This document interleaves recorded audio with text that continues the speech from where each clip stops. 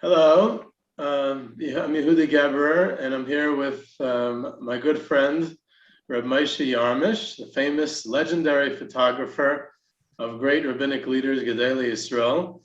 And I want to thank you, Amudim, for the great opportunity to be back here at this special Amudim event. It's great to be back for a second year, and if Amudim invited us back for a second year, then I guess it's an even more cause for excitement.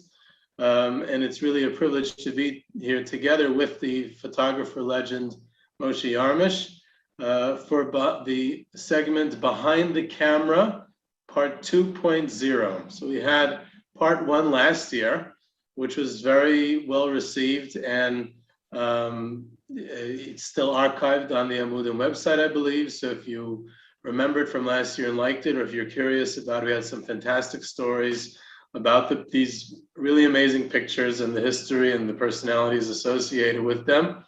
We're here for part two. It's mostly new material. There's a couple of personalities who might be familiar from last year, but there's new stories, a new angle, and mostly new Gedolei Yisrael altogether. The stories and the history behind these historic pictures of great rabbinical leaders is something that can be seen through pictures. The cliche goes, a picture is worth 1,000 words, and it's not just a cliche, it's actually true, and it's worth far more than 1,000 words. So I'm happy that you'll all join us here. I'm Yehudi Geber, a historian, tour guide, and host of the Jewish History Soundbites podcast, together with legendary Gedolim photographer Moshe Yarmish. And we're all happy that you're here to join us on behalf of Amudim as we embark on a photographic and historical, exciting journey together. So what we're going to do is the pictures, which are worth more than 1,000 words because they form a historical record. They are able to tell a story. They make it more alive, more relevant. They give it context. And there's all kinds of associations with each picture, and it adds so much more color than any text in the world could. And that's why it's so much better to tell a story through a picture. Why? So that's the answer why we're doing with pictures instead of just reading a text. But why Moshe Yarmish? That's the next question. Because there's many people who have photographed great rabbis, great Torah leaders, great Gedolei Yisrael over the years. But there's a certain uniqueness to the images that you have captured, especially in the pre-digital age. I think that's what's most important about your work, in that it was more focused, and it was more, I remember you describing last year about how you'd go out on specific journeys to obtain certain pictures at certain moments. And therefore, your stories, more than others, perhaps have an even more exciting and fun story to tell. So I think we're ready to go. And we'll go right ahead with the first picture.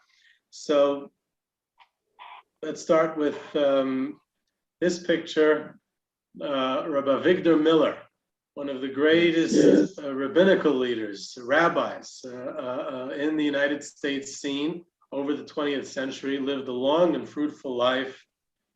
And his popularity seems to grow following his passing, as so many people listen to his audio lectures on every conceivable topic. The man was a genius who literally covered every facet of both Torah and scientific and general knowledge. So what can you tell us about the picture that you took here? Okay, Rav Victor Miller, there happened to be a Hachnasa Sefer Torah. I think it was given to his son's yeshiva, Rav Shmuel Miller. He used to have a son who passed away, I think, during COVID recently. But it was written, they were writing it in the house by somebody by the name Feldman. It happened to be right here in Flatbush, and it's interesting because he used to walk a lot. His yeshiva was, he was like, I think on Avenue R and Ocean Parkway, and I think he used to walk almost every single day like miles. He was like, I think the destination was pretty much his son's, where his son used to live, which was pretty much close to like a mile away. And there was many pictures. I'm not the only one who took pictures of him on the street. There were many people on Avenue J in Flatbush. I don't know if these are familiar with people who are listening. You would see him many times just walking the streets. He would, he would take a long, leisurely walk. There's famous picture of him looking at, there used to be a New York Times stand on one of these corners. And he's there's a picture of him like bending down even just to see the latest whatever. But he happened to take a tremendous amount of, a lot of walking. It happens to be that he was coming from this Hafnas Sefer Torah where he wrote an ice into the Sefer Torah, and he was just walking to wherever he was walking to. I captured his, walking on the street. He happened to put his hand up. It looks like he was like waving to me. It wasn't. I just happened to capture the moment. And this picture has been very, wildly popular for Victor Miller fans. It's just, it's colorful. It's nice. He's smiling. It's outside. It's just, it was so-called one of the best sellers. What can I say? Yeah, and I can see why. Also, a few of the things you said, especially the last thing about his smile. He was, in many ways, a very serious individual. He took things and topics very seriously, and when you hear him speak, he has a very, a certain intensity to him, and not to make light of things. Everything was a topic, was a sugya, was something to dissect and analyze, and therefore to get that lightness to him, to that smile, that warmth, which brings out the other side of his personality, because he was an incredibly fatherly individual. Like I emphasized, although he did serve as a mashgiach in a yeshiva in Chaim Berlin for about 2 decades, for close to 20 years, for most of his life he was a pulpit rabbi. He was a rabbi in Chelsea, Massachusetts for a couple of years, and then for many, many years in Brooklyn, Rugby, and then in Flatbush. And he was a leader of people, of families, and he built them up. So this is someone who definitely had a much warmth and much of a smile to him, and to be able to get that on camera was that's what I like best about the picture. Also about the walking, the other thing you said also it resonated with me was the walking. He's someone who was somewhat known for his walks, both because he put such an emphasis on the health aspect of it, about his exercise, and how important it is, and be out in the fresh air. And he made his life's mission to live the Shar HaBchina of the Chayvus HaLevavos, the looking around the world, around us, the natural world, the physical world, the animal kingdom, the astronomy, the Neflayos HaBayre, to look and see God and see everything about it, the Marabu Masecha Hashem.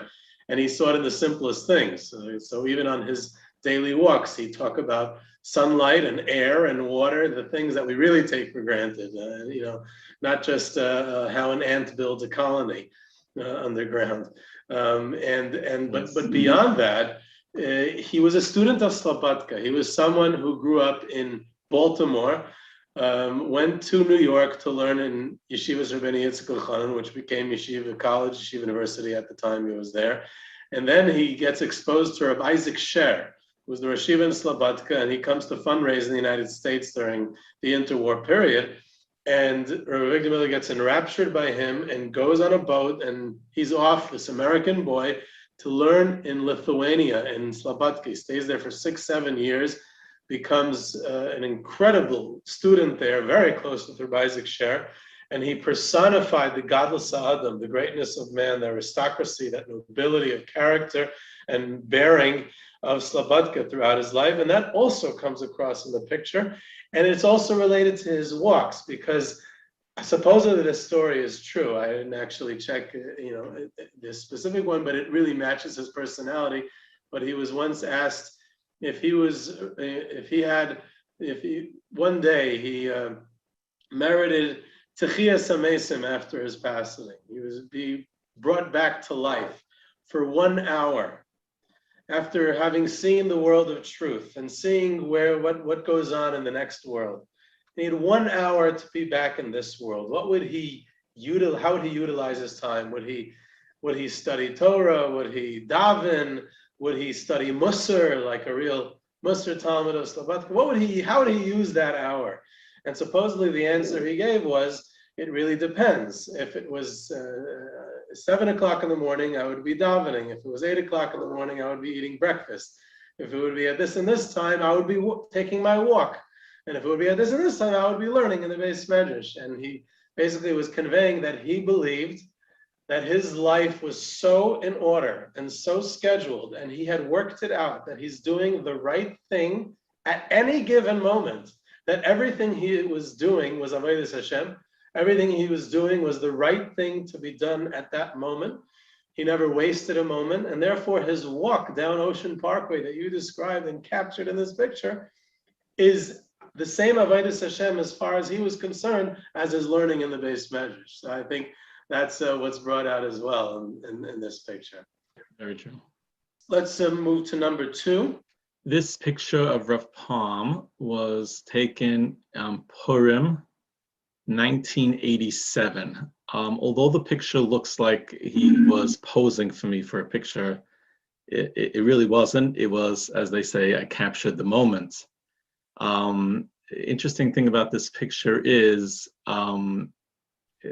many years after I took the picture, Tarvadas honored Rav Palm, and he was like the guest of honor. And this picture was on every single lamppost in Flatbush, all over the place. And he was like, whatever. I got a lot of grief from it, but whatever.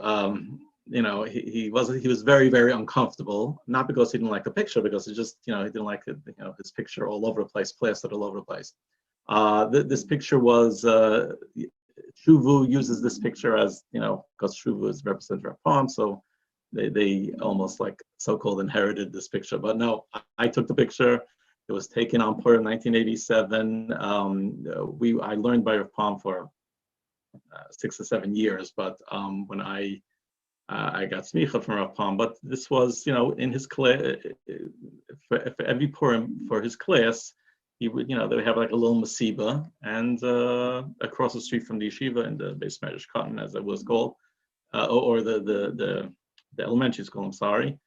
And look, this picture captures who Rav Palm was, always with a smile, always, how can I describe Rav Palm? I mean, you know, whoever remembers it, the glasses and the smile, and this was in his good years. You know, later on he was like, not well, whatever. So look, but this was Rav Palm, as they say, B'tokvai, who Rav Palm was. I mean, his essence, his kindness, and everything, you know, comes through in this picture. I'm sure you can give a little historical thing who Rav Palm was. Before the historical thing, the way you're describing it, he was essentially your Rebbe. Rav Palm was my Rebbe. He was my Masada Kedushin. He was by my kids' bris. He wasn't Sandik because I happened to have the skill, and Rebbe was the Sandik. But yeah, I learned by Rav Palm. I have smicha for Rav Palm. I learned by him. Besides the 2 or 3 years that I learned Yerdeya by him, I used to go to his Chumash year, and I recorded his Chumash year for 6 or 7 years. I used to drive him all the time. So I guess you want to call it a Talmud Rav Palm? Yes, I'm a Talmud Rav Palm. So beyond this, as your hobby is taking pictures of everyone, every gadol, this is much more personal. This is someone who you felt personally connected with, and to have captured it, you know, that, like you said, the essence is much more powerful in a personal way than just in an abstract way of getting another good shot of a great man. Yes, I mean, yes, I was very close to Rav Palm. In yeshiva every single day with him, so I happened to capture this picture, but yes, I was very close to Rav Palm. It wasn't like my other pictures where I happened to be a paparazzi and I happened to capture the moment. This was, you know, every day I saw Rav Palm, you know. It was, right. So you were still like, this was when you were still younger. You said you were by his Purim Suda. You were like, I mean, this is before you were taking. This is probably one of your earliest ones. Before you were taking pictures. Not the earliest ones. I would say I started taking pictures be'erich in the late 70s with a little camera. I was like a little kid, And this was like more like around 10 years later when I was like so-called an adult. This is before I was married, but I got married in 1991, so this is 1987. I was, I didn't get married very young, but I was a good, 20 something years old. Amazing. Now, Rav Pam, first of all, is Rav Avram Yaakov HaKohen Pam. That's his full name. He actually was very proud that he had a yichus as a kohen. He said that his father had a Megillas Yuchsin, the lineage of their accurate, good family of kahuna, all the way back to Aaron HaKohen, which was lost during World War I, unfortunately, but we take his word for it. So he had that real yichus of a kohen. He, again, that radiant face, it's an incredible to capture an image like that and that light on camera, because so many people described him like that. So many of his Talmidim described him like that. And here you see it. And if I'm not mistaken, it wasn't just used for Shuvu, it was also used on his biography. It was used on his biography, it was used in Shuvu, it was used, Rabbi Shalom Smith wrote a bunch of Svarim. I think Art Scroll translated it or somebody translated it, and that was on that cover. I mean, it became like, as they say, it got a life on its own. So it was originally mine, as they say. Already, you keep on saying originally. I hope you didn't lose out because of it. Went into the public domain. Yeah, whatever. It is what it is. Some people will be very proud that this is the picture that if you want a picture of Palm, this is the picture of Palm. So 99% of his Talmidim have this picture on their wall, prominently displayed in various sizes. This is who Rav Palm was, and as they say, I've sold many over the years of this particular picture. Well, why did it? You said it caused him grief when they used it on the Shuvu dinner. Why did it? Or the Tarvadas dinner? Because it was on the lamppost, and then it was torn off the lamppost when the garbage men came. It became like, I don't know. He was like a little uncomfortable with it, but he did it for the yeshiva, and the yeshiva needed to raise the money, and then he went with a smile, and he didn't really say, but I know that it like irked him a little that it was there. Not that it was my fault, but I guess he didn't put it together. Oh, I was the one who gave him the picture that it was all over the streets. But I just know that was his personal feeling regarding that particular event, where it was all over the place. And whatever, but hopefully I didn't cause him any grief too much, and I'm sure that the dinner was fabulously successful. So I guess a good ending to it. Right. It's interesting because I think that brings on another point. The story of the picture about him not being so comfortable that it was all over the place is that that's kind of part of his biography, is that he never wanted to be thrust into the limelight. He was very comfortable being a Rebbe in Tarvadas to Talmidim like you, and not acting on the world scene as a world Torah leader. And he was almost forced into it. He described a phone call that he received from Rabbi Yaakov Kamenetsky when Rabbi Yaakov was getting older, and Rabbi Yaakov was coaxing him to take a more active leadership role, take more initiative. And Rav Pam was very reluctant at first. And Rabbi Yaakov basically didn't take no for an answer. He hung up the phone on him, and he basically forced him into it. And what Rav Pam, he didn't express resentment. He took it on with the full responsibility. And it was amazing how he emerged as the public leader during the last 2 or 3 decades of his life. Once Rabbi Yaakov and other senior Torah leaders were getting older, and so he took it on fully. But he had this reluctance. He had this simplicity and modesty. He never wore a rabbinic frock. He didn't want to be in the limelight, but he did it anyway. And here, the picture itself, you're saying, it becomes part of that story. That here he needs to be in the limelight. His picture needs to be all over Flatbush in order to help raise funds for Tarvadas. And he's even willing that, like you said, the garbage that are tearing it down, Right. he's literally being torn down for Torah V'das, and that's also okay at some level because he understands that that's what needs to be done, even if it's not the most ideal thing to do. And what's even more interesting is his legacy, because here's someone who was so modest and quiet on one hand and so reluctant to be in the limelight on the other hand. And correct me if I'm wrong, and this is more contemporary than history, so I could be wrong. I'm never wrong in history, but it could be I'm wrong in contemporary.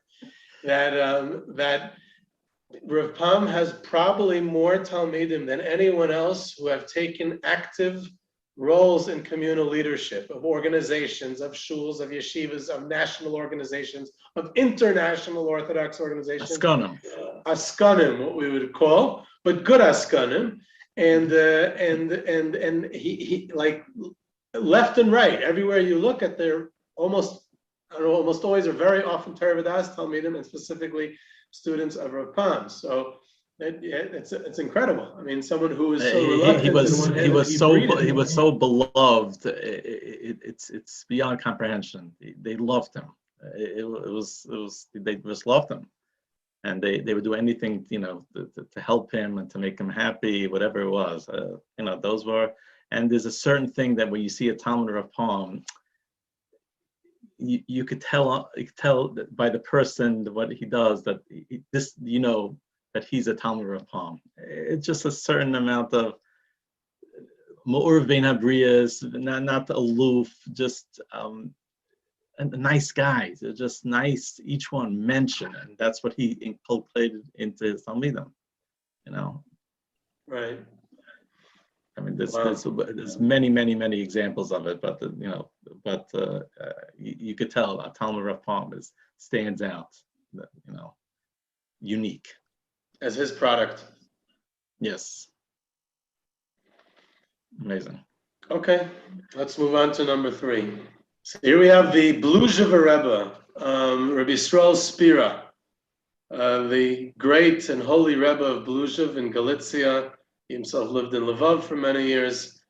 I gotta say, and I said this about a lot of your pictures last year, and I think this about a lot of your pictures in general, but this is one of my favorites, and just from everything about it, and I want to elaborate on what about the Bluzhev Rebbe and all that.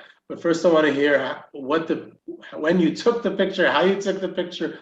First of all, I'm just curious because it happens to be that I happen to have a friendly with a few Bluzhev Hasidim, and they go crazy. It's I've taken many pictures.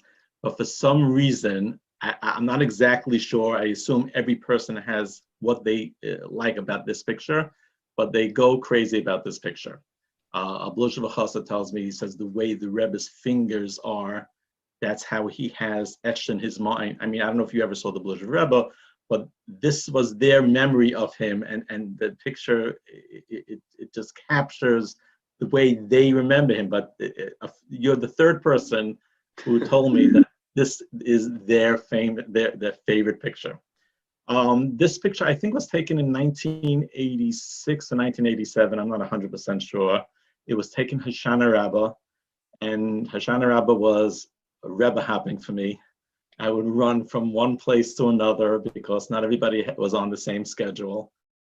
In Bar Park, I would run to Babiv, I would run to Amshnov, or whatever, and happened to be there. I happened to run in here. Apparently, it was the time that they were either it was a Shana's time, going around. I don't remember exactly what time it was, but he was sitting there. It was open, and I just took the picture. And there was this one picture that I took, and then that was it.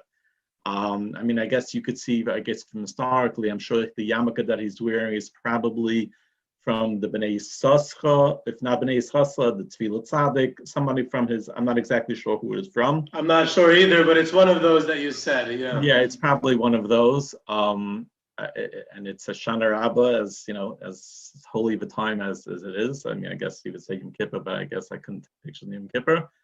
And this, as I said before, captures who he was. And And more than that, I can't say. Like you said, it's a great picture, and I have to be there at the right moment.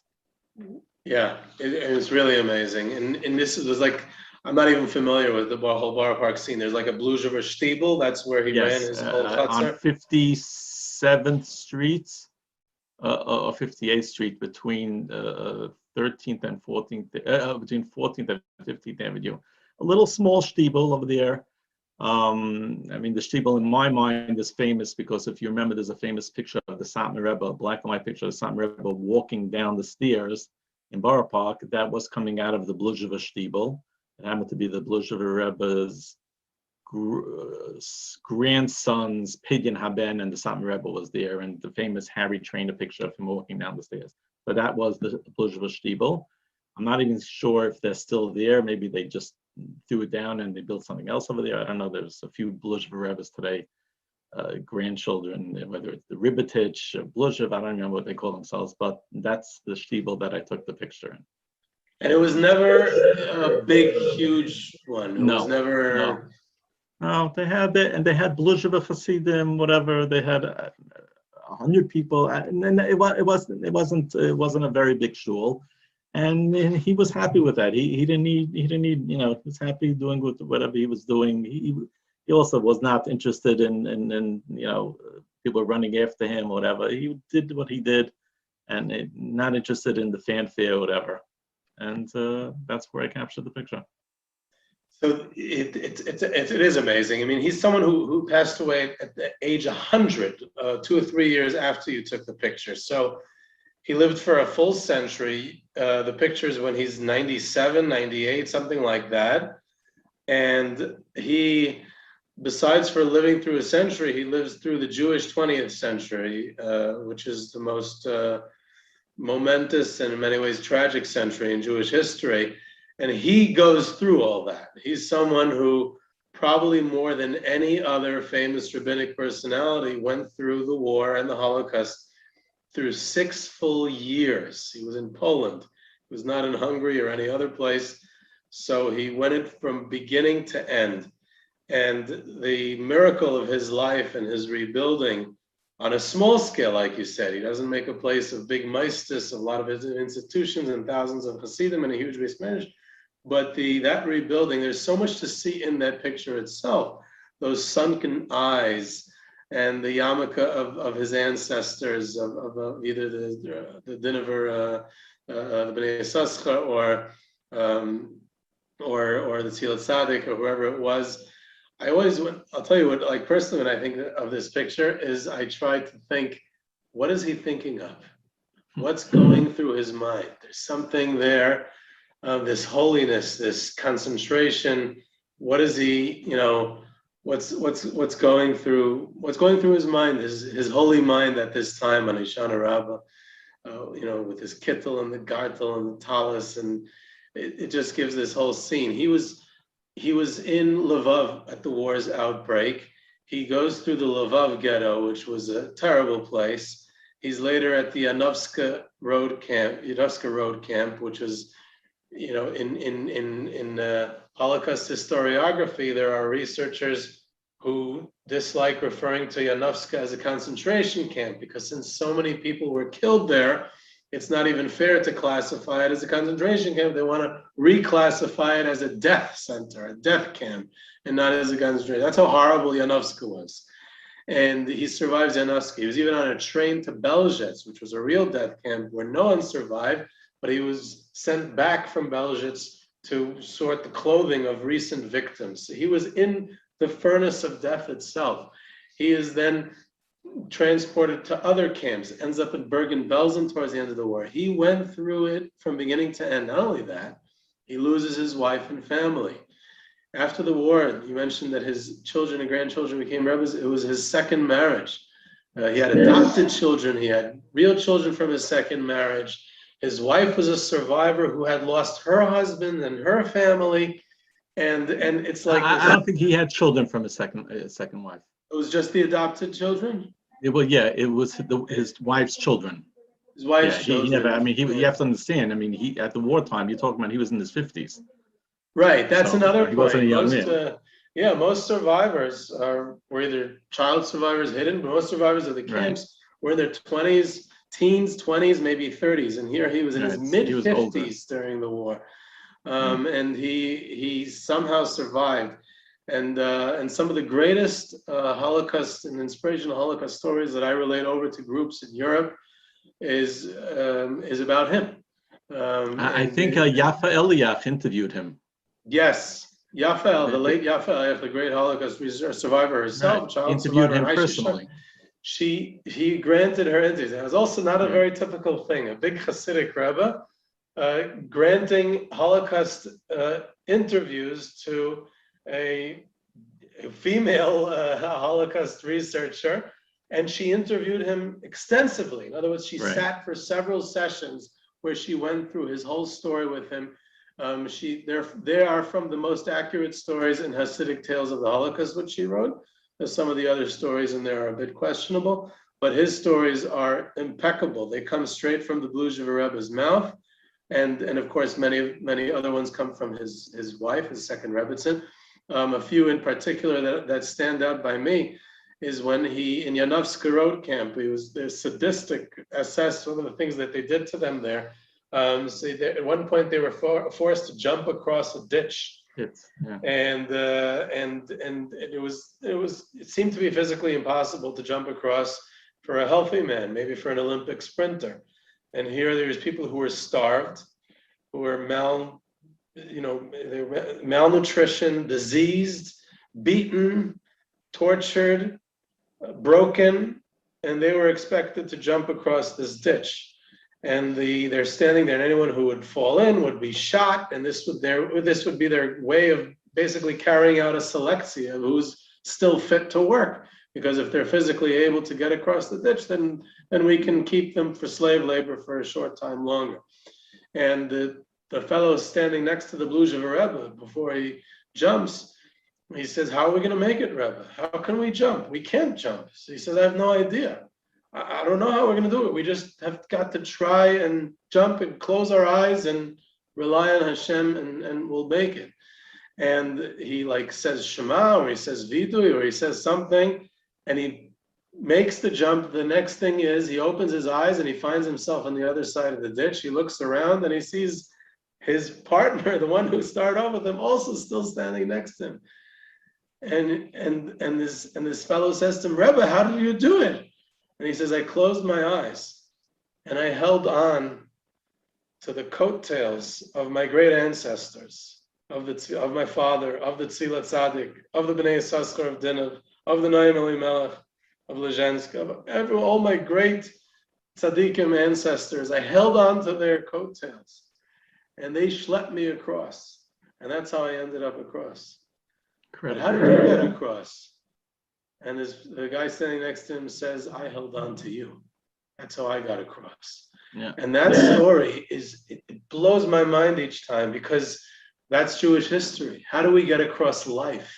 How do we get across our 2,000-year exile? How do we get across the challenges of raising children and of making a living and of collectively as the Jewish nation? How do we get across history?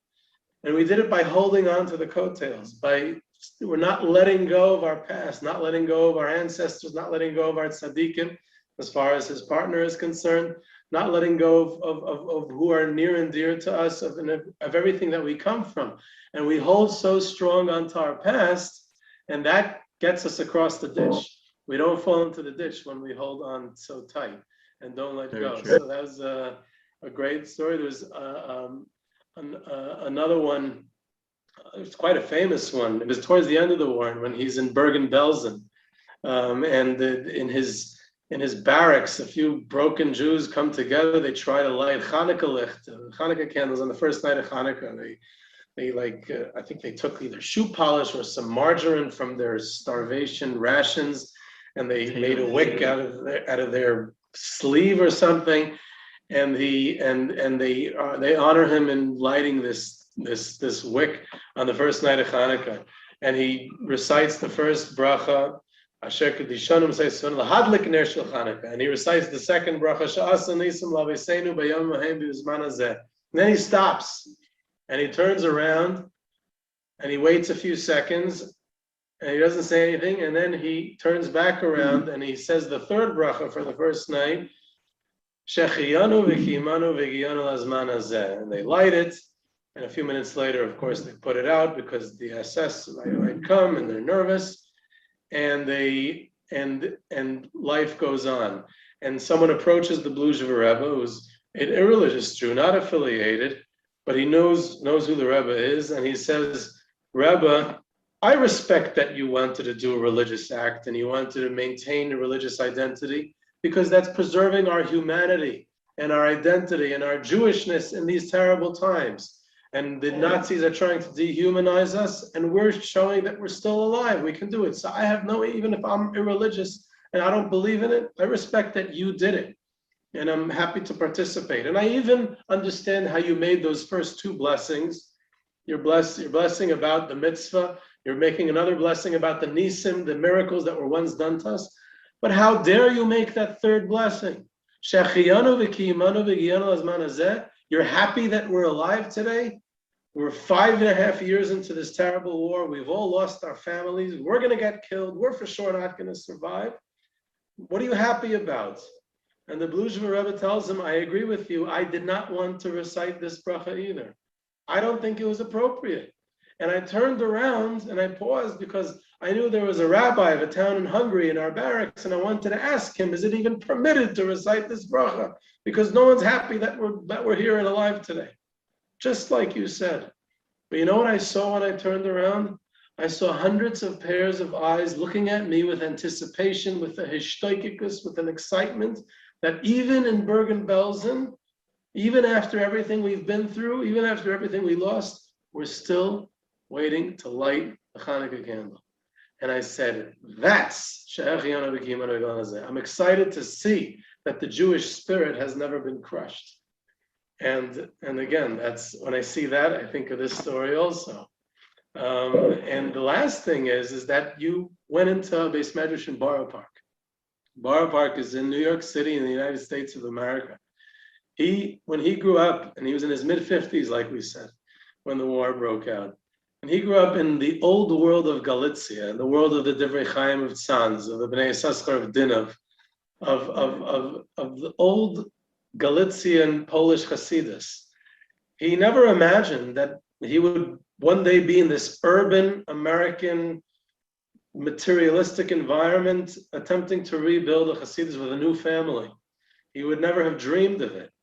But when he was pulling into a ship, New York Harbor, in 1946, he was one of the first groups of survivors to arrive as refugees after the war. And he comes into New York Harbor, and he's standing on the deck alone with just a shirt on his back, no money, no family, no anything, as someone who had a community of Hasidim before the war, someone who had so much and lost everything, lost literally everything. It can't even be described how much he lost. And there's an American sailor, a non-Jewish sailor, who's standing on the deck, and he says to him, Rabbi, you see, that's the Statue of Liberty. And that's a welcoming to all immigrants, to refugees. There's even a poem authored by a Jewish woman, Emma Lazarus, at the pedestal of the Statue of Liberty. Give me your tired, your poor, your huddled masses yearning to be free, and so on. And you're welcome here. Rabbi, you can start again with everything that was destroyed in your life. You can start again in the United States. And the Bluzhever Rebbe starts to cry. And he says, thank you, Mr. Sailor, for welcoming. There's one place in the world that will allow Jews to come, that will welcome Jews in. But I have to make one correction. Huddled masses, there are no huddled masses anymore. There are a few individuals, and it's up to those individuals to go ahead and rebuild what was lost. And he saw himself as one of those individuals, that here, there is no more huddled masses, but these individuals are yearning to be free and to rebuild the Yiddishkeit, and he did. He did, and he remained it as individuals. He didn't build the big masses of Hasidus. He did it as individuals, but his impact was on so many individuals, even if well beyond the world of Bluzhever Hasidim. So many people were touched by his life and his actions and his leadership. I believe that the Siyam Hashas, which is till today dedicated to the memory of the 6 million Kedoshim who were lost, who were killed in the war, is because of his initiative. He pushed for that the Siyum HaShas should be in their memory. This is one of many things that were his impact. So he really is someone special, and I think that that 100 years of history that he lived is written on his face in that picture that you were able to get on that Hoshana Rabbah. Let's go to number 4. So here we have the previous Skelena, now it's 2 previous, the old Skelena Rebbe, Rabbi Eliezer Zusha, Portugal, who was the rabbi in Skelen in Romania. So what's the story of this picture? Later, soon we're going to show the picture of his son, who succeeded him as the Rebbe, Rabbi Yisrael Avram, Portugal. So it's the father and son duo who are the Skelena Rebbes, leaders of Romanian Jewry, both in Romania and later in the United States. What is your connection to Skelen, and how did you come to take these pictures of the father and the son? Okay, so first of all, this picture was taken by a grandson's wedding in Williamsburg. What year did he pass away? 82. This was I remember it was in the 82, 83. Yeah, so this was like 81, whatever. And this is under the chuppah. He, at the end of his life, he was pretty much blind. He could not see. And usually when I take pictures with a flash, it just happens to be, I get a lot of people who are screaming at me, whatever. And, you know, for him, it didn't really bother him. He didn't see it anyway, so nobody really said anything. This was by a grandson's wedding, and I was just, you know, lucky to, I took a bunch of pictures over there at that time. It was like the first time that I really had a good camera and took, you know, very nice pictures of him. My so-called relationship with Skelen comes from my grandfather, Rabbi Tzvi Bronstein, or they call him Harry Bronstein. He was very big, Askin. He went many times to Russia. He had an organization called Altidom. He was a Mayo, but he was very instrumental in taking out the Skelena Rebbe and his son from Romania. He was in jail at that time. It's very how it came about. My grandfather used to sell on the side. He used to sell Carmel wine. This may sound insane, but he sold Carmel wine, and at that time, Romania produced Slivovitz, one of these brandies or one of these things, and at that time, I can't stand Slivovitz, by the way. Oh, okay. So they had something that they produced over there in Romania, and at that time, Romania didn't have a certain status in the United Nations. Whatever. So my grandfather helped, and they brought Romania to something status. They gave him a certain status that you were able to import things from Romania. So because of that, it was very involved with a lot of different things. But anyway, so the Skelena Rebbe was in Romania and was in jail, and my grandfather sent matzahs over there. There's a whole story how the Skelena Rebbe, how he was in jail. As a matter of fact, the Skelena Rebbe, every Chamisha by Tu B'Av, every year he makes Imlav Malka. It's called the Suda Seidah. And every year, I'm talking about from the old Skelena Rebbe to the past one who passed away, Yisrael Avram's son, and even many Skelena Rebbes today, every Suda Seidah, they talk about my grandfather. Because my grandfather, besides the fact that the Rebbe said he sent matzahs and sugar, it was just something they were like dying for, but he felt that the biggest bracha, the biggest major nace that he saw was the same person who was torturing him, actually torturing the Skelena Rebbe. He was forced to give him this matzah and the sugar. So for him, it was like a big thing. So every Suda Seidah, by Tu B'Av, they would speak about it. As a matter of fact, by every Seder, by Pesach night, by the Seder, all of the Rebbes, they all spoke about my grandfather, Rav Hershel Bronstein, how he helped them, and they never forgot, which is amazing. As a matter of fact, every yahrzeit when my grandfather, his yahrzeit was Yud Aleph Nissen, for the last, I don't know, 20 years after he passed away, I would go over to Skolin Rebbe to get a bracha, and he would like talk about my grandfather, whatever.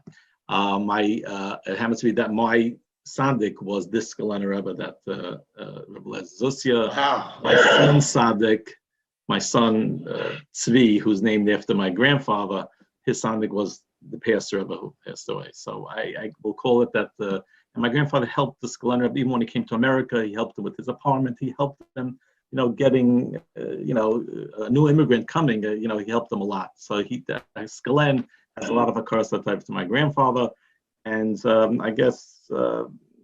I felt always a connection to the Skolin Rebbe. So this picture was taken, like I said, by the Chasana, and of course you'll see the next picture is taken of the son. But so we do have a lot of shaykhs to Skolin. Amazing. That's beautiful. It sounds like a good close relationship, and to understand what your grandfather did, it's worth noting that the Skolin Rebbe, like I mentioned, was in Romania. So he was a Talmud of some of the Rizhiner branches in Romania. Sadiger wasn't really in Romania, but he was a chassid of the Sadiger Rebbe, and then of Bahush, the Bahush Rebbe, who was really in Romania, a real Romanian chassidus, and he's the rabbi of Skolin. He was not from he wasn't a Hasidic dynasty.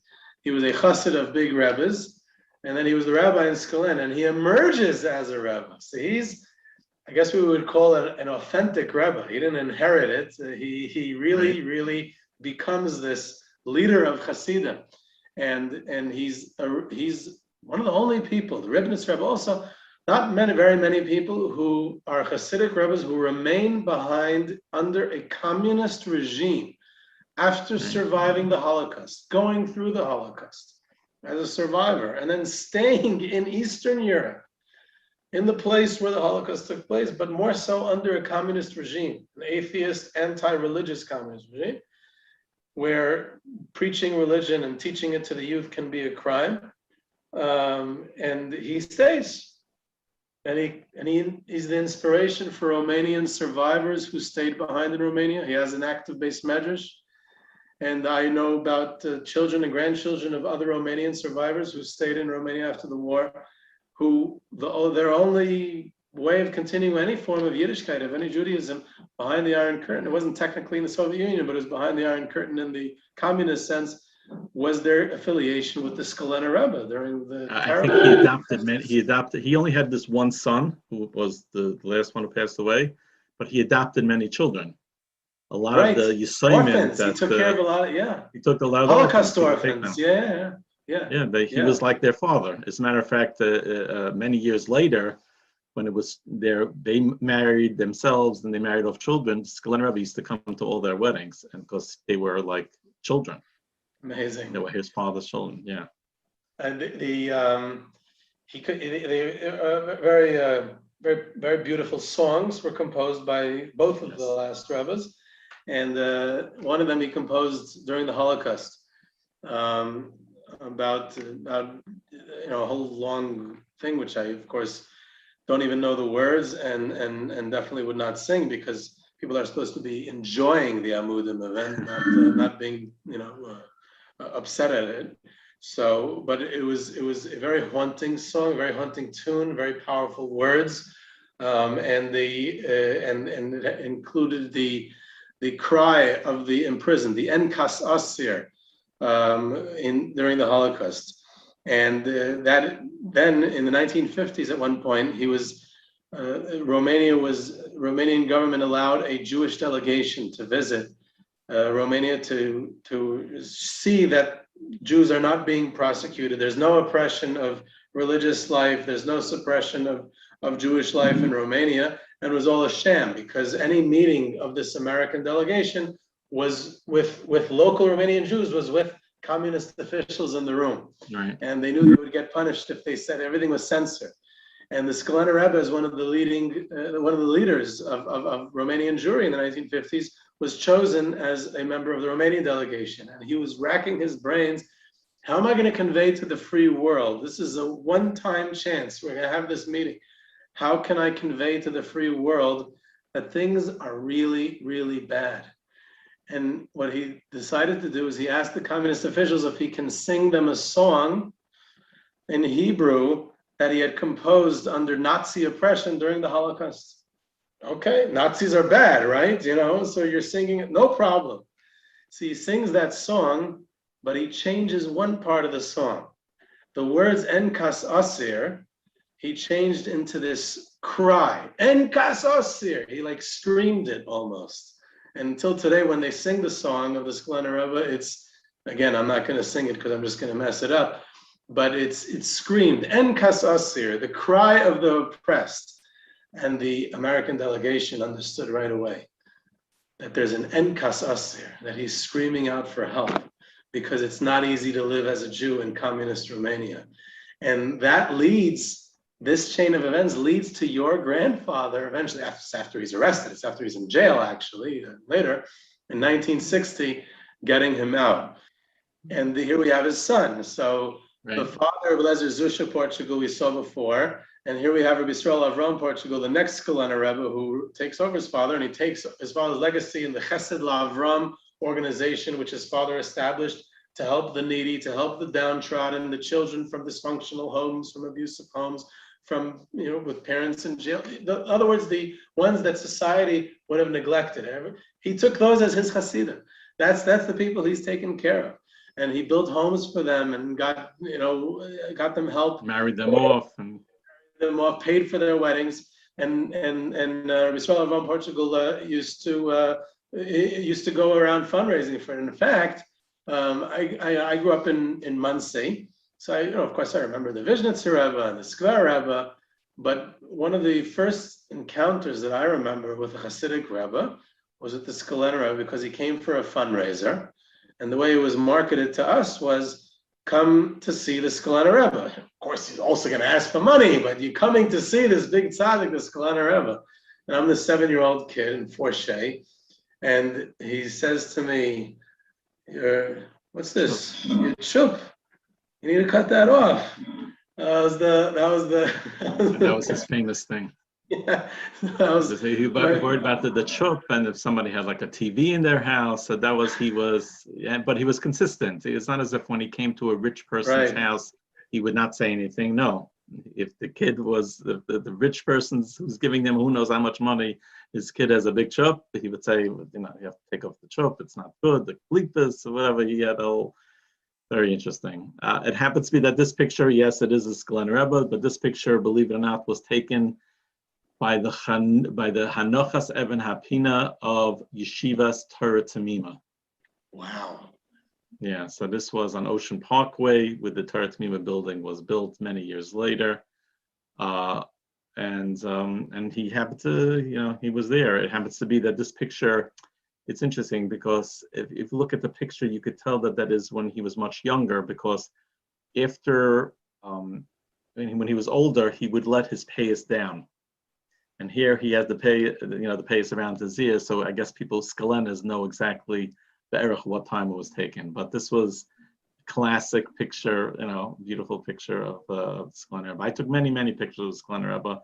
I used to take pictures by all the dinners. I mean, they would hire me, whatever. I was many times in the Rebbe's house.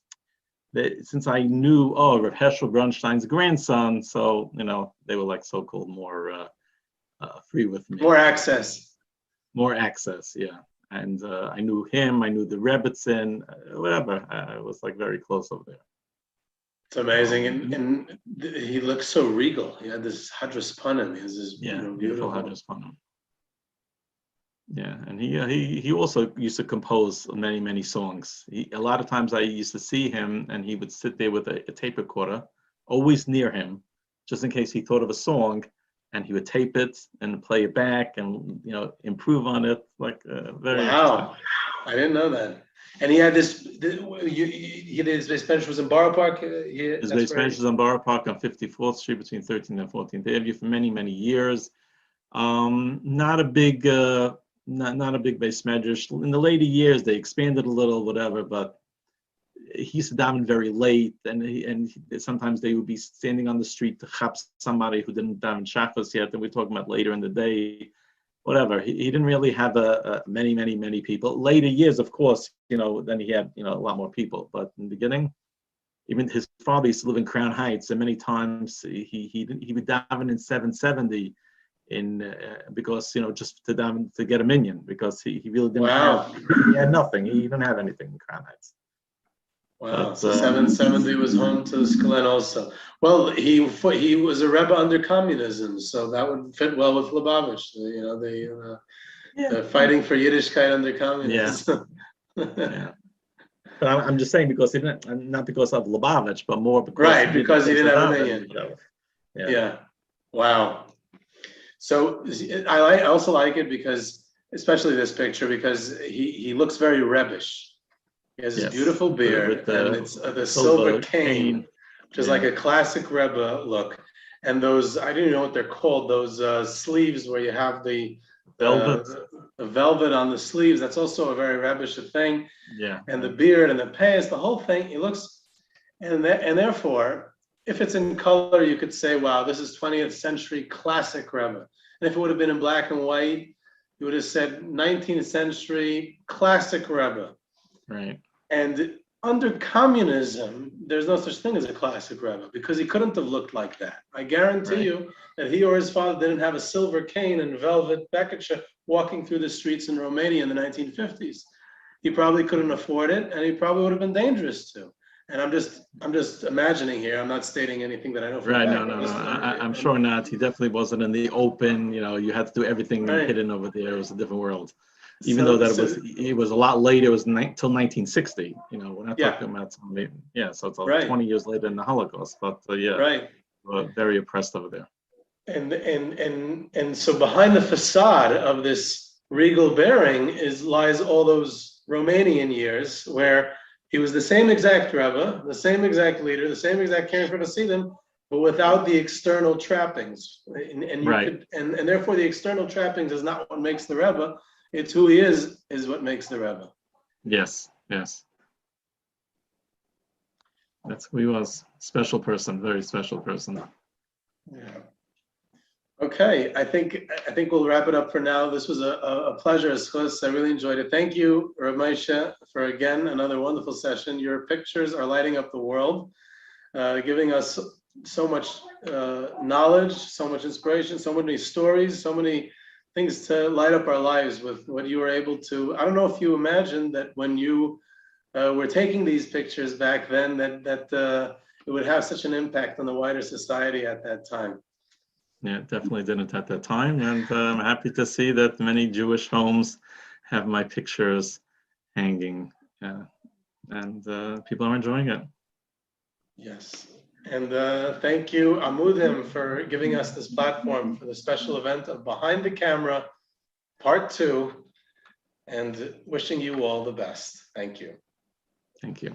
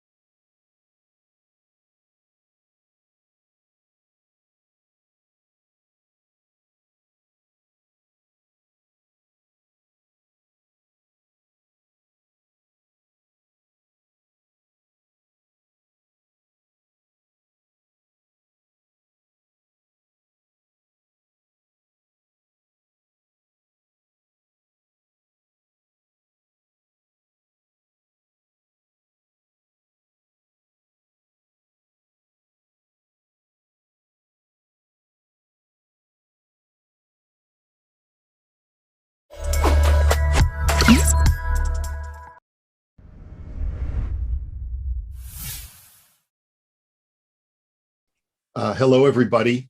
This is Daniel Karapkin. I'm speaking to you from Toronto, Ontario. I'm the rabbi at the Bayit of Thornhill, and it's wonderful to be able to engage with you once again for a very worthy organization, Amudim, which is doing such important work throughout North America and beyond for Klal Yisrael, especially helping the most vulnerable of our population.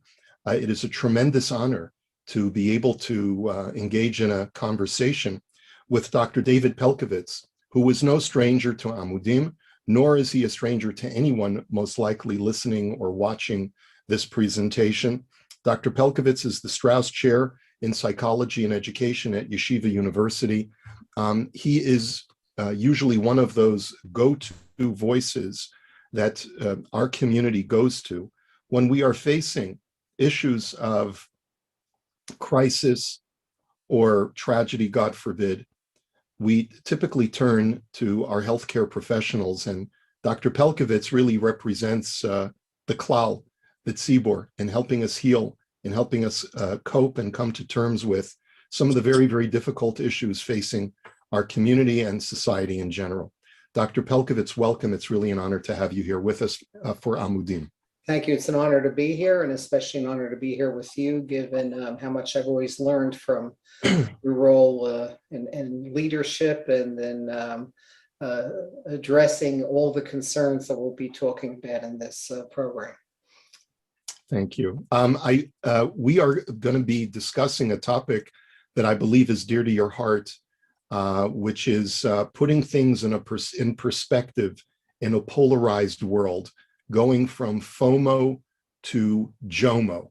Could you, Dr. Pelcovitz, please elaborate on this theme, please? Yeah, sure. There's been a real shift in the world in recent years. It's been going on for a while, but it's basically a feeling that social media has become, especially in younger kids, has become such an incredible force, shaping everything from self-concept to anxiety levels to one's core sense of identity. And more and more, I've had parents and adolescents and kids even, approach me and ask, I feel that I'm too dependent on Facebook, I'm too dependent on Instagram, on TikTok, and yet I can't seem to get off of it. It makes me sad, it makes me anxious, and yet I feel pulled into it. Can you give me some strategies for trying to get better control over this? All right, and what are the besides the addictive behavior? What is some of the negative fallout that we're seeing when people's realities are defined by what they perceive themselves to be and others to be on social media? Well, it can often be a false, superficial kind of identity that's based on everything that we know is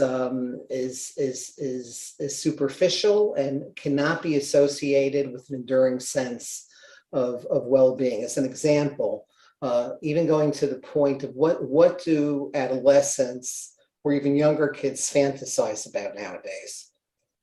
They often fantasize about being famous. They often fantasize not necessarily about being good and giving people, but about what do I need to do in order to get the most possible likes on my various social media accounts. And it's not surprising that in studies that have been really getting much more publicity just in recent months, we're finding increases in serious kinds of emotional disorders, especially given COVID. So you have that as well. So there's a rise in depression, a rise in anxiety, a rise in kids, especially girls, having poor self-concepts. even to the point of increases in suicidal ideation and even suicidal attempts. All right. So how do you, as a therapist, as a guide, the topic is going from FOMO to JOMO, going from fear of missing out, right? This need for celebrity, this need for being part of the popular group. And you say JOMO, which is going from joy of missing out. And especially with young people, how do we change that perspective, given that so many of our kids are using social media and many of our adults as well? Yeah. So for both, because adults, these programs are designed to maximize getting that dopamine hit. They're designed to addict us. So what we need to do is we need to come up with some strategies for mindfully disconnecting, for increasing awareness. And I have some specific recommendations that I think it probably makes sense for us to talk about some of the strategies. I'll start with, just as an example, let's talk about strategies for uninterrupted socializing. So strategies for uninterrupted socializing, with some of the authors on this, here's a wonderful book called The Distracted Mind by Gazzaley, Gazzaley, and Rosen. And what they break down, which others since then have talked about also, is, just as an example, the following approaches. Okay, so number one is the goal. You need to know what's your goal. If your goal is to be able to talk to people in an uninterrupted way, with our eyes bouncing off of the person you're looking at's eyes, our hearts bouncing off each other, so the goal in this case might be to keep your phone in the pocket when in one-on-one conversation with another person. Kids and parents tell me that this is something that they would love to be able to focus on and to work on. Having that goal go from the unconscious to the conscious makes a big difference. It says in Proverbs, it says in Mishlei, "Ve'ein chazon yifara'am." Without that vision thing, you kind of fall apart. And that's number one. Okay, is just to put it on. And in fact, when certain communities have had programs to foster getting better control over this topic of use of phones and social media, this was one of the main things that kids very much appreciated and wanted more of when whole communities made up their mind to make this into something that's front and center. The second area would be, as an example, is clarity, which is basically, it's called metacognition, which is the need to, which is a fancy way of saying, why is this important? You have to get to the emotional, get into your heart. Why is this important to you? To recognize that these devices can reduce our own empathy. According to research, it not only reduces our empathy for others, it reduces our perception of how empathic others are to us, which is an incredibly important kind of thing to keep in mind. Social media tends to sort of objectify other people, does it not? Yes, and it does it in a way that is really very, very alarming. It tends to polarize things. So we see the other as being evil and horrible, and somehow, there's some very recent research that shows that tracks things over time, and they find that families are now spending less time at Thanksgiving dinner than they used to, because there's so much tension over differing political views. So you're bound in any typical family to have Democrats and Republicans, in the case of the United States, dining together. And it's fascinating. They've actually tracked it and show a pretty significant dropping in the amount of time, so that the meals kind of end earlier than one would expect. And it's amazing that they have this data now. So that's just one simple example of it. Well, if I could just follow up with that for a moment before you get to the next point. You know, recently Facebook was accused by a number of people who came forward and said that they were creating deliberately polarized communities on social media because their marketing data told them that when people get an emotional rise off of reading something on social media, they tend to become more engaged, will stay on longer, and may even buy things that they see in the ads because they're so emotionally riled up. This is very disconcerting, of course, if it's true. We're not going to convict Facebook in this discussion, but this is certainly something that we have to be careful about. If people are deliberately manipulating me emotionally to get a rise out of me and to start hating or disliking somebody else, that's probably bringing out the worst in me, is it not?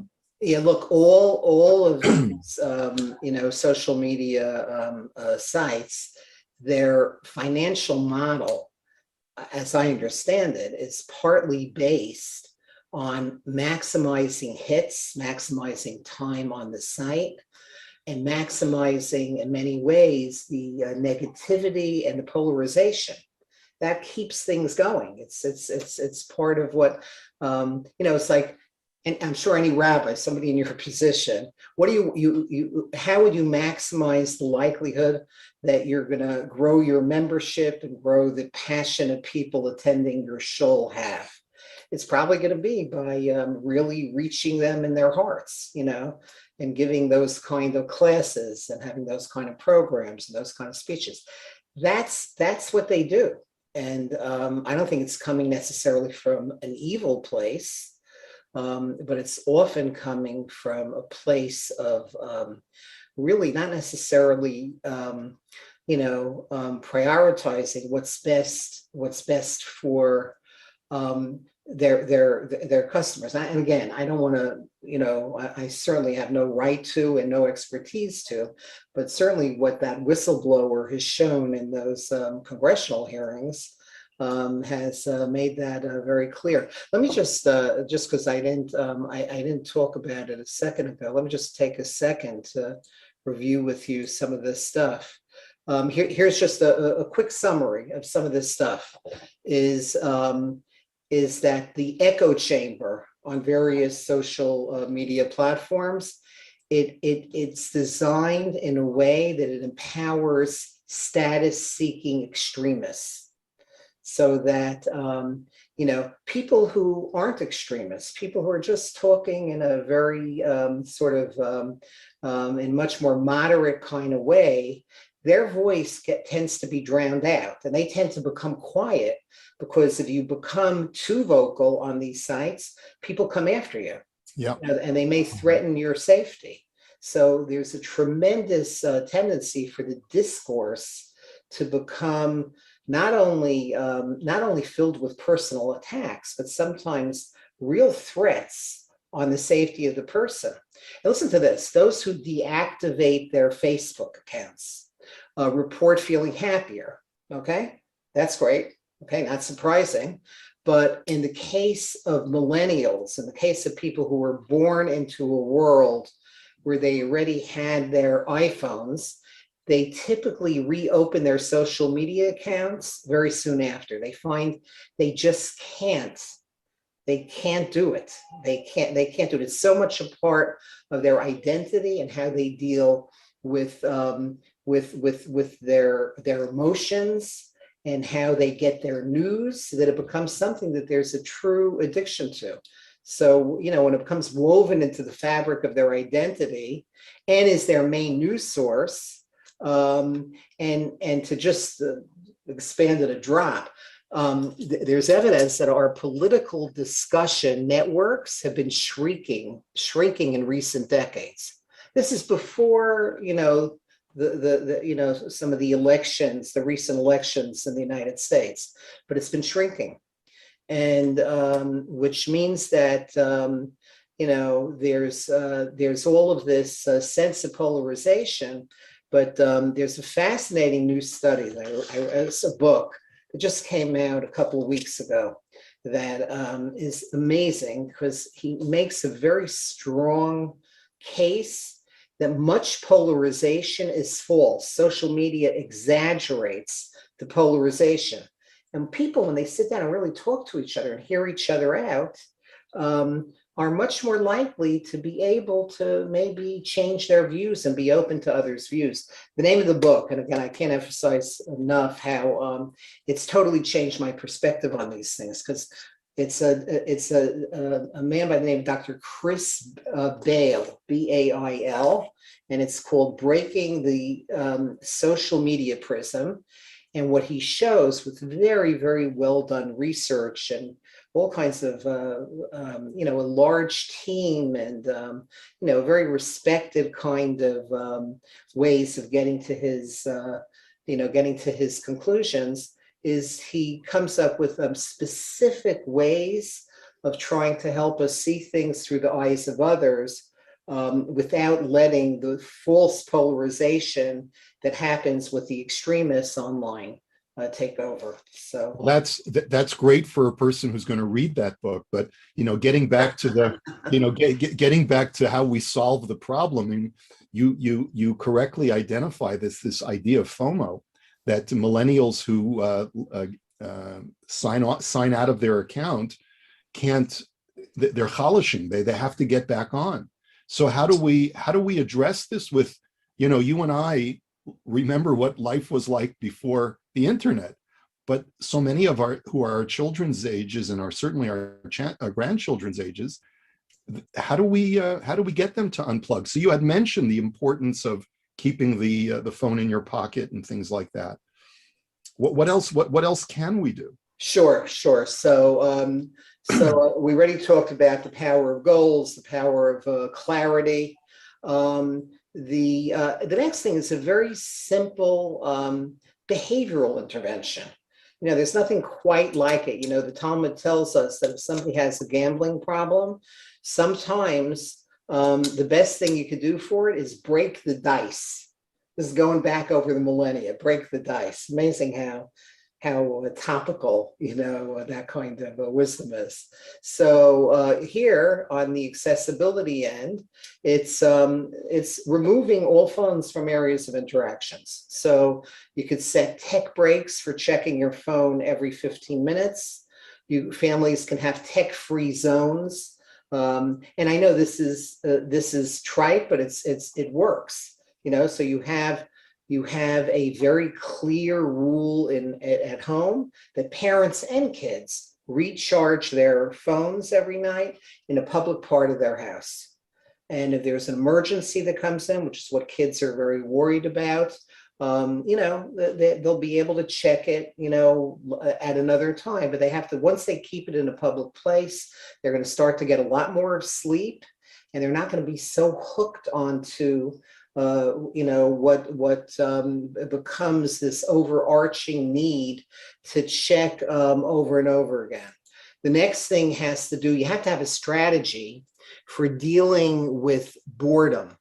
Sherry Turkell, psychologist at MIT, a brilliant woman, she wrote a book called Reclaiming Conversations. And what she found is that nowadays, the kids who came of age after the iPhone was developed, they have a very hard time with their anxiety about simple conversations. There's a high level of social discomfort in adolescents and young adults. And she calls it a flight from conversation. And she says sometimes, in extreme cases, parents could really help their kids just to review the basics of social skills training. How do you start a conversation? How do you continue a conversation? How do you show that you're really listening and paying attention? You have to build up that muscle. Many kids who came of age after COVID was already in full force never even developed. If you look at preschoolers, the ability to have the give and take of conversation. Here, many kids who were born, who were, millennials, they have to, in a conscious way, develop. And you don't have to turn into a social skills training expert, but it might be helpful to be able to just talk to your kid about it, model for them, how to do it, model for them by talking to your other family members about this stuff. And that could be helpful. And then the final thing is anxiety, which is, there's a tremendous amount of anxiety over how are others going to see me if I shut off my account for a couple of hours a day. Let's say I'm driving. You have a kid who's old enough to be driving. They get very nervous that if their friends are texting them or in a crisis, that if they don't answer them right away, that they're going to be viewed as not being present. So there are simple strategies for the cultural change that can educate kids to know that you don't have to always be on call. You don't have to answer texts immediately. I find that that you have to really teach kids that. I'm available, and you could put it on your away message and it can make a difference. And I think I'm finding the kids are beginning to be more and more open to that because they're exhausted from always being on call.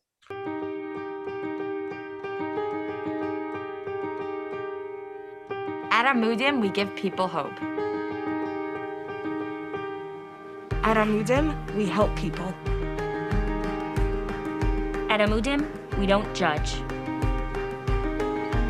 At Amudim, we give people a helping hand. At Amudim, we listen.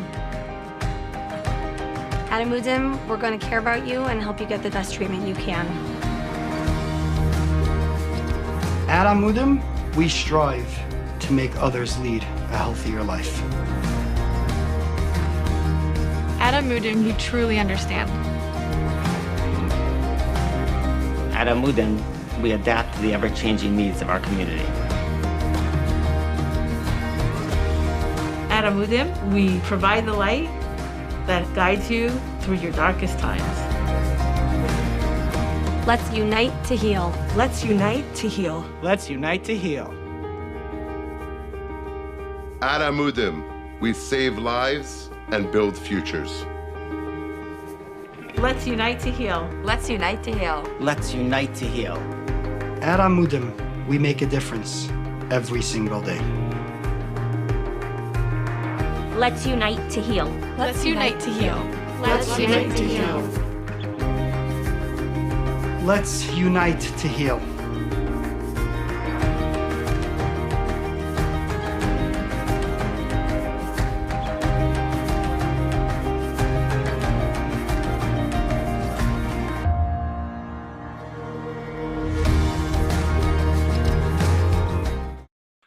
I want to get back to that anxiety issue in just a moment, but I guess I have an overarching question that I've noticed of late.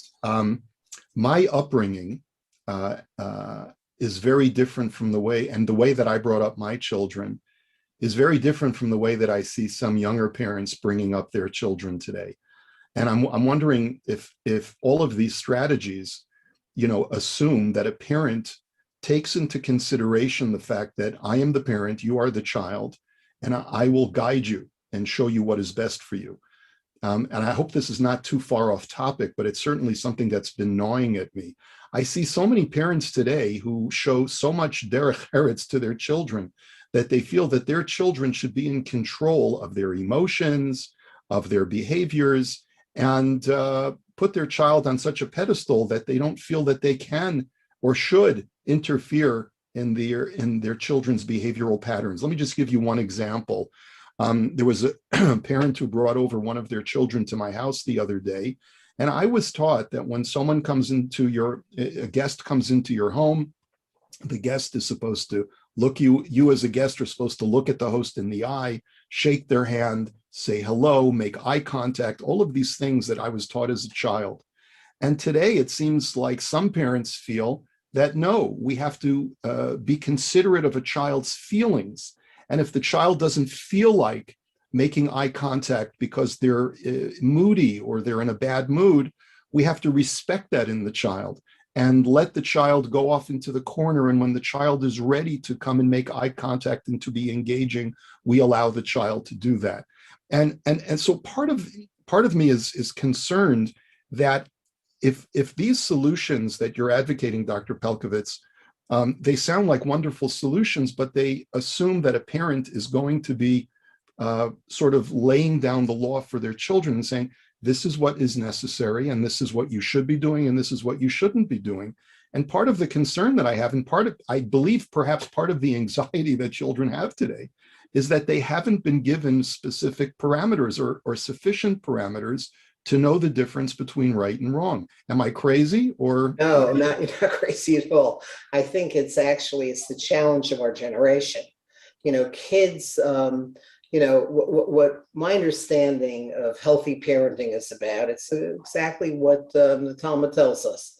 You find the balance between the left hand pushing away while the right hand brings closer, right? Between smoldocha and mimakareves. You need the balance between love and limits. And that's exactly what modern psychological research tells us and what the wisdom, the ancient Jewish wisdom tells us.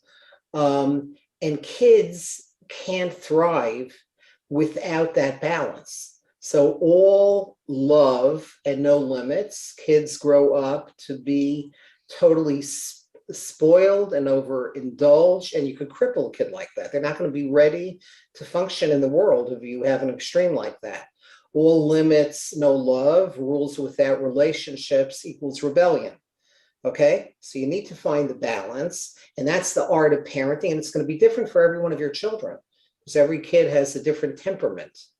And parents, I think, you see, the part of the challenge is many of the parents that I believe you're referring to, they're already, they were raised this way. So they hadn't necessarily had the role models that, people who grew up, in a less complicated world, had as a matter of course. And it's interesting, if I could just stay with this for a minute. I think that there is something I hear often from people who I saw in my practice 30 years ago, 40 years ago. I've been doing this for a long time. And now they're parents, sometimes even grandparents. And they come to my office and they'll turn to their parents and say, why did you let me do this when I was a teenager? Why did you let me go into Manhattan when you knew that there was a crazy club scene there? Why did you let me basically, have a limitless American Express card? Why did you do all of this? And they get angry about it. And, there's a beautiful thought in the Medrash that says the following. It says, this is from Mishlei, from Proverbs. Yaser bincha kiyesh tikva, vel hamiso al tite nafshecha. Put limits on your kids. There's always hope. And don't pay attention to their yelling and screaming and going crazy when you do the limit putting on them. So listen to this ancient wisdom. It says, Kol hamosif av yisurin al beno, mosif haben ahava al aviv. The more a parent puts limits on his or her child, the more that child will love the parent. And that's so true. But parents, there needs to be a real, by the way, one more thing. I find that when there's a massive community effort to address this, parents are open to it because they themselves recognize that something has to be fixed. Something that there's something off here. And I think they're nervous about it. And yet, we can quote Mamore Chazal to demonstrate that parenting requires us to place limits on our children and show them where the lines are. And yet a lot of very frum young adults who are parents are not going to the age-old wisdom of Chazal to derive knowledge about how to parent. They're going to the conventional wisdom that they're watching on social media and in the books that they're reading about how you have to validate your child's feelings and give them the emotional freedom to be able to learn about themselves and to appreciate themselves. And to me, this represents a major disconnect, because we look at the Torah for guidance for all areas of our life, except for the parts where we don't look for guidance, for those things which we feel we've advanced beyond the Torah. And this it's sometimes quite frustrating for someone in my position as a spiritual leader who sees people sort of cherry picking the lessons that we can draw from the Torah, and then the parts of the Torah that we've moved past, perhaps. I mean, obviously, there are certain things that are anachronistic about the book of Mishlei, which talks about not sparing the rod. And we don't exercise corporal punishment anymore. We recognize that that's not helpful and not the best way to parent. So we've learned to reinterpret it and to reframe it as not literally a rod, but rather as a way of disciplining, sometimes harshly disciplining when necessary. But how would you, and perhaps I'm putting you in an unfair position. This is really more a rabbinical question than a psychological question. But how do we impress upon the young members of our community that the Torah is a holistic guide for how we're supposed to live our lives? Yeah, it's an alarming development to hear what you're seeing in the front lines over there. I think that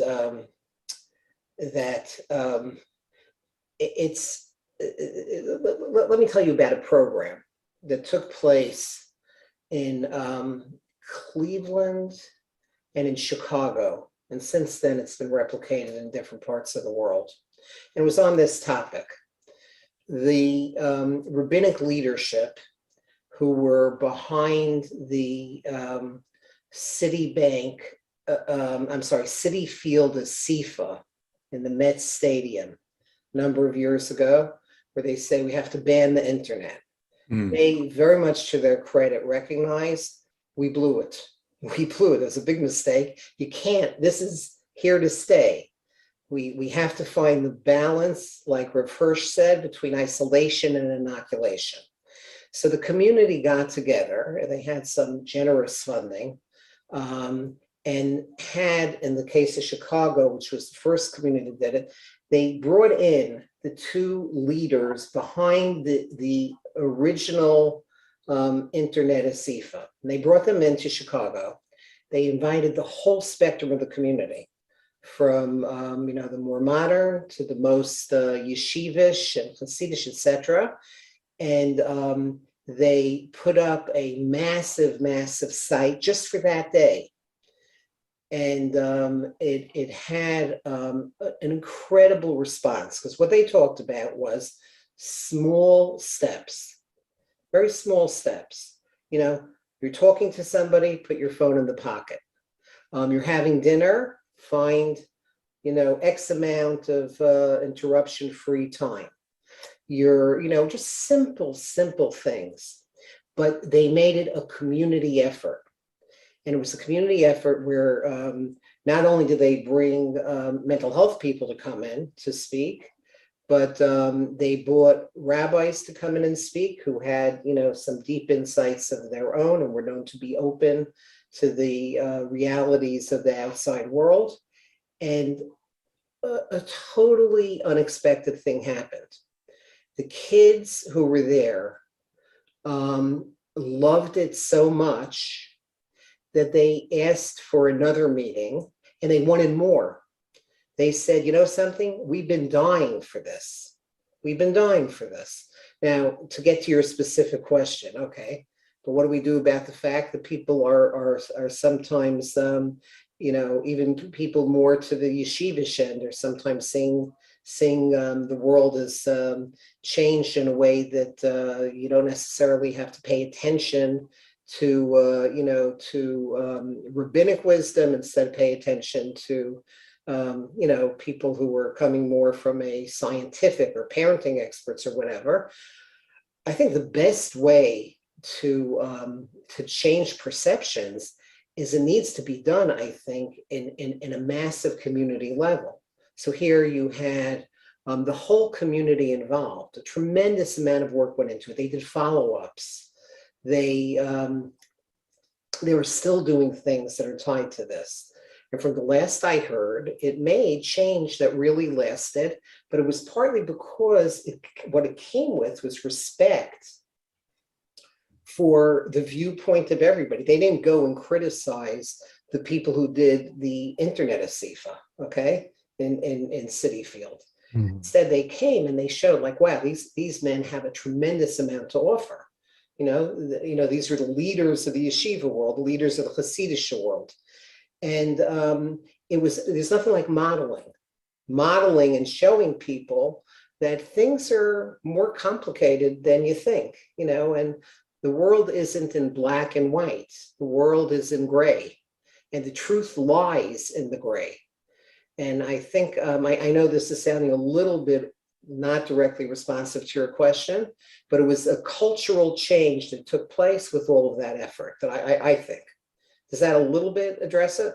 Yes, I think it does. I don't think we're going to be able to fully resolve this issue about the steady erosion of what we call Das Torah, or the erosion of rabbinic authority and people who look to Rabbanim for guidance based on timeless Torah wisdom. And you said something very profound that we hear all again and again, especially in today's very postmodern society, is that we live in the gray. And it's a very uncomfortable position for so many younger people to be living in, because there's a craving, as you had started saying earlier in this conversation, for younger people to have parameters and boundaries, and to know what's okay and what's not okay. And to live in the gray is something that we learn to do as we get older and older. And you also had talked a little bit about anxiety, and I want to try and bring this all together if I can. One of the things that we are perceiving is that there does seem to be a greater level of anxiety. Part of it has to do with this FOMO, the fear of missing out, the feeling that I need to respond right away, as you had mentioned before. Part of the anxiety is due to COVID and the fact that because we're social animals and we haven't been able to interact, there's been some damage to our collective psyche, because we haven't had the social interaction that we actually crave, that's hardwired to our very being. This anxiety has manifested itself in a number of very unhealthy ways. And I'm wondering if you could just talk about, part of this anxiety manifests itself in this polarized, vociferous yelling at each other on social media, like we talked about before. But it also has to do with social interactions at the marketplace, where everyone who's I don't know is a stranger and an enemy, potentially. And the fear of the unknown, because we don't know what's just around the corner with COVID, what the next strain or the next iteration or the next shutdown, when that's going to be, God forbid. What do we do when we have anxiety, and how do we deal with anxiety? Is there a way? Is there an easy pill that we can take to help us when we're dealing with anxiety? We're not advocating escapism. We're not advocating taking a drink or smoking a joint. What can we do that's natural to help take a little bit of the edge off of our lives? Yeah. If I could just give a simplistic answer, but it's, I think, at least to start, the way mental health people try to address anxiety is on 3 channels, okay? One channel is the cognitive. You try to get a hold of the thoughts that are feeding the anxiety. Often in the case of anxiety around COVID, it might be, an awfulizing feeling like, this is horrible, things will never go back to normal, how am I ever going to get used to it? and a lot of self-statements that we're saying on the cognitive level that are either awfulizing or the tyranny of the shoulds. You know, it shouldn't be like this. You know, why can't I have a normal life? What happened to the, you know, things that that I always took for granted? So that's the cognitive. That's the Baal Shem Tov's B'makam shemachshavto shel adam sham hu nimtza ha'ish. You want to know where the person is? Look at where his or her thoughts are. So that's on the cognitive channel. On the physiologic channel, which is, you know, what happens to our bodies when we're anxious? Our hearts will race a little faster. Different people feel in different parts of their body. You may feel it in your GI system. You might feel a tightening in your neck. You might get a headache or whatever. But the physiologic is basically the natural response of the body to perceived threat. And there, you know, this is where smartphones are, you know, incredibly helpful, because there are amazing devices now that really teach mindfulness. There are two wonderful books on Jewish perspectives on mindfulness, which are amazing, written by psychologists who are also rabbis. There's but a number of apps. So you go onto commonsensemedia.com, which is a non-commercial site, and you just put in for the age group. Let's say you want to have anxiety management techniques for your kids, you can do it that way. You could find some basic mindfulness exercises for yourself. You know, the most popular one has been Calm, C-A-L-M, which has a relatively small fee attached to it, but is excellent, you know, and gives you specific mindfulness techniques for the specific issue that you're having. You know, is your problem with sleep? Is your problem with worry about work? Is your problem with parenting or whatever? And it gives you mindfulness, and it's a skill. It takes a while, but if you just do it a little bit at a time, simple breathing, normal breath in, slow breath out, can make an enormous difference. And then the final channel is the behavioral channel, you know, where you actually respond to the anxiety by avoiding avoidance. You face what you're afraid of. You're nervous about going to shul because you've been away from it for so long. You push yourself to go back, or you're nervous about getting together with friends, or even if you're nervous about your anxiety about being too tough on your kids. You do that behavioral kind of intervention, and that could be extremely helpful at all. Two other quick points. So could you just review those three once again? Yes. Number one? Yes, sure. So number one is cognitive. You think in a way, you catch the thoughts that are making you anxious, and you hold it up to the light of day in a rational kind of way. And that could really make a big difference. Okay. Physiologic is in terms of the normal breath in, slow breath out, mindfulness techniques, and there are all kinds of wonderful apps out there on it that make it more doable, but recognize it's not going to work right away. It's a skill that you have to do with time. And then the final is behavioral, which is to push yourself to avoid avoidance, etc. And then the other 2 points that have been found to really help with anxiety during COVID are ancient wisdom, and this is in every religion has this. One is the power of gratitude, to figure out a way to focus on what we have and to be thankful for what we have. And anytime we're able to be grateful that way, again, this is consistent with the Torah readings we have around now.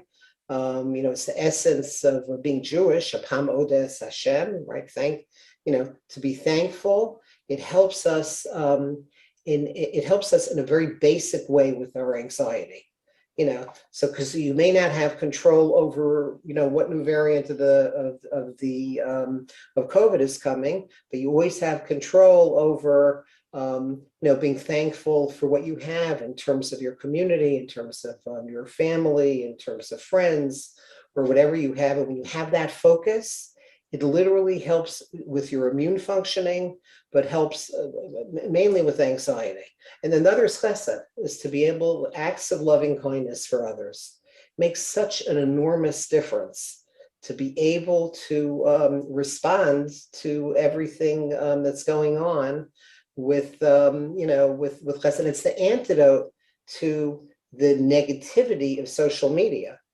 Social media, by the way, could be a wonderful source for doing chesed. We now know about the suffering of people who may never have known about in the past. Right. Yeah. Yeah. And those last two items are so powerful. The ability to count your blessings and to recognize, I always try to tell my wife as often as I can, we are so blessed. Even when we're going through perhaps challenging times, but we are so blessed. And then just reminding oneself about all of the brachas of life is just so uplifting.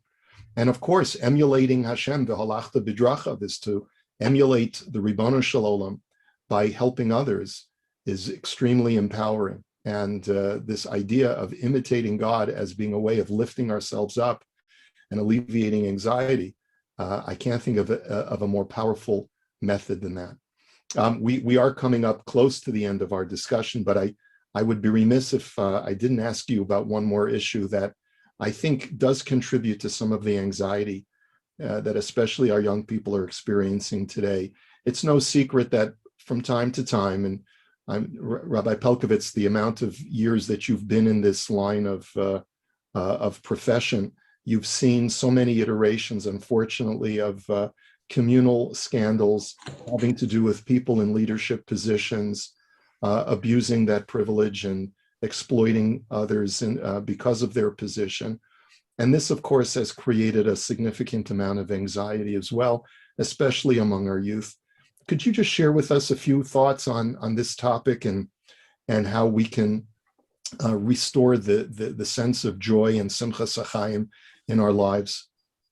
Yeah, so you're talking about like when leadership fails, that Yeah. point. Yeah. So again, without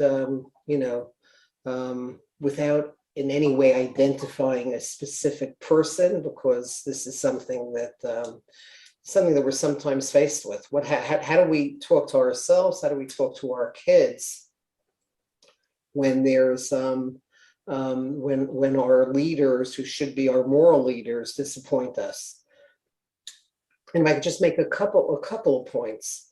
The most important one in terms of talking to our kids is to be understood. First, understand.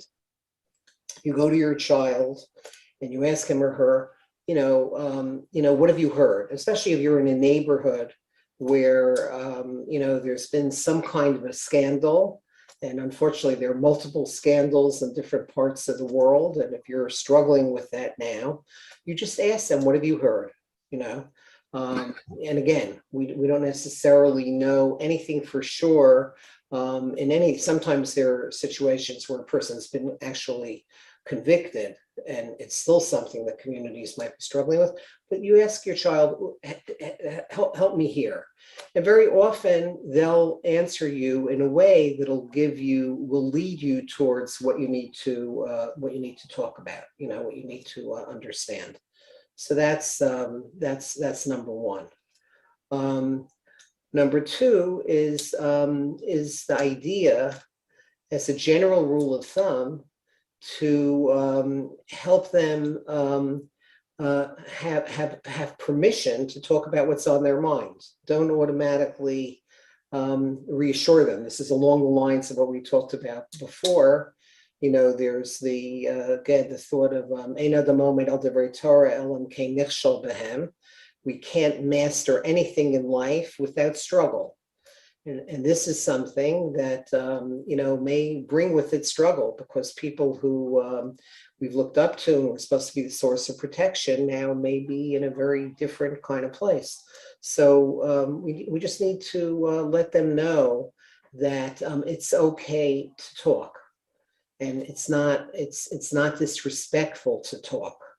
The Hebrew word ashrei, which is the highest level of happiness, is tied to the Hebrew word ishur, to validate. To validate what somebody's saying. And we do that for our children. It makes sense. And to name the monster, to talk, to the extent that you could allow them to talk about it and to talk about whatever anger, and also to talk about how imperfection in general is something that is very much part of what we are sometimes faced with. Nobody's perfect. And I'm not saying this in any way to be an apologist for anybody who might later be found to be abusive, but just the idea of being able to give voice to values and to allow it, people underestimate the power of that. I have a colleague, Dr. Bessel van der Kolk, who wrote a book that's been a best-selling nonfiction book over the last year called The Body Keeps the Score. One of the things he once showed me is he showed me the picture of the brain of one of his patients who was caught in the stairwell of the World Trade Center on 9/11. And he had an fMRI, a picture of that man's brain, as he was reliving the worst moment of his life. He was being crushed by the World Trade Center, miraculously managed to survive. And what he showed me is that the part of the brain that shuts off when people are faced with overwhelming kinds of stress is Broca's area, the language centers of the brain. But then what he showed me in subsequent scans over the coming months, that as he gave this patient words for his pain, as he helped him light up the language centers of the brain, and he helped him name the monster, that's where he was able to eventually come to a place where he was able to digest the meaning of what happened. And that's using an extreme example, but I see it all the time, how much good we do for ourselves and our children when we allow ourselves to name the monster and to see the area of growth that can come from these kind of struggles. And I'll just end with the following beautiful words of Chazal, which I often quote because it just makes me feel great. From the Medrash Tehillim, it says like this. It says, Ilu nafalti lokamti. If I never fell down, I never would have gotten up. Ilu yashafti bachoshech lo haya'arli. If I never sat in the darkness, I never would have appreciated the light. Those are beautiful words. I think there's always going to be a tension between the importance of having heroes and role models in our lives, and at the same time, recognizing that even those heroic figures in our lives are human beings with flaws. I remember that one of the difficulties that I had as a bacher in yeshiva was having a Rebbe who I held in great esteem, and I thought he was like the person that I wanted to be. And then I saw him do something that sort of shattered my faith in him. It wasn't something so horrible, but it was just a flaw in his personality. And it was difficult for me as a young man to learn how to process that and put it in its proper context. And as we get older, I think we learn to live in that gray of recognizing that everyone is complex and no one is perfect. It's very difficult, I think, when we're younger, when we're teenagers or perhaps even younger than that, to know how to deal with people who were held in such high esteem, who provided us with such either inspiration, entertainment, Torah education, and then to learn that these people are not only deeply flawed, but perhaps possess a degree of evil that we could never see in ourselves. And we won't be able to resolve that issue. But as you say, the important thing is to open that discussion with our children, allow them to know that their voice is being heard, that it's okay to be disappointed, but that their belief in heroes should not be shattered because of one particular individual. That we should try to hold people that we feel are admirable, that their behavior is virtuous. We should use them as role models, with the caveat that even the greatest of people, the greatest of Gedolei Yisrael, will sometimes have flaws and foibles just like any other human being. Yeah. All right. Well, I just want to, I learn so much more in any time I spend with you, Dr. Pelkovitz. And I know that this has been very, very helpful to so many people who might be watching or listening. Thank you for being so generous with your time. Thank you for everything that Amudim is doing, including offering these special video seminars for people during perhaps a very challenging time for the Jewish people and for the world as a whole. As we begin to see the light emerge at the end of the tunnel, let's hope that talks like this will help us emerge as more healthy individuals. And please, Dr. Pelkovitz, please take the last words. Well, just thank you for helping me think and helping me clarify. I always learn so much from your depth and your ability to talk about this. And thank you to Amudim. Amudim is an organization that I just keep getting more and more involved with Amudim because it's an organization that's involved in saving lives on a regular basis in a very real way, saving lives, and they're always there. And there's an ability to somehow keep growing and keep serving more and more people, and so that people don't have to feel alone in their struggles. So thank you.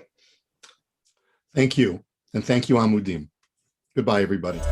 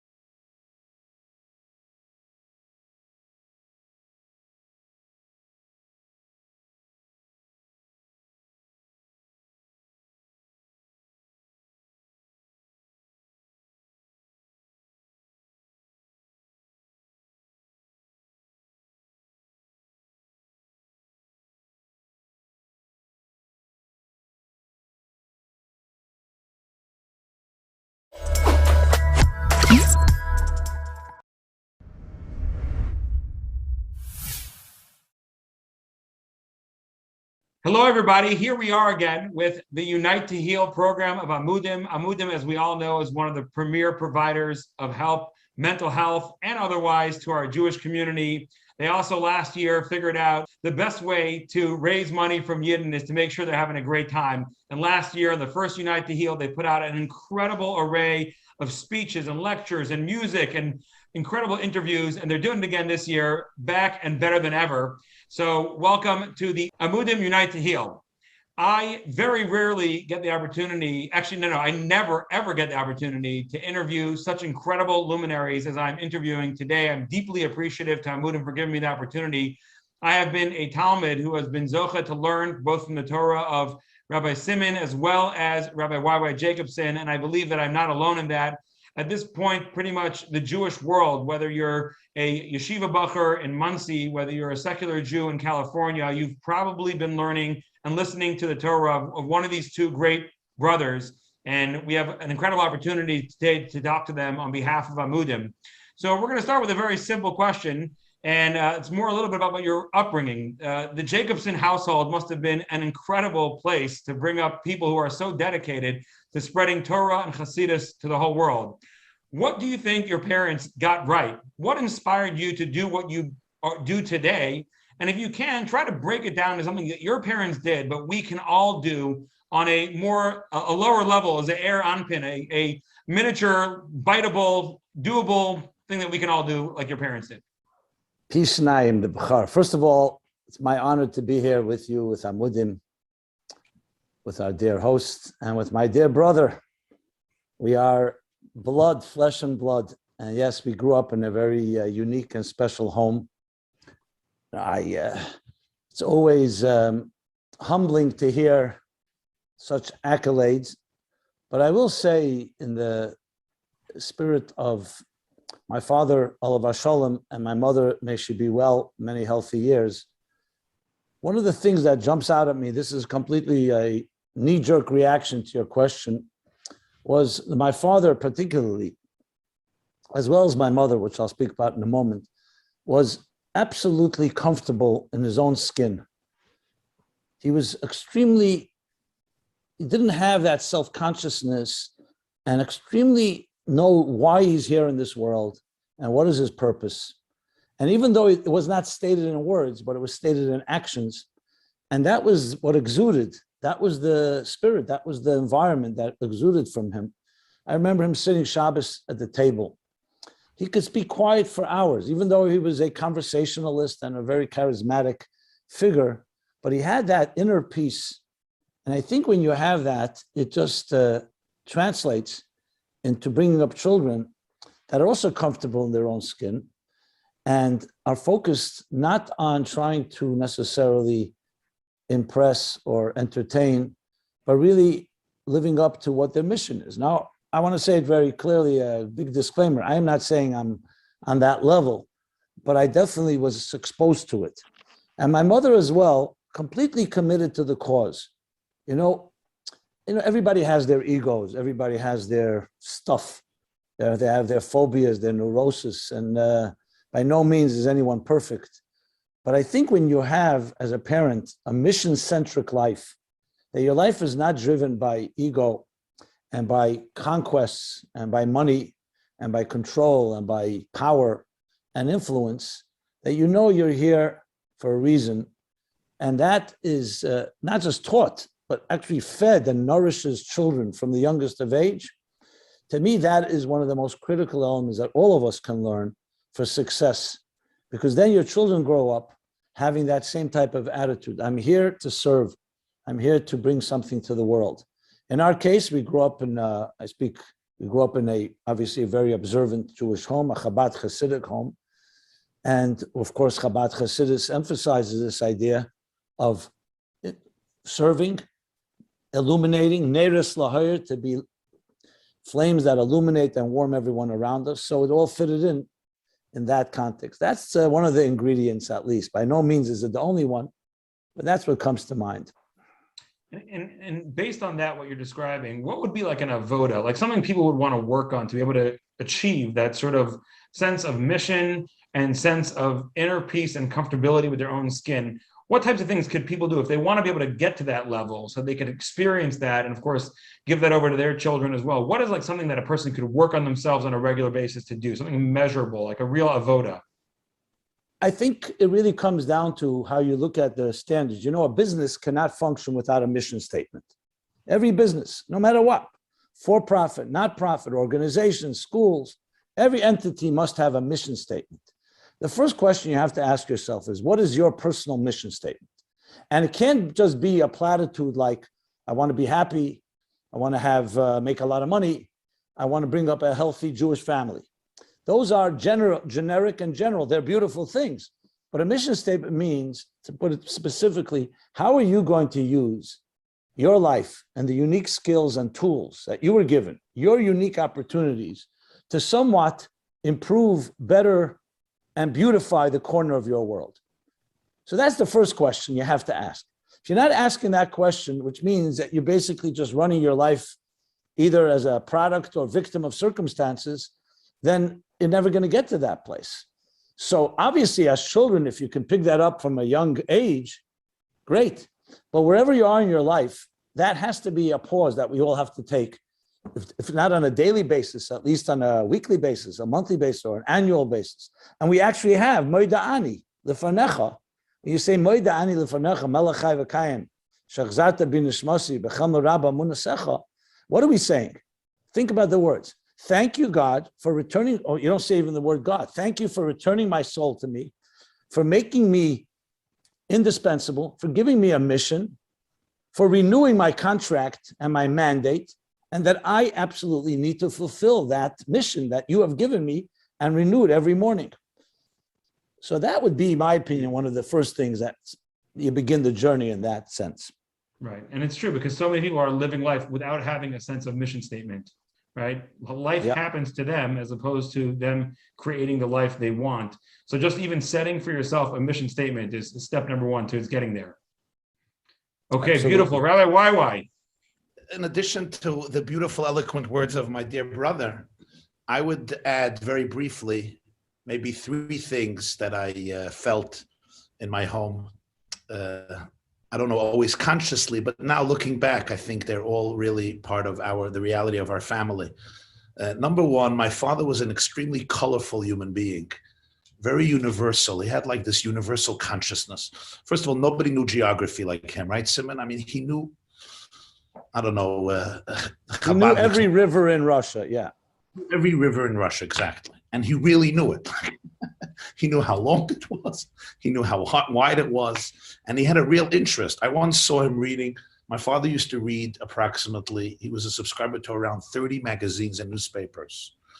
And he would read about the economy in Japan. And I asked him, does this interest you? Because I don't have an interest about the economy in Japan. It just doesn't fit into my brain.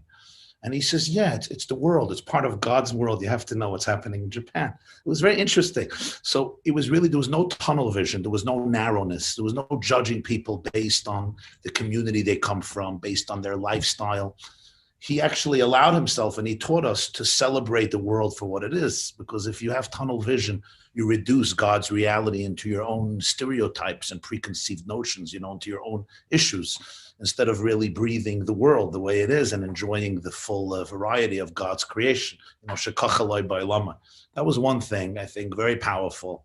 Until today, I meet Jews from all backgrounds, Jews and non-Jews, just a certain freshness, like really be open to tune into where people are, not where you want them to be or what you think about them. The second thing was, the Even Ezra writes that Moshe Rabbeinu had to grow up among non-Jews in a palace. Why didn't the first Jewish leader grow up in a Jewish environment? And he says, the Even Ezra writes this, it's incredible, that if Moshe would have grown up among Jews, he would have developed a slave mentality. He could have never staged a revolution. He had to grow up in an ambience of aristocracy, of royalty. That's how he can overthrow Egypt and liberate the Jewish slaves. My father grew up in Stalinist Russia. His father was tortured and almost killed. He had a very, very difficult life, as a youth, like so many of that generation. But he had a vision of royalty. He was, and he taught this to us. He was broad. He had a fearlessness to him. He was a warrior. He was a fighter. He wouldn't allow himself to become a victim in circumstances. So that was very, very refreshing and empowering. The last thing I would say, something I once heard from him, we were walking to Shul on Shabbos, and he told me that he once asked the Lubavitcher Rebbe why he's getting involved in a very controversial issue that was just controversial, and it's basically taking away supporters from him. People who would support him. It was something to do about the future of Israel. And he said, what do you need it for? Just stay focused on humanitarian good things, spreading mitzvahs. And what do you need this for? So he told me that the Rebbe told him that it says by Moshe Rabbeinu, when he saw the Egyptian beating the Jew, it says, Vayifen kai v'kai v'yarki einish. Moshe looked everywhere, and he saw there's no man. And he killed the Egyptian and he saved the Jew. And everybody asks, there was somebody there, because the next day, the informers informed on Moshe, so there was somebody there. So the Lubavitcher Rebbe said one interpretation is not that there was nobody physically present. He saw Vayarki Einish, that there's nobody who's going to stand up to the tyranny. Einish, there's no man, there's nobody who's going to make this his cause. Everybody was just looking around and sighing. The Rebbe says he had to make a choice. Will he join everybody else and say, there's nothing to do, we're in Egypt, we're in exile? Or he's going to take a stand, and that's what turned him into the eternal Jewish leader. And then my father told me, the Rebbe continued, he says, and this is what my father-in-law embodied. He attributed it to his father-in-law. This is how he was explaining his involvement. What I learned from my father at that moment was that in life, you have to be able to make that choice constantly. Whether you're just going to be a bystander, maybe write a check, give a sigh, give a krechts, or to say, no, God put me here. And he gave me my unique purpose, as my brother just said. And it's my opportunity to make the difference that I was chosen to make. Beautiful. It's interesting. The first thing that you said is basically you're describing your father as a koheles. He was like an aggregator of information all around the world. And there's that Gemara that talks about some of the early Tanoim and how they recognized, they knew the language of foxes and the language of trees and the language of birds. And you're like, what does that make a difference? They're Tanoim, they're sitting and learning, Hillel and Shammai. But the answer is when you have that breathness and that ability to just take it all in, you also have the ability to put out something that's just so much more comprehensive than when you're living with tunnel vision.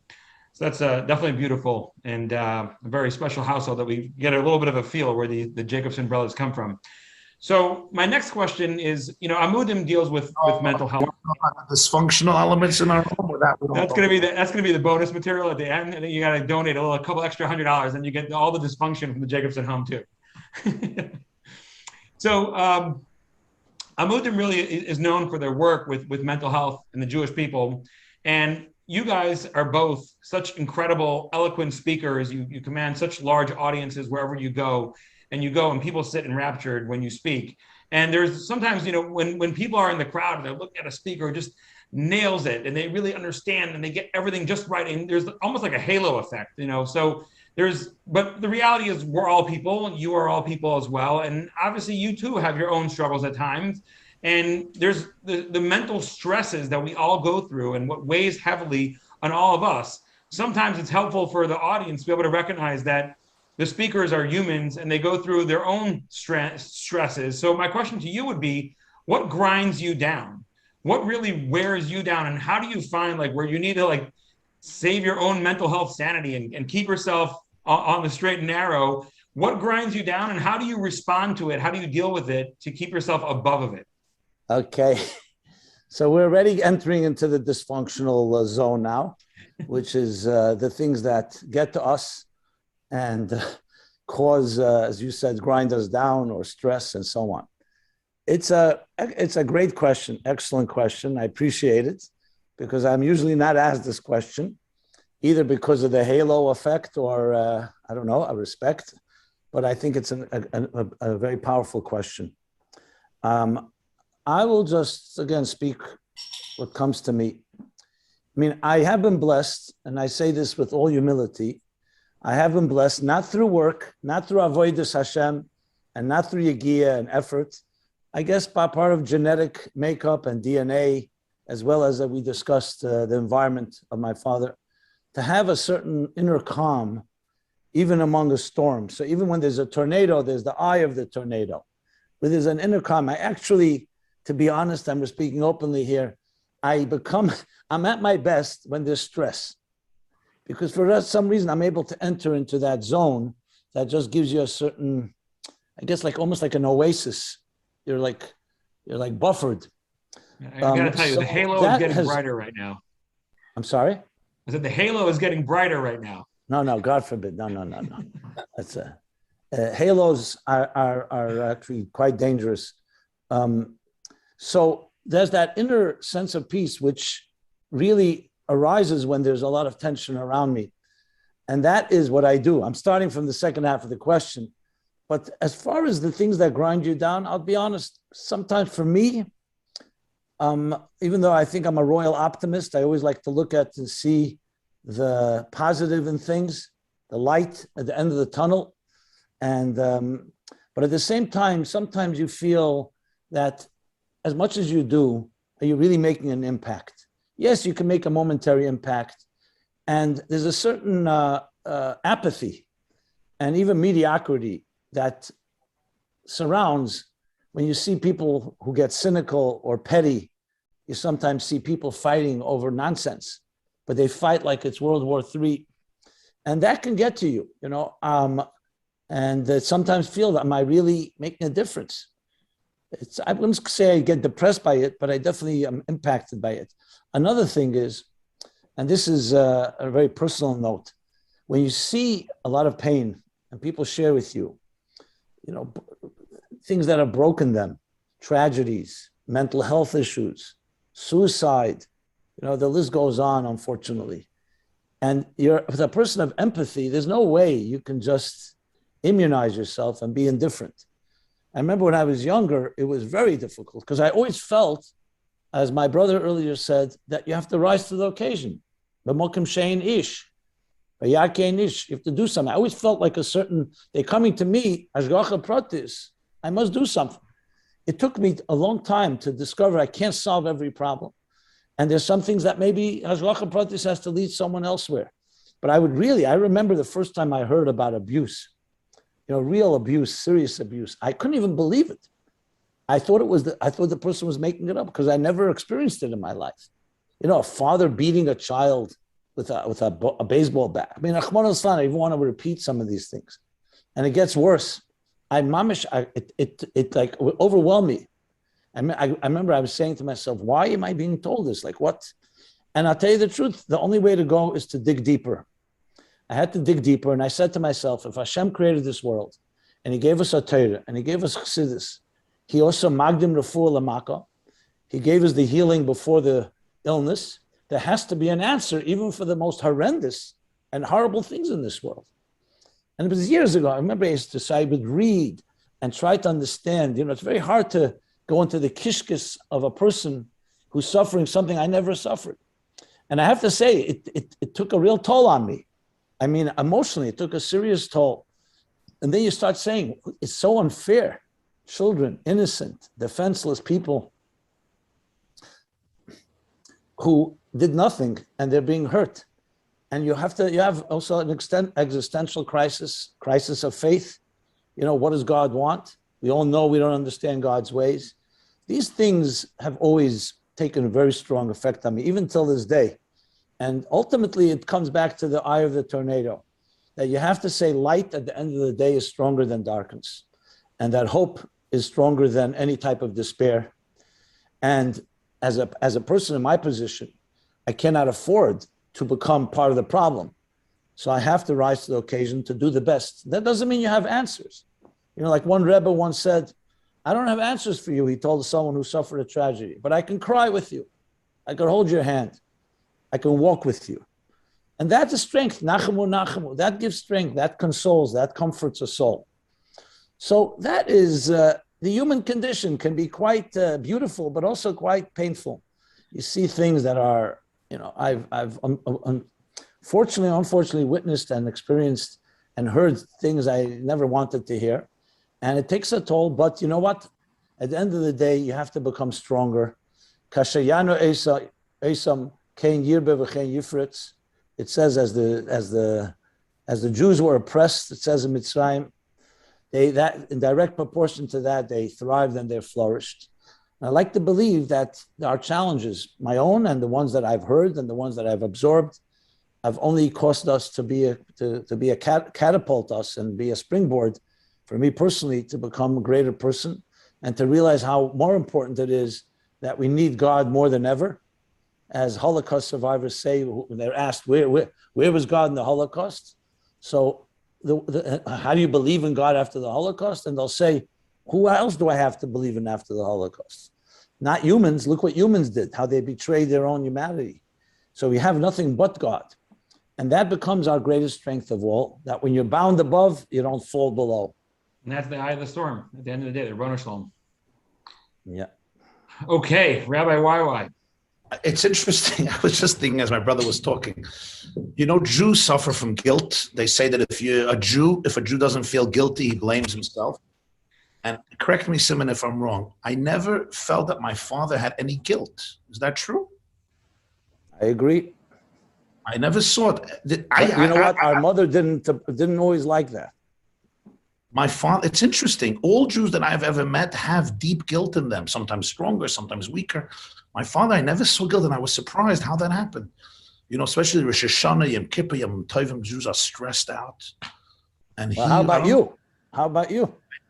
And actually, I think my brother Simon also doesn't have guilt. I don't know, you'll have to correct me. It never seemed that way.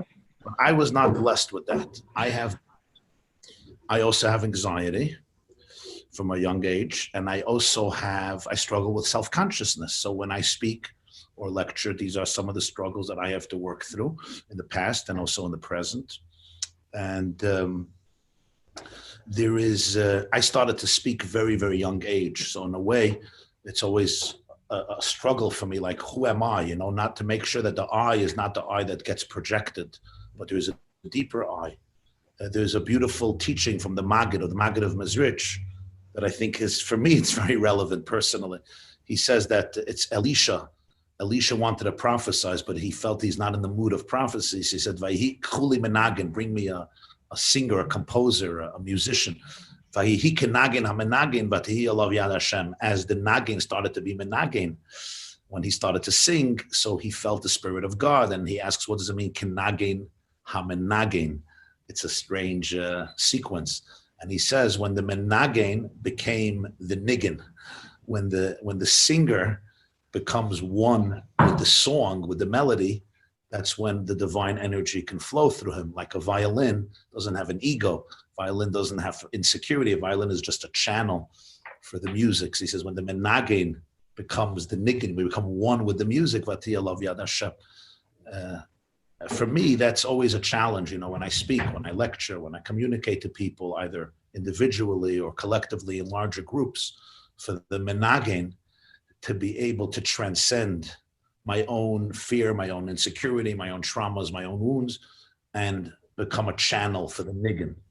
And when that happens, miracles occur around me and inside of me. I'm asking each and every one of you to please take a few seconds to hear what I'm about to say. I'm coming to you on behalf of an organization that means a great deal to me personally and should also mean a great deal to each and every member of our community. Amudim is an organization, as so many of you are aware, that responds to all kinds of crisis, whether it's personal, familial, communal, whether it's in your own community, whether it's in your own state or across the world. Once a year, we have an annual campaign in which the proceeds from this campaign comprise the overwhelming vast majority of our budget the entire year. Every single one of the services that we provide and every drop of assistance that we provide to those that are struggling or facing a crisis, we don't charge a single penny for. This is the time that once a year we're coming to you to please open your minds, open your hearts, and open your pockets as much and as generously as you can. Because if you believe, as I do, that the issues we're dealing with are critical and need to be worked on further, and that we need these resources readily available for when people do face a struggle or a crisis, then please contribute to this campaign and please partner with us so together we can unite to heal.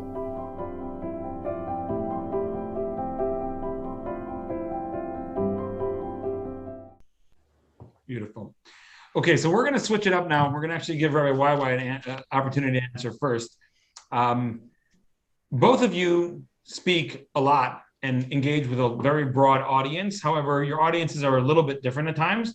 Obviously, there's like the Venn diagram. There's some crossover over there, but for the most part, Rabbi YY is speaking to a yeshiva world crowd across the board: Hasidish, Litvish, yeshivish, modern, but more within the folds of the Torah confines, so to speak, who are already involved in Torah learning and Torah lifestyle.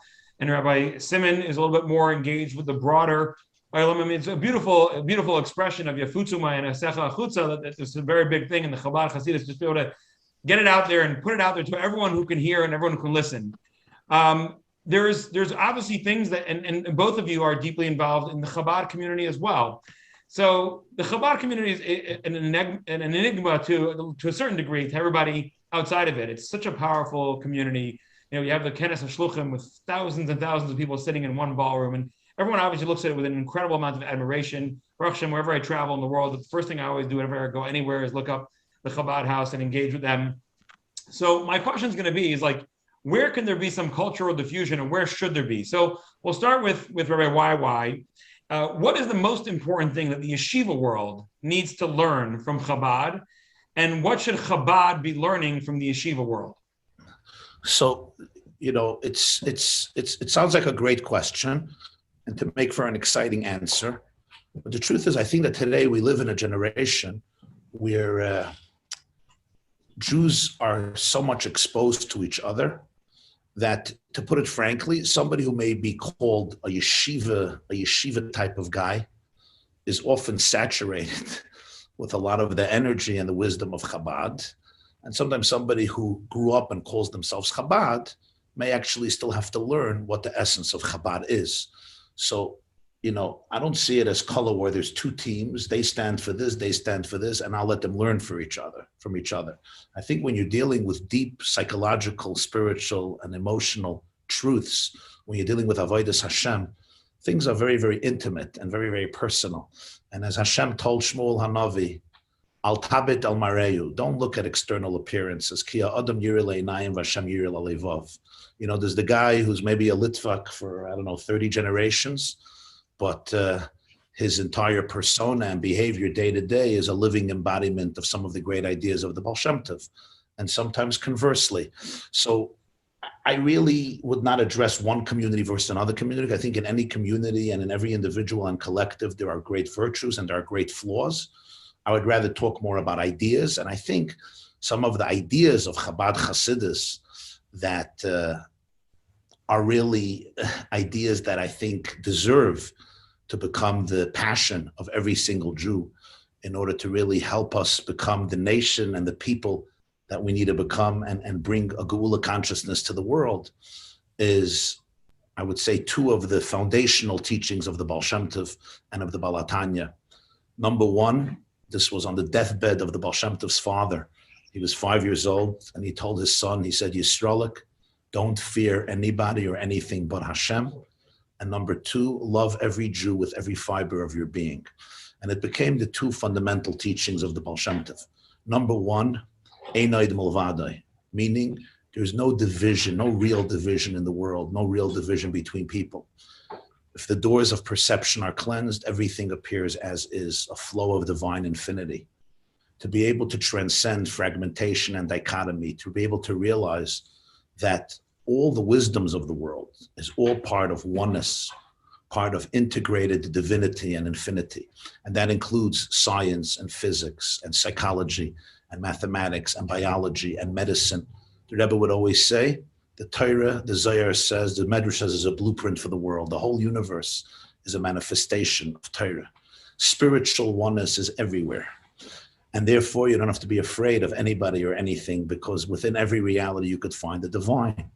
And number two is that ability to really see the souls in people, to really be able to love every single Jew. And by extension, it means loving humanity. It's never using God as a crutch for our own religious insecurities and turning God into an excuse for judgmentalism, dismissiveness, OCD, anger, religious sense of superiority. Sometimes my religion could become the greatest obstacle to experience God. Because in the name of religion, I can become judgmental. I become full of hate and anger and vengeance, and it's all blamed on God. And I think the Baal Shem Tov, the Alter Rebbe, the Rebbe were real embodiments of showing people that it's not about, how religious or not religious you are. It's really when you live with Hashem in the deepest way. So then whoever you meet, you have one mission, to help them find the godliness and holiness within them. And I think these are two very powerful ideals that when we live with them, all of us, those who call themselves Chabadniks, those who don't call themselves Chabadniks, I think when we live with them, we change ourselves and we create so much light in our environment, among our children, among our students. And, I think that today we live in a world of cross-pollination. And what does the world of Gula look like? It's a world where you don't look at this Jew and say, oh, you're a Babaver, you're a Vizhnitzer, you're a Litvak, you're a Lubavitcher, you're a Breslover, you're a modern Orthodox, you're this, and right away I'm stereotype you. And that's not the real world. That's not the real world of Yiddishkeit. The real world of Yiddishkeit is a world in which of our souls shine. And when our souls shine, we realize that we are all one collective soul, a manifestation of divine infinity, whether I wear Streimel, I wear a baseball cap, or I wear a Barcelona Chicago hat, or I wear a different type of yarmulke. And, there may be some differences of nusach and distinctions and this emphasis or that emphasis, but in that ultimate oneness of Hashem, if we're all part of Hashem, stop chopping up God into so many different groups and pieces. All right. Okay, truth is, there are obviously, I think, I'll give you an example of something, for example, where I believe like the Elamai Yeshiva, so to speak, could learn from Chabad. Chabad's ability to really just share whatever is valuable in terms of teaching other people. Like if you open up a Chabad house in any city, I'm not sure what cities there are not yet a Chabad house. So let's just call it, if you open up one on the moon, you can have immediately like all your educational components, and you have like all the beautiful graphics. There's an enormous amount of sharing of that information. That's the kind of things I was referring to more, or certain things. But obviously, you're going way deeper than that. You're going to the levels of like the neshama level, where we all come back to Kutchabrichu Yisrael Be'eretz. My brother and I, my brother even more than I, because he's older, have heard this following statement by the Lubavitcher Rebbe. I don't know, I heard it maybe 200 times. He probably heard it 900 times. He quoted his great-great-grandfather, the Alter Rebbe, the Balatanya, who would always say these words: Chassidus is nishkein maflega, which means never allow Chassidus to become party politics. Don't turn it into a political party color war. We're the red team, they're the green team, we're going to win. We won color war. Look at the Kenos HaShluchim. Oh, but look at this event, but look at that event. You lost the plot. You now went into a color war, ego insecurity place, which we all have. We're human. We all have it, whether you call yourself this type of Jew or that type of Jew. His point was, if you're really tuning in to the elikus, to the godliness of Yiddishkeit, to the Ashreinu Matov Chalkeinu Manayim Geraleinu, every person you see, every Jew you meet, when you could cleanse yourself from external perceptions, you realize that there is a deeper spiritual truth that really unites us and that we are all part of. Okay, so I'm going to take that answer, and that answer is basically saying we're not going to go into the divisions. We're just going to go into the elikus, to the root level. I really appreciate that. I'm going to ask Reb Simon one question, then we'll conclude with a final sort of a last remark from both of you. So I want to talk to you a little bit more. We're going to delve into the mental health area. Mental health challenges are on the rise. Prior to COVID, the CDC reported that in 2019, about 20% of Americans were receiving mental health treatment, and at least 16% of them were using medications to help with their challenges. Obviously, after a year of being isolated, people literally having almost no outside human contact, having the media on all sides trying to hype up the fear and the sense that large, powerful groups are trying to harm you, the mental health crisis today is far greater than it was before. And while the numbers are better in the firm world, and indeed my friend Dr. David Rossmarin, who's a psychiatrist and a professor at Harvard Medical School, has published many articles showing that living a religious life, having a belief in a Boré and a creator, and living a more community-based life as we do, brings down the incidence of mental health crises significantly, but we don't get a free pass. And as Amudim can well describe, we have a lot of real challenges to mental health in our community, the rates of anxiety, clinical depression, OCD, even suicidal ideations that would shock most viewers who are tuning in. So on behalf of all those who are suffering, how does the person react with debilitating depression to the point that it's a massive struggle to get out of bed? How does the person with such great social anxiety that they can never eat in public and can barely muster the courage to utter a word at a simcha, how does the yeshiva boy battling OCD who's washing his hands 40 times a day to the point where his hands are raw when he goes back from Seder to check that he didn't leave his jacket on his heater in his room 12 times a Seder, how does that person connect to Hashem, who obviously gave them these challenges? Challenges that they can't speak about to almost anybody because of all the stigma, challenges they're afraid to talk about because of the ruining their own shidduchim or the shidduchim of their families. How does this person relate to the Ribbono Shel Olam, creator of OCD and creator of generalized anxiety disorder? I can't control myself from asking how much time do I have for this answer? I would say about not enough. You're asking me, or you're asking us to answer a question that really would resolve every possible problem on earth. I mean, we have 8 billion people, and some people say 8 billion neurotics, or other forms of dealing with, whether you're describing some of the conditions, there are many others that you could include into the lot. So to avoid getting into the generalities and really try to focus on a few key points, let me pose the question a bit differently. Now, you say God is the creator of OCD, he's the creator of, schizophrenia, of bipolar, of depression, all the other types of disorders. Let's pose the question this way. Since God did create the human race and every human being, and that's a klal, that's a yesod, what does he expect of us? He created us imperfect, with the possibility of having different illnesses, both physical, emotional, and mental. So what does God expect of us? To go back to the idea that the Torah is the blueprint for life. It's not just a blueprint, whether the chicken is kosher or not kosher, or what time Shabbos begins, or that this is a chametz or not chametz. It's a blueprint for every aspect of our lives, and perhaps more relevant than anything is our personal well-being. So how does a Jew look at this? If you ask a secular person, they'll say, okay, that's why we have therapy and we have medication. And you know what? The world isn't perfect, and then that's it. People are not well, and God bless them, whatever. But Torah in Yiddishkeit says we have answers. We have healing.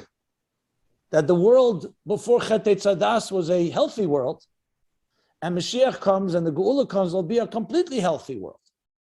So how do we integrate that? I can tell you, I've always asked this question to myself. If the Torah has answers, it shouldn't just have answers, like I said, in what are the Lamates Malachas or other technicalities in halacha. The answers to the biggest issues that plague us. I just talking to parents who just had a Down syndrome child, and they can't get up. What should we do? This is a lifetime sentence. So we're dealing with something that affects us all, in some ways more severe than others. So the answer, briefly, is that the same Eibishter that created the human being with all these challenges also created answers and solutions. This doesn't mean that we can heal everything. Rachmana litzlan, there are illnesses you can't physically heal. But this doesn't mean we can't do anything about it. We're not victims. So the Torah provides us with elaborate instructions. Let's just start with, just eliminate one element. The Eibishter says, Nitin reshus l'reifa l'rapes. V'rapi yirapele. The Pasuk teaches us, the Gemara says, maybe we can't heal if God causes someone to be sick. Who are we to intervene? There is a Havamina like that. So Torah says, no, v'rapi yirapele. God says, I've given permission, which means I've given strength, I've given medical wisdom, my wisdom. God is the healer. Ani Hashem Refecha. I'm the healer, but I've given the ability to human beings to figure out some medicine, to figure out solutions, whether it's physical medicine, whether it's psychological medicine. So that's one thing. If a person's in a situation, you don't go and say, If God forbid a person is suffering from very severe anxiety, you don't just say, go learn Torah or do a mitzvah. Yes, in addition to that, you have to go to a doctor. The Eibishter said so. So that's critical to remember, that going to a doctor is part of God's mandate. It's not like saying the Torah doesn't have an answer. That's the Torah's answer. The Torah is saying that Eibishter gave power, just like he gave strength to a person. You go to a mumche in any given area, that's a mumche in medicine. On the other hand, let's be honest, like the Rambam says, there's cheli haguf and there's cheli hanefesh. There are things that are indeed spiritual maladies, that medicine alone and doctors alone and surgery and therapy is not enough. You do need an element of godliness. Because remember, the most important principle is that that when a person is aligned with their physical lives, are aligned with their spiritual lives, that's how you draw down energy. What is health? Health is seamlessness, a flow. And Aveda come from the word Aveda, means removed, it moves away. Havara mereshus l'reshus. A mitzvah means connection. Tzafse v'chibur. When a person does a mitzvah, you're aligning your very physical life. When a person is loving, when a person is kind, mitzvah avos Yisrael. It's not just you're doing another person a favor. You're doing yourself a favor because you're feeding the chesed and the ava within your neshama, aligning it to the way the Eibishter created you. You become a healthier person. When a person, Rahman al-Islam, has sin in their heart, it's not just an aveda. They're misaligning themselves. So Torah and mitzvahs and the whole Jewish approach is also about healing. Torah, it says, Mevir refuah elam. So coupled with any of the medical interventions that are necessary, we cannot ignore them. We also look to create healthier children and healthier adults by being spiritually healthy. My brother mentioned some of the elements. I'll mention a few more. The idea of Hashem Echad is not just a nice concept of monotheism, that there's one God. It means there's one reality. That when you align yourself with that oneness within you, what do? You counter fragmentation. You counter all the different voices that drag you in many different ways. So though that alone may not be the total solution to a mental health issue, but it's definitely a big part of it. So if you combine, when necessary, medical intervention, psychological intervention with Torah intervention, it's really a holistic picture that creates a healthier person. You know, I'm taken by the name Amudim. What does Amudim mean? Pillars. So of course we talk about the three pillars. Three things that the world stands on. What are the three pillars? Torah, Aveda, Gemilas, Chasad. So most people say, okay, nice. The whole Torah, because Bereishis is B'shvil Yisrael, B'shvil HaTorah, so Torah is the basis. Torah, Aveda, Gemilas, Chasadim holds up the world. It's a lot deeper than that. Torah, Aveda, Gemilas, Chasadim, and I'll translate it now into simple English, which often is necessary to appreciate it. Think of it as cognitive, emotional, and behavioral conditioning. The Torah aligns your mind to think healthy. You think transcendent. You think about things that are beyond the material. What's Aveda? Aveda Shabbat Lav, Zuhit Tefillah, prayer. It's emotional conditioning. Working, getting emotional intelligence, becoming more empathetic to God and to others. And what's Gemilas Chasadim? Behavior, actions. It's not enough just the mind and the heart. You have to act in a healthier way. I have an expression I use, is you have to immerse yourself in a spiritual spa. Just like a body gets comforted and soothed through a physical spa. What's a spiritual spa? Study, prayer, action, SPA. Torah, Aveda, Gemilas Chasadim. So we have all that we need to address the issues. Now, let's be honest. I want to just say this on a final note. The bottom line is we can't always say we have the answer to all problems. We are given the tools to try our best, but we learn how to navigate and we learn how to grow. And frankly, if we did what we had to do, many problems would disappear and many would definitely be alleviated. But the Eibishter decides to do even after our efforts is up to God. But the fact is, there's no question in my mind, and this is what I find valuable about Amudim and about all our efforts, is we can bring a lot more healing to this world than we can imagine. And definitely that we shouldn't be part of the problem, but be part of the solution. Wow. That was beautiful, and especially the way you broke that down: cognitive, emotional, behavioral, and how we have the whole picture here. We have the whole picture here. Quite beautiful. Okay, so we're now down to our final question. It's going to be a quick one.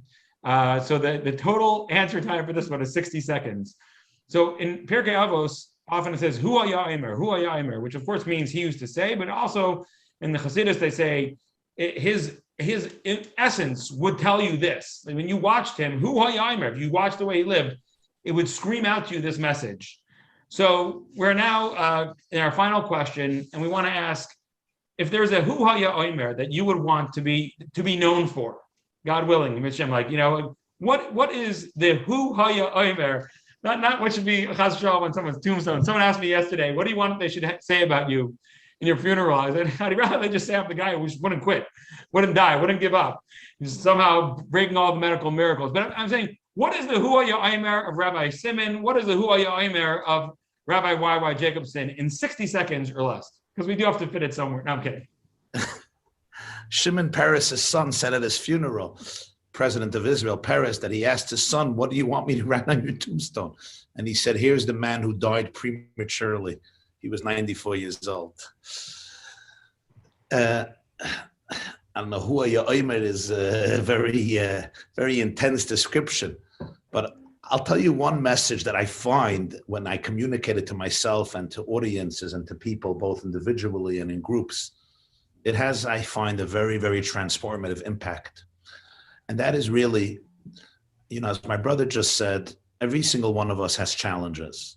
Many people who call Amudim suffer very severe challenges, whether it's mental illness, mental anguish, whether it's serious abuse or not serious abuse, but sometimes, you know, benign abuse can have the same horrible impacts.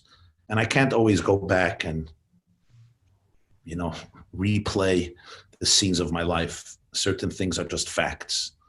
But I think one of the profoundest ideas that Yiddishkeit teaches in such an incredible fashion is how I frame my experiences. It's all about framing. You know, you can have the same piece of art, but if you use a different frame, it looks very different. We call it reframing.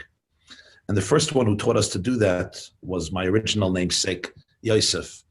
Yosef endured one of the most difficult lives in history on so many levels and through people who were supposed to love him.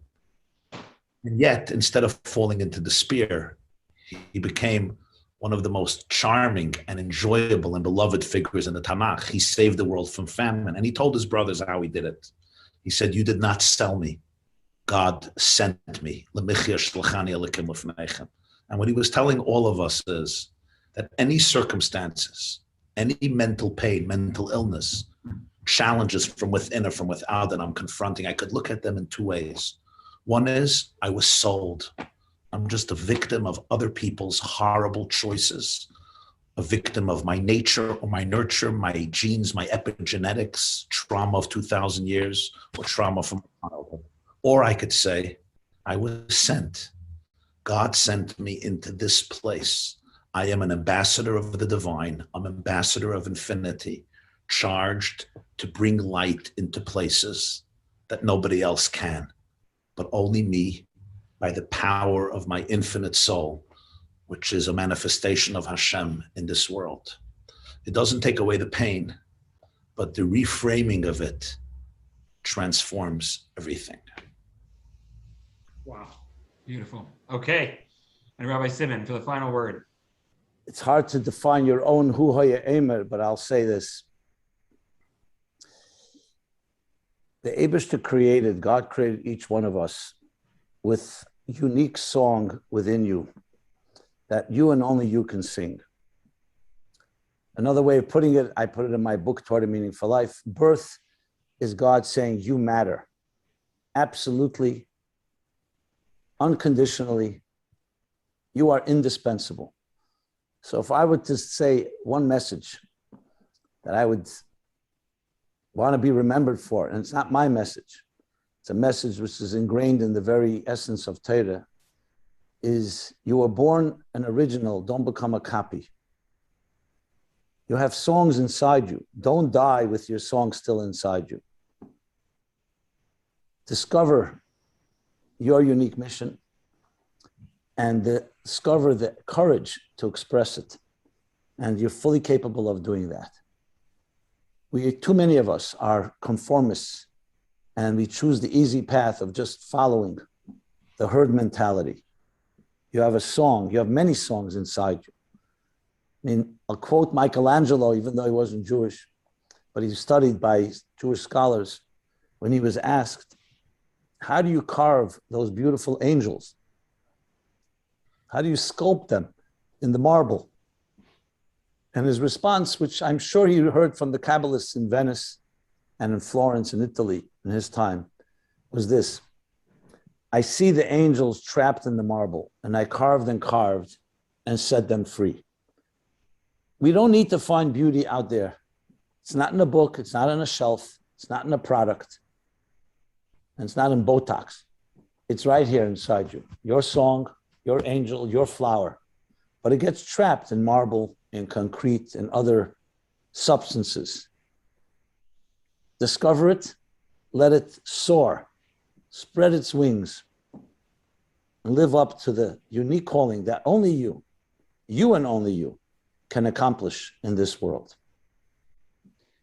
Wow. Okay, this has been an incredible, incredible discussion. First of all, to talk with both of you, people who clearly are here on a mission, like Rabbi Waiwai's Huya Omer, and clearly are not copies of anybody, and are really bringing out your own unique songs in the world. So thank you so much for giving your time to Amudim. Thank you for everything that you do for Klal Yisrael. And as we wrap, we just want to say thank you so much to Amudim for their incredible and never-ending 24/7 support of Klal Yisrael in every way, shape, and form. May HaKadosh Baruch Hu give you continued success, and you should be able to thrive until we no longer need you. Amir Tashem, with the coming of the Mashiach Tzidkenu Meher Rabbeinu. Amen. Rabbi Levi.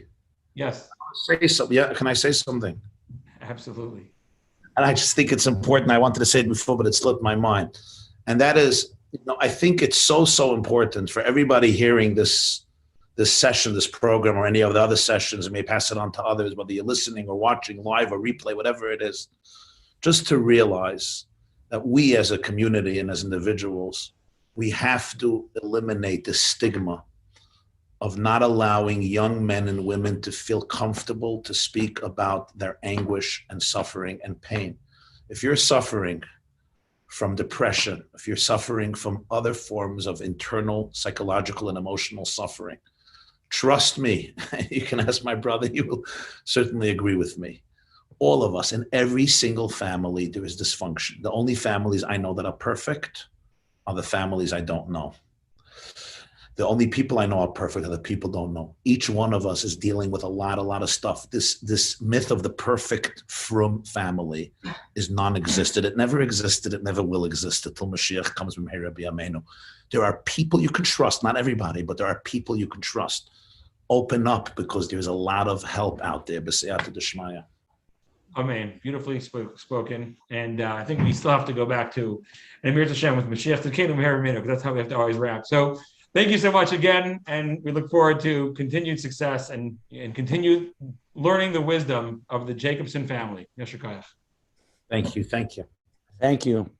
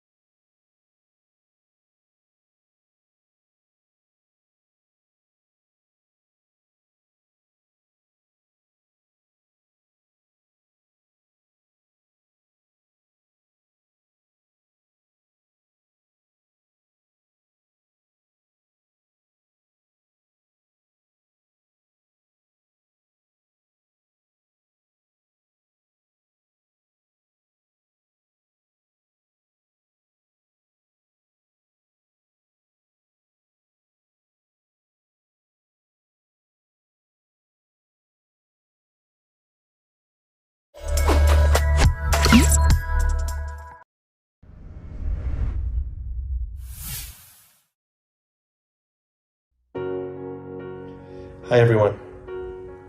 I hope you consider supporting Amudim. I reached out to them many years ago for a family member, and with all their resources available to me 24/7, it was comforting to know that when I called, there was someone there to answer.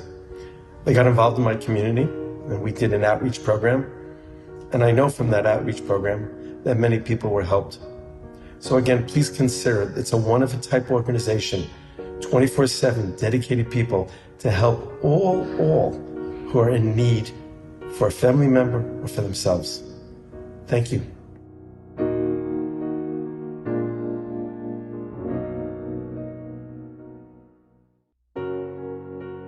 Hello, this is Howard Zvi Friedman. I'm here to tell you about the good work of Amudim. I am just a guy in Baltimore, but when I need help, I call Amudim. When people call me on how to get someone into the country for an emergency basis, for someone who's sick, I call Amudim. When someone calls me because someone dies in Israel and they need to bring the body to Israel, I call Amudim. When someone calls me because there's a mental health issue and they need to get someone into a long-term care facility for teenagers or young adults who are on alcohol or drug abuse, I call Amudim. Zvi Gluck and David Kushner and their team are there to help every Jew, no matter what, no matter where they come from. I'm honored to be a friend of Amudim.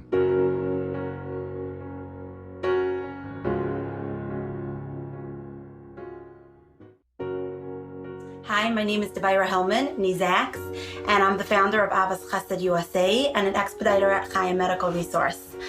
During COVID, we had so many crises with patients that needed to travel in so many last-minute scenarios, and David Kushner and Rabbi Zvi Gluck were instrumental in making magic happen, literally, and opening boundaries and opening locked doors that no one was able to open. And we have so much Hakaras Hatov, and the patients have so much Hakaras Hatov. Levayas, emergency transplants, emergency transfers, Israel, America, England. Our gratitude and their gratitude knows no bounds. So thank you.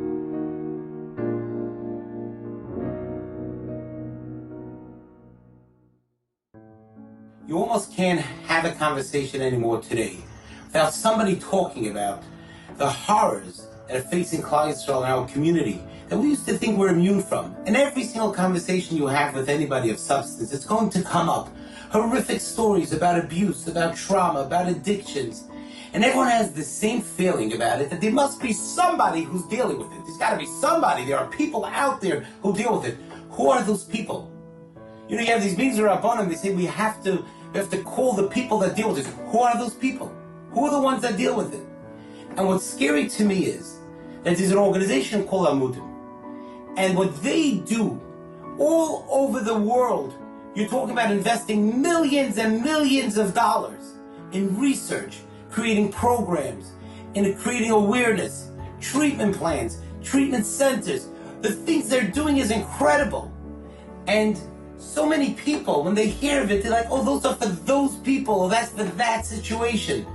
They are the ones that are doing the malachta nasas hayedei acherim. They're the ones that are doing the work that really every one of us should be doing. Everyone else has to be doing. We have to be involved, but we can't. We can't. The tsuris that is going on, the level of crisis and trauma and abuse and addiction is so blown out of proportion. It's not blown out of proportion and spoken about. It's just ridiculous how large of a problem it has become. And they are the ones that are there in the forefront dealing with it. And anyone that has the ability to help them, you owe it. You owe it to them to help them. Because really we should all be doing their work. They're doing it for us. They're doing the uncomfortable work that we don't want to do. They're dealing with the cases that we don't want to deal with or we can't deal with. And anyone who helps them, anyone that actually rolls up their sleeves to help them, HaKadosh Baruch Hu Yishalem Tzchochem, not just for what they do for others, but what you should be doing yourself.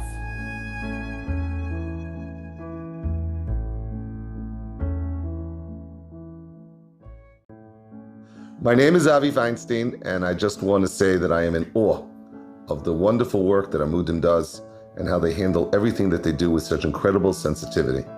It's the number one call for many people who are facing crises, and I urge anyone who can support them to do so at this time. Thank you.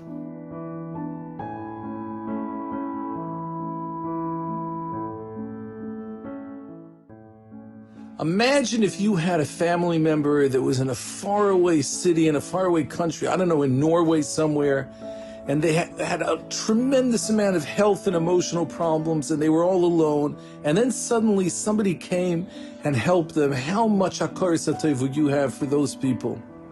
The Rebbeinu Shalom sent some neshamas down to this world that have terrible, terrible problems. And Amudim is the organization that loves them and cares about them and makes them whole again. So I just want to say, from my own perspective, supporting Amudim is something that makes Hashem happy and brings great healing to the world, and something that will bring Mashiach.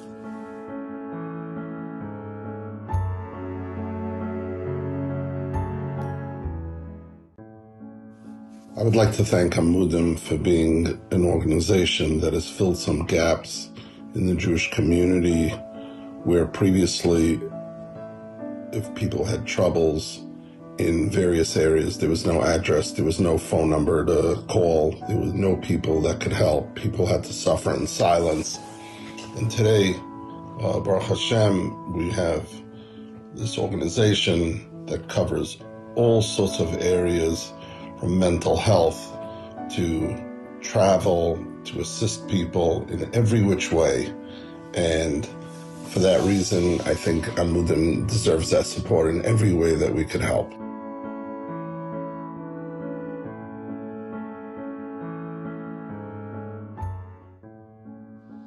The impact Amudim has on people is both personal and global. Amudim stands to instill hope, recognizes the survivor and the victim, and it helps empower people through their journey of healing and growth.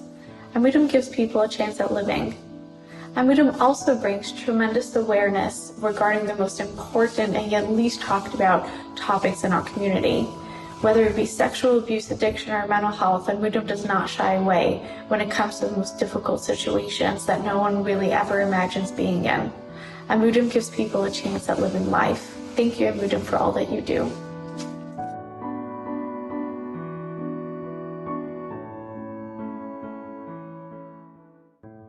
Hi, Zalmi Cohn here.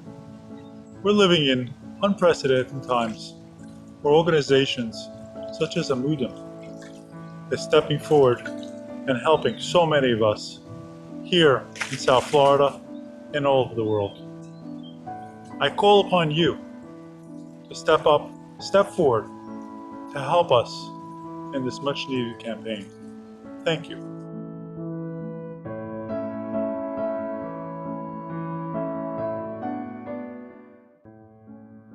Hi, this is Chaskel Bennett, and I'm reaching out to you on behalf of the great organization Amudim, led by my dear friend, Rabbi Tzvi Gluck. We all know we're living in unprecedented times. Unprecedented times calls for unprecedented action. Through thick and thin, through the highs and the lows of life, certain organizations really step forward and are there for everyone. Amudim has established itself as one of those organizations. They're embarking on their annual fundraising campaign. Times are so tough, but the need for Amudim has never been more important. Please, as they step forward, we must step forward too. Reach deep down and help support Amudim as they continue their incredible, tireless, really below the radar work. So many people, hundreds and hundreds, are being helped by the counselors, by the professionals, and by the tremendous heart of those who run and work for Amudim. Amudim is there for us. Let's be there for them. Thanks.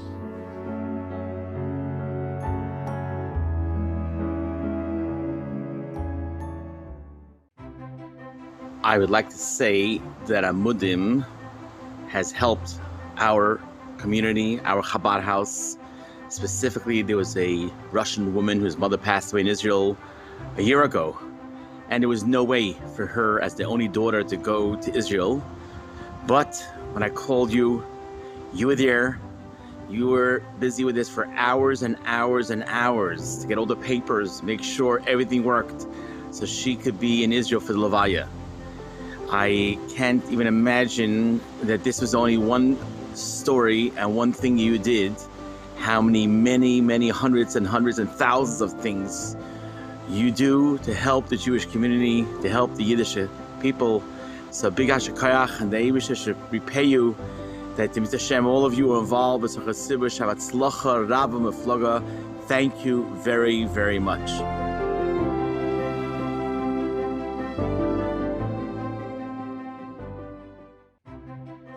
Why I feel Amudim plays an integral part in our community.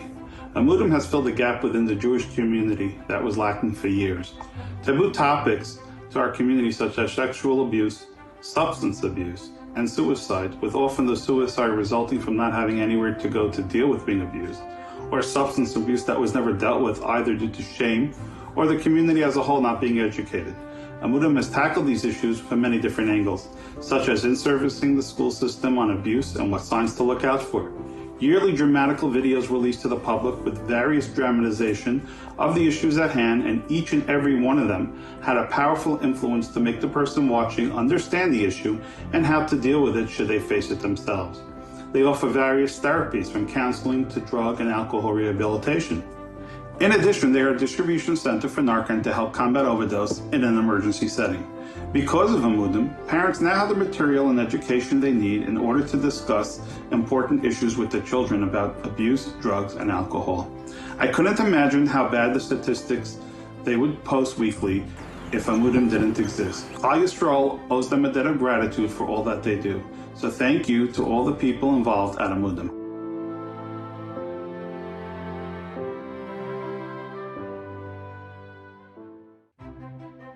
Hi, this is Pesach Friedman from Chaim V'Chesed in Yerushalayim, Israel.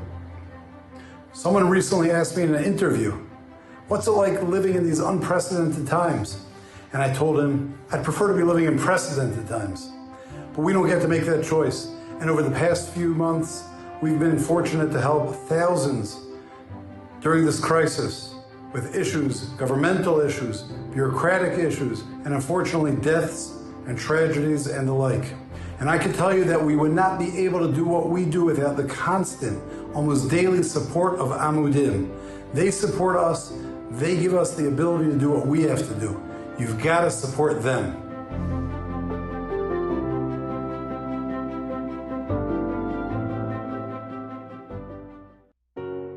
I would like to say a few special words about Amudim, an essential organization in our community. It has brought a lot of healing to many people in pain. Under the leadership of Rabbi Tzvi Gluck, who's been a tremendous man of chesed for the Jewish community for many, many years. And my special friend, David Kushner. We did some work out in Houston after Hurricane Harvey. We were chasing sparks, as we called it. Amudim really is an organization that you can support fully and know that you're literally saving lives with the money you donate to them. Amudim, you should go from strength to strength. Continue to do good things. Amen. Ken Yiratzon.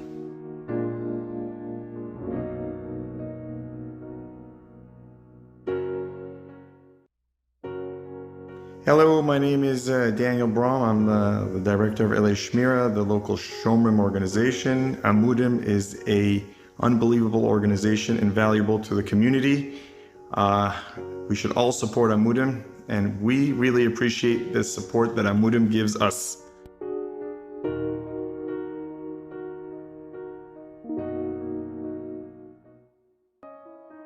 Okay, for the past over 20 years, being in this field, we always had the biggest problem of where is there a central place where every single person could go and get the help they need.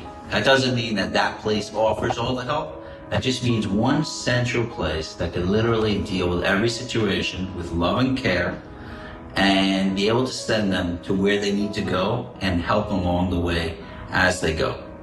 Amudim personifies this. They did an incredible job doing something that I thought may have been impossible, of literally being able to help every single Jew that I've ever sent. So many times people call me and I don't know what to do with them, and I'm able to just say, call Amudim, and I'm proud to be a good friend of Amudim.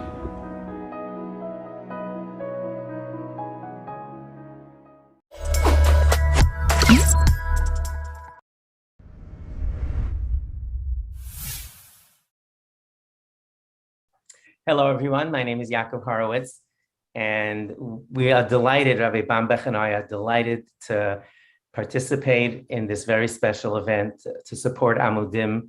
Amudim does such extraordinary work in so many areas of Jewish life.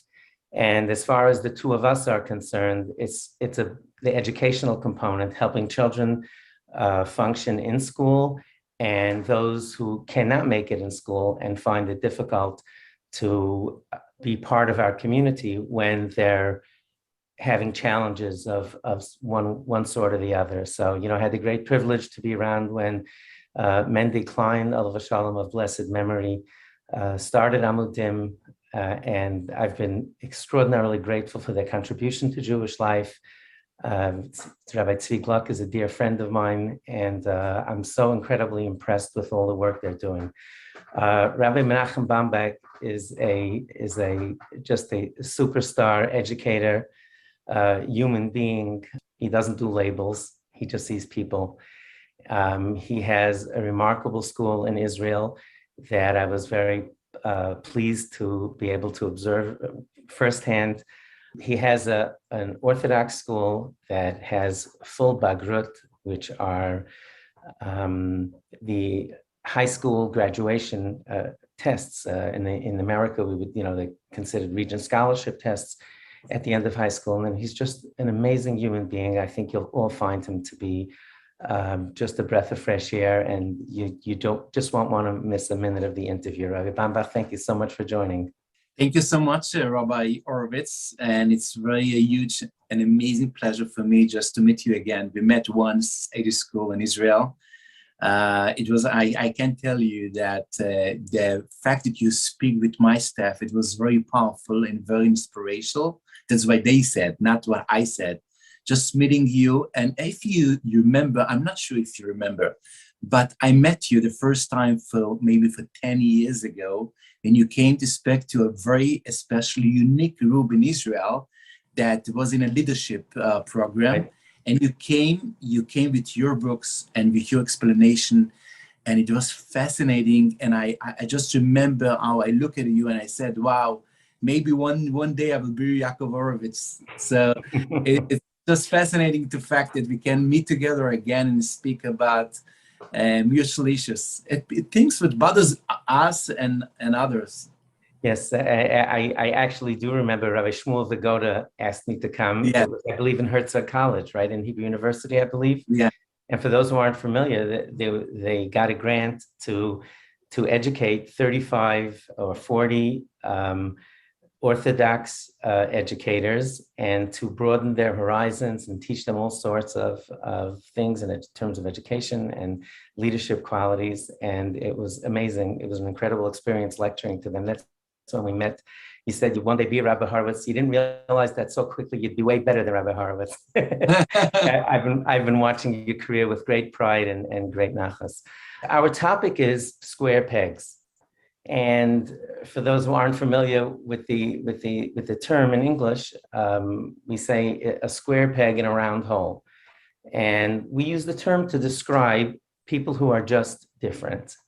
And we're going to be discussing, Rabbi Bambach and I, both of us have an enormous amount of experience dealing with square pegs. And I would venture to say that both of us are square pegs ourselves, because we figured out as adults how to use our out-of-the-box nature and our high energy and restlessness to create things that help children who were like us when we were students.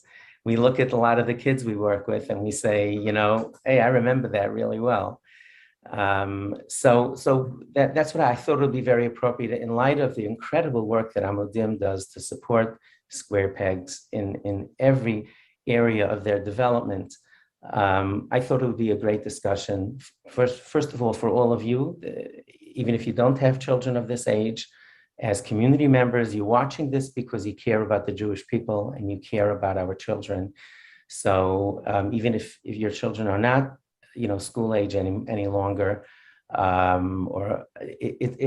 believe it'll be an important conversation, and I think it'll be of interest, but mostly for parents who do have square pegs, to try to understand them better and to try to help them through life. Rabbi Bambach, I'm going to just start by sharing something that we did in our school, in our yeshiva.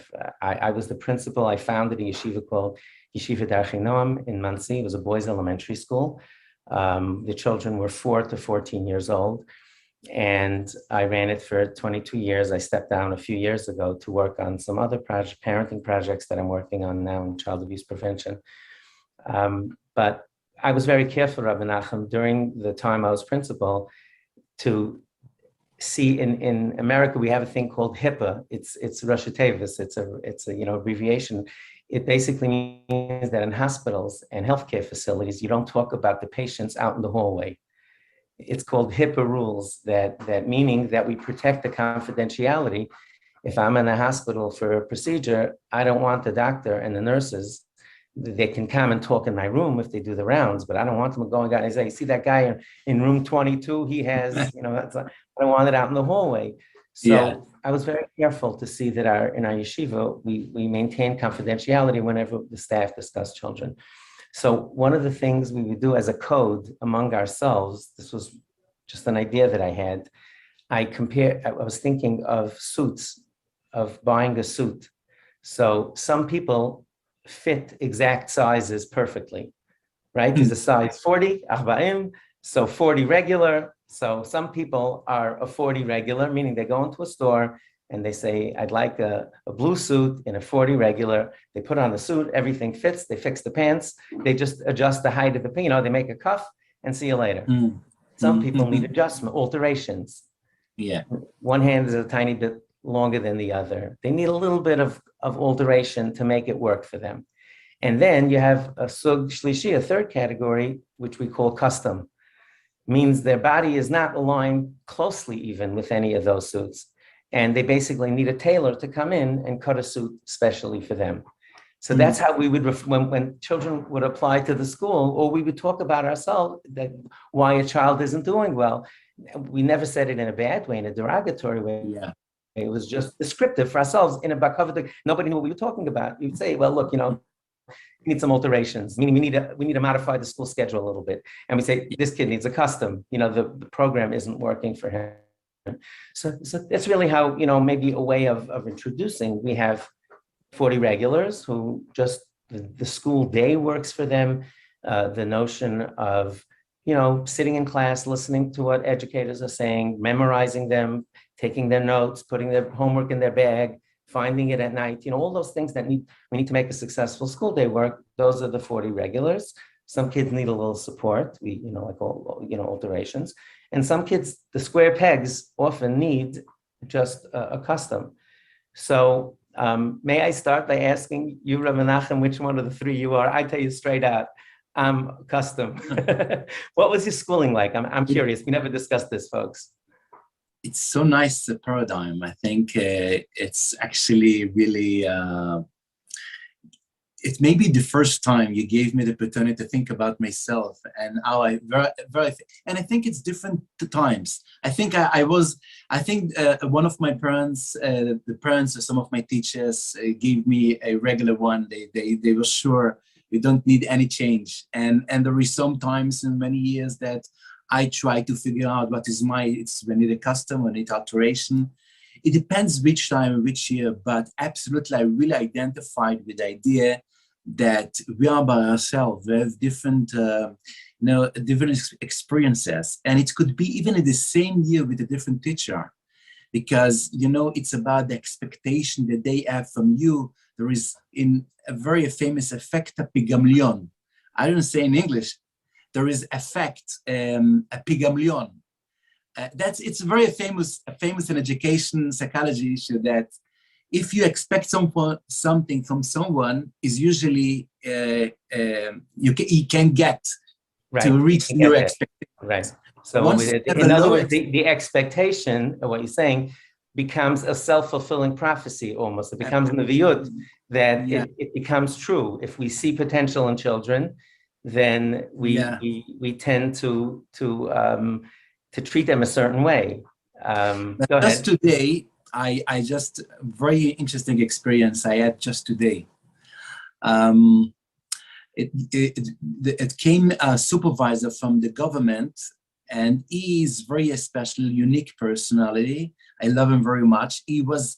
He's a son-in-law of Rabbi Aaron Lichtenstein, Zchrono Livracha. His name is Rabbi Herzl. And this is like a supervisor in the education ministry.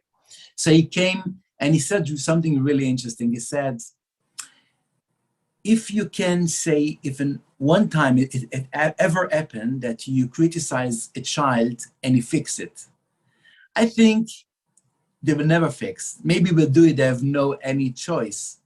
But if you focus about the strengths of your students, of your kids, you always get to the point. You know, it depends how long time it takes. Right. But this is about like 90% of success, and this is about 0% of success. So you're saying, in other words, if you're saying that he told you that if we focus on making it work for the child, we'll make it work somehow. Yeah. It might take a little longer, it might take a little shorter, there might be more alterations, less alterations, but we take it. Exactly. But if you're focusing on what they're not doing well and how they're troublemakers, right?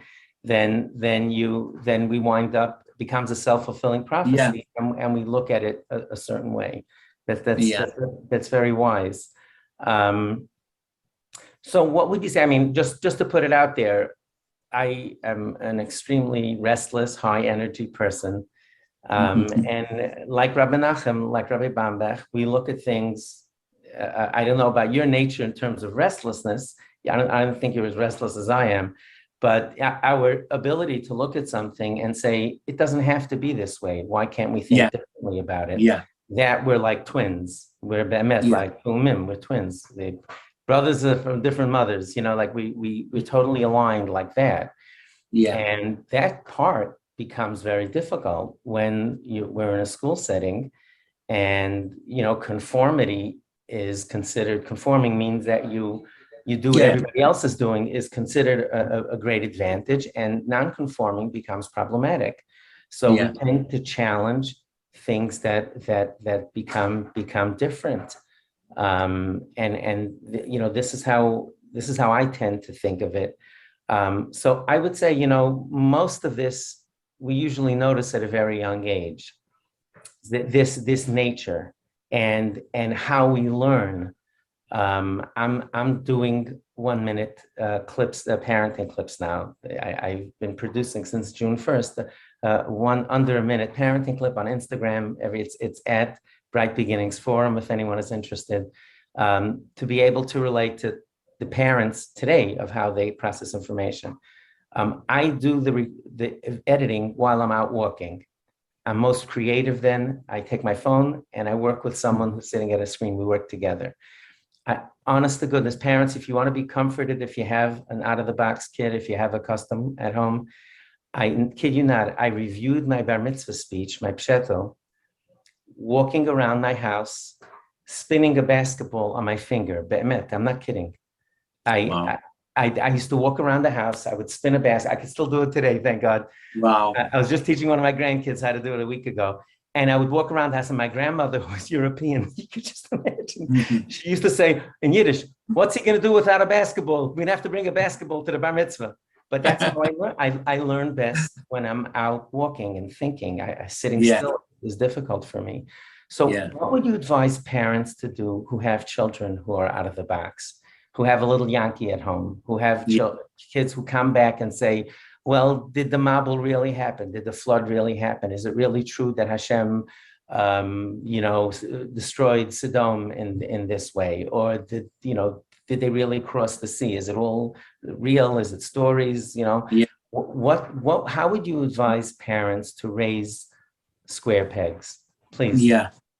So I think you're speaking about the prevention.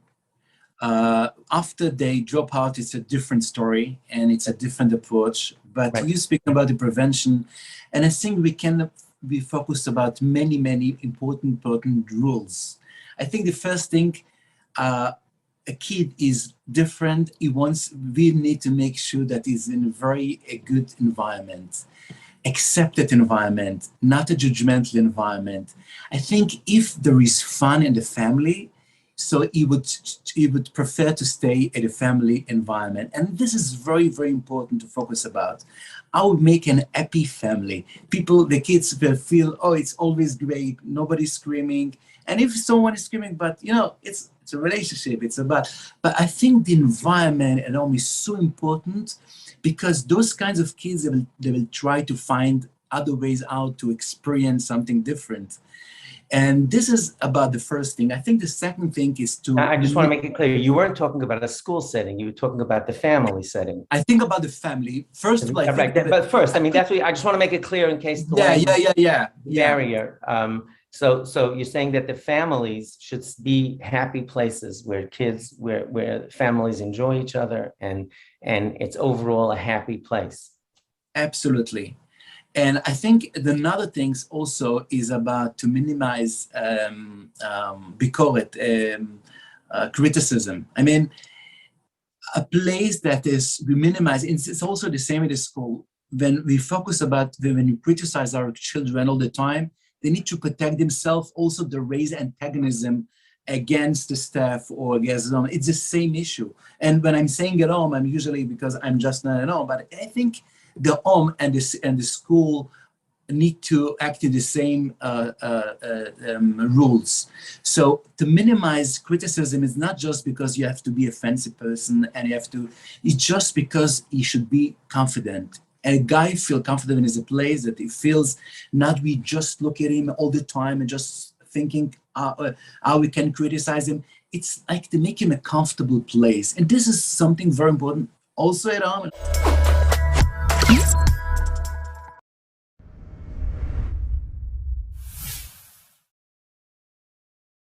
Hi, everyone. My name is David Solomon. I am the founder of Central Pine Capital and a board member of Amudim. We are truly blessed to have a star-studded panel with us today. We are joined by three extremely talented and internationally accomplished leaders. Each of these leaders, I believe, sanctifies the name of God in the halls of government, the highest echelons of investment banking, and the corporate world. We are excited to have the opportunity to talk to them about leadership, what drives them, and how they view philanthropy. We are honored to dedicate this panel in memory of Tuvia Moshe Ben Yosef, our good friend Tobias Tuvia Lefkovich, Chief U.S. Equities Strategist at Citi, who tragically lost his life way too young in a recent car accident. Tuvia was often the only observant Jew that many people on Wall Street ever met. He personified everything we are discussing today in terms of leadership, sanctifying the name of God, and he was a giant in philanthropy. May his memory be for a blessing.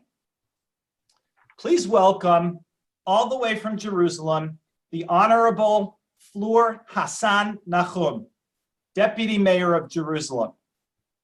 My dear friend and mentor, Ranan Agus, partner and Chief Investment Officer of the Alternative Investments Manager Selection Business at Goldman Sachs.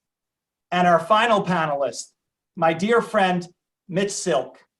Mitch served as Assistant Secretary of the United States Treasury. Prior to that, he was a longtime partner at global law firm Allen & Overy. Welcome to each of you, and thank you all for making the time for Amudim's Unite to Heal event. I am thrilled to be here for three key reasons. Each of you are extremely successful in your professions, family life, and communities. You are key role models for me personally and for our community at large. And finally, all of you have a keen appreciation for the work of Amudim. Thanks again to each of you for joining us. I'd like to kick off by asking each of you to give us a flavor for your current life dashboard. What are you doing professionally, and how did you get here? Ladies first, so let's start with Fleur. Well, it's really wonderful to be here, and thank you so much for initiating this. And I have to say that I'm close to the Amudim work that they do here in Jerusalem. And I'm proud to say, actually, that I'm involved in leading a mental health expo, which we will be having in Jerusalem in May, where we've gathered all the different organizations dealing with mental health in the city. And hopefully we'll begin to break the stigmas that we need to break. So it's wonderful to be here with this distinguished panel. So what am I doing at the moment? Oh my God, how much time do we have? So basically, I'm an elected member of the Jerusalem City Council. I have been since 2016, and since 2018, end of 2018, I've been the deputy mayor for foreign relations, economic development, and tourism, which basically means I am the representative of Jerusalem to the world and the representative of the world to Jerusalem. And that involves from investment to philanthropy, to tourism, to diplomatic relations, and even to communication. And I act as the foreign spokesperson for the city as well. So that's kind of my elected office. As well as that, I'm in the last year and a half, I created two nonprofit organizations. One is called the UAE Israel Business Council.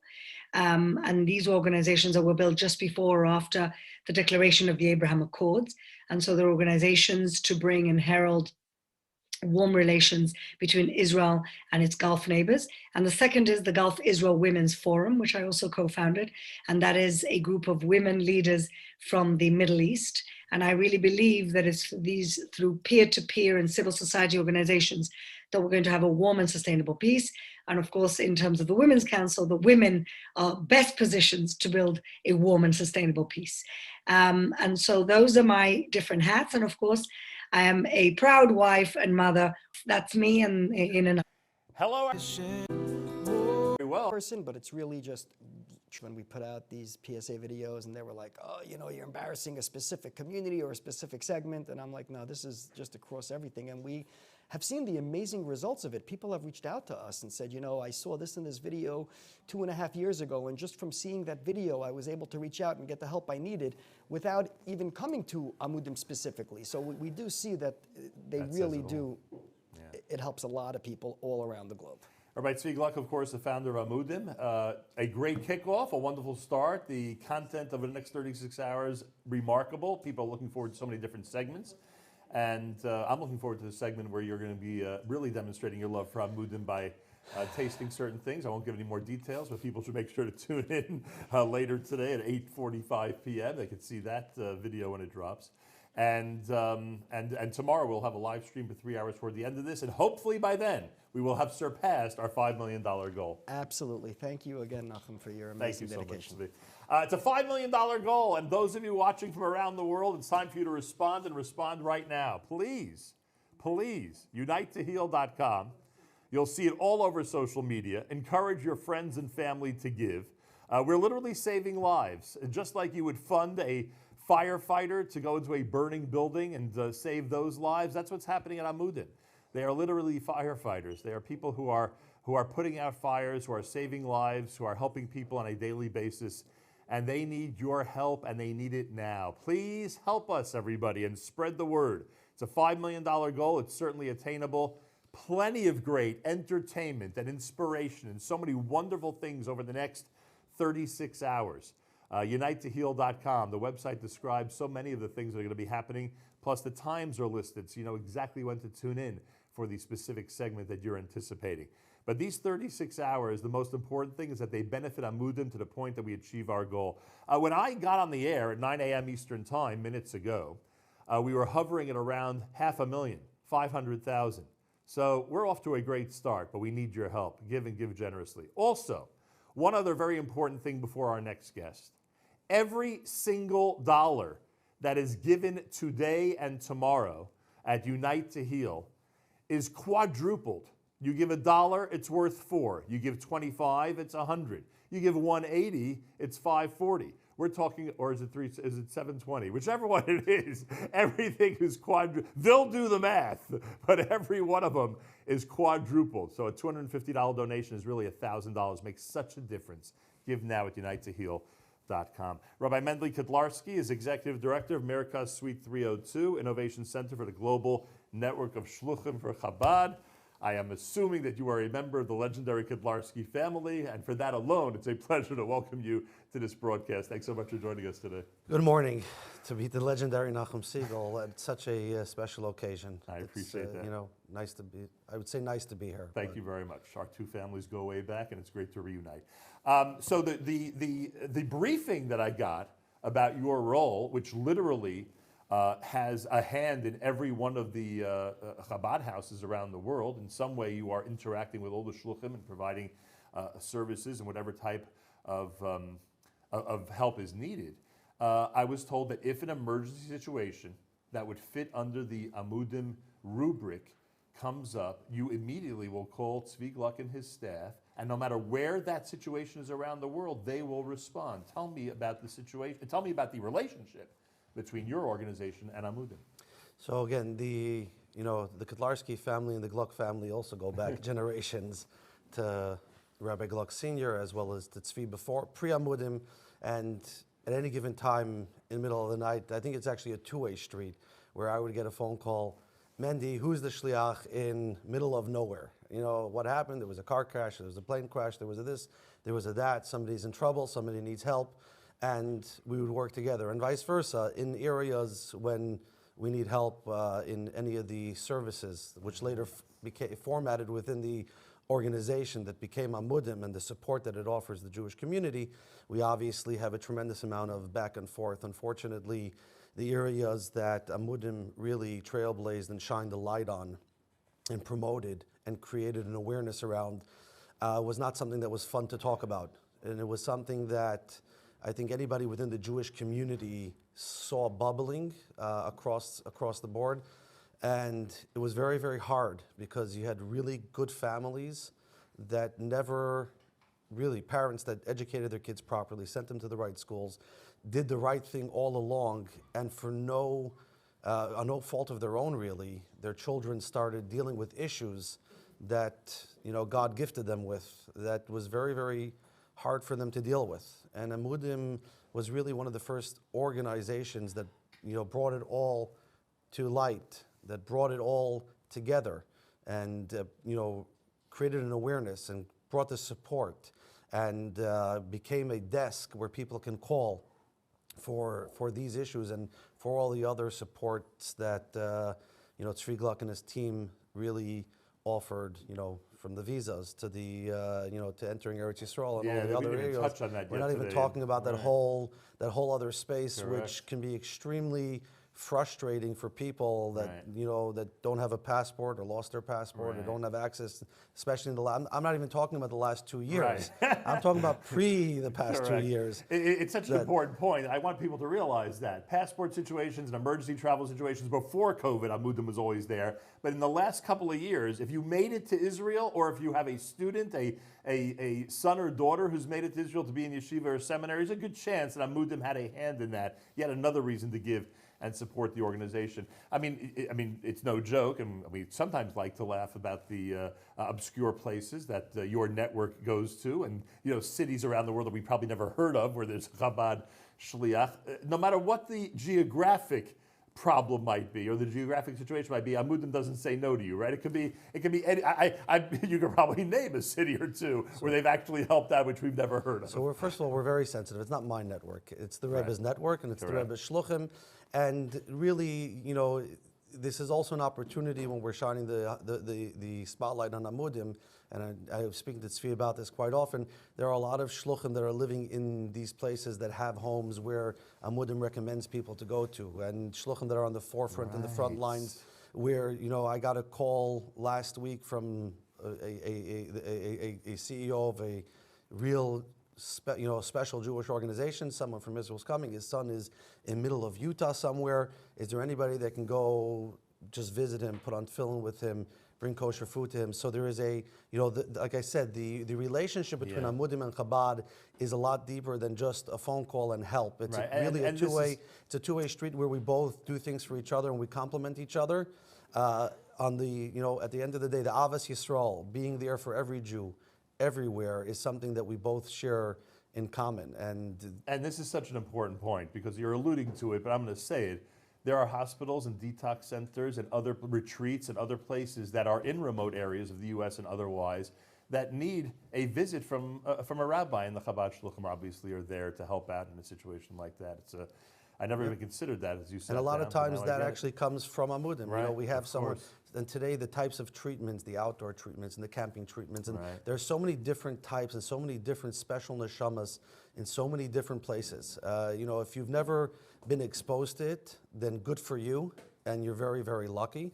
But for any family who has exposed it and knows what it means to go through, you know, a family member being away for a month, 2 months, 3 months, 6 months, and going through the, you know, that whole process. Right. It's a lifesaver. It's very, very hard. And to have this support and to have this address and to have people there that are taking your call and to have people there that are creating an awareness, it's very important. Rabbi Mendy Kotlarski, a pleasure meeting you, and important words about Amudim. Thanks for joining us.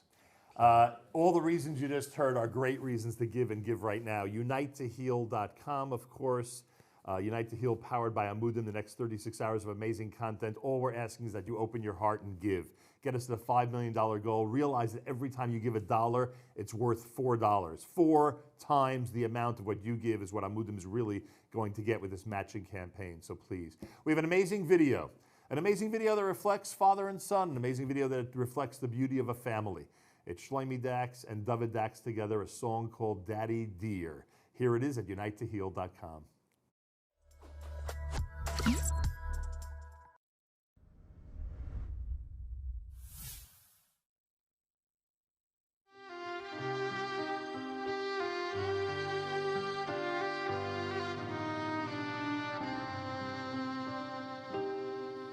Daddy dear, tell me please, is it true what they said?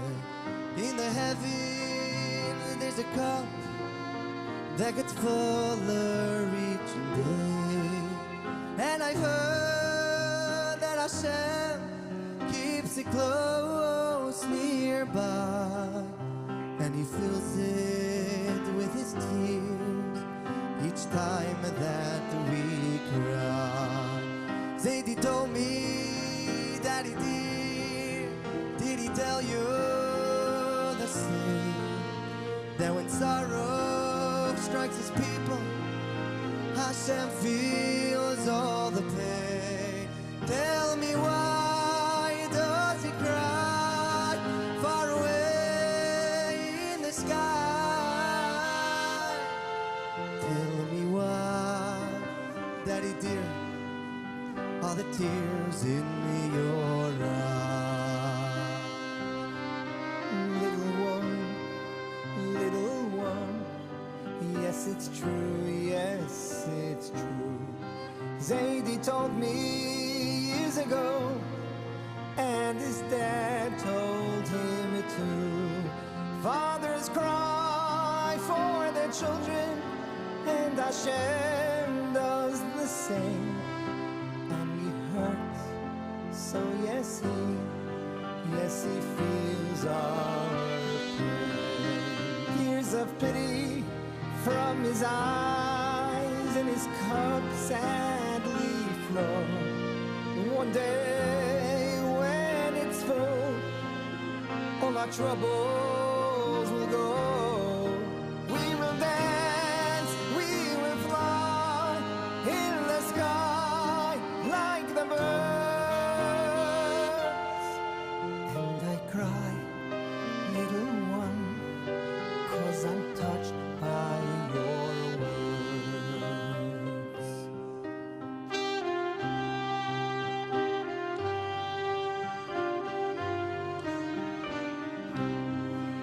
One more question, Daddy dear, answer please if you will. Just how deep is this gulf? Tell me, when will it fill? Don't you think it is time that the sun forever shine? Don't you think it is time, dear Daddy of mine? Little one, it is time. I question that too. So let us ask him together, together, me and you. Father dear, do you hear our worries, our fear? Will your eyes ever dry? Is your cup filling with tears?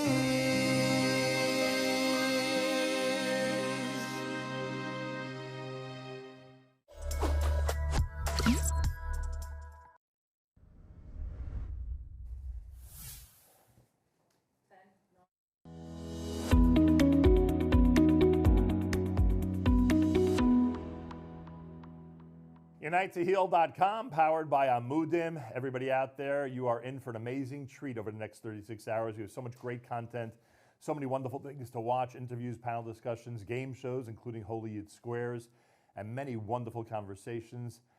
All we ask is that you support Amudim. $5 million goal, every dollar is quadrupled.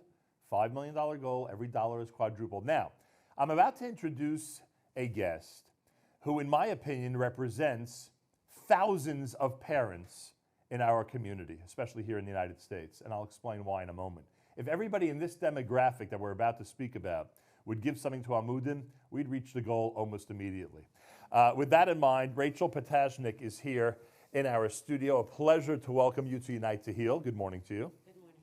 And Rachel is here to thank Amudim, and as I said, I think you're representing thousands and thousands of parents because Amudim secured a visa for your daughter to be able to get to seminary in Israel. And I am sure you know that there are many, you have many, many colleagues, many parents out there who are hoping that their children get to yeshiva and seminary, and Amudim helped them do so. What happened in your case? How did it work that she eventually got in?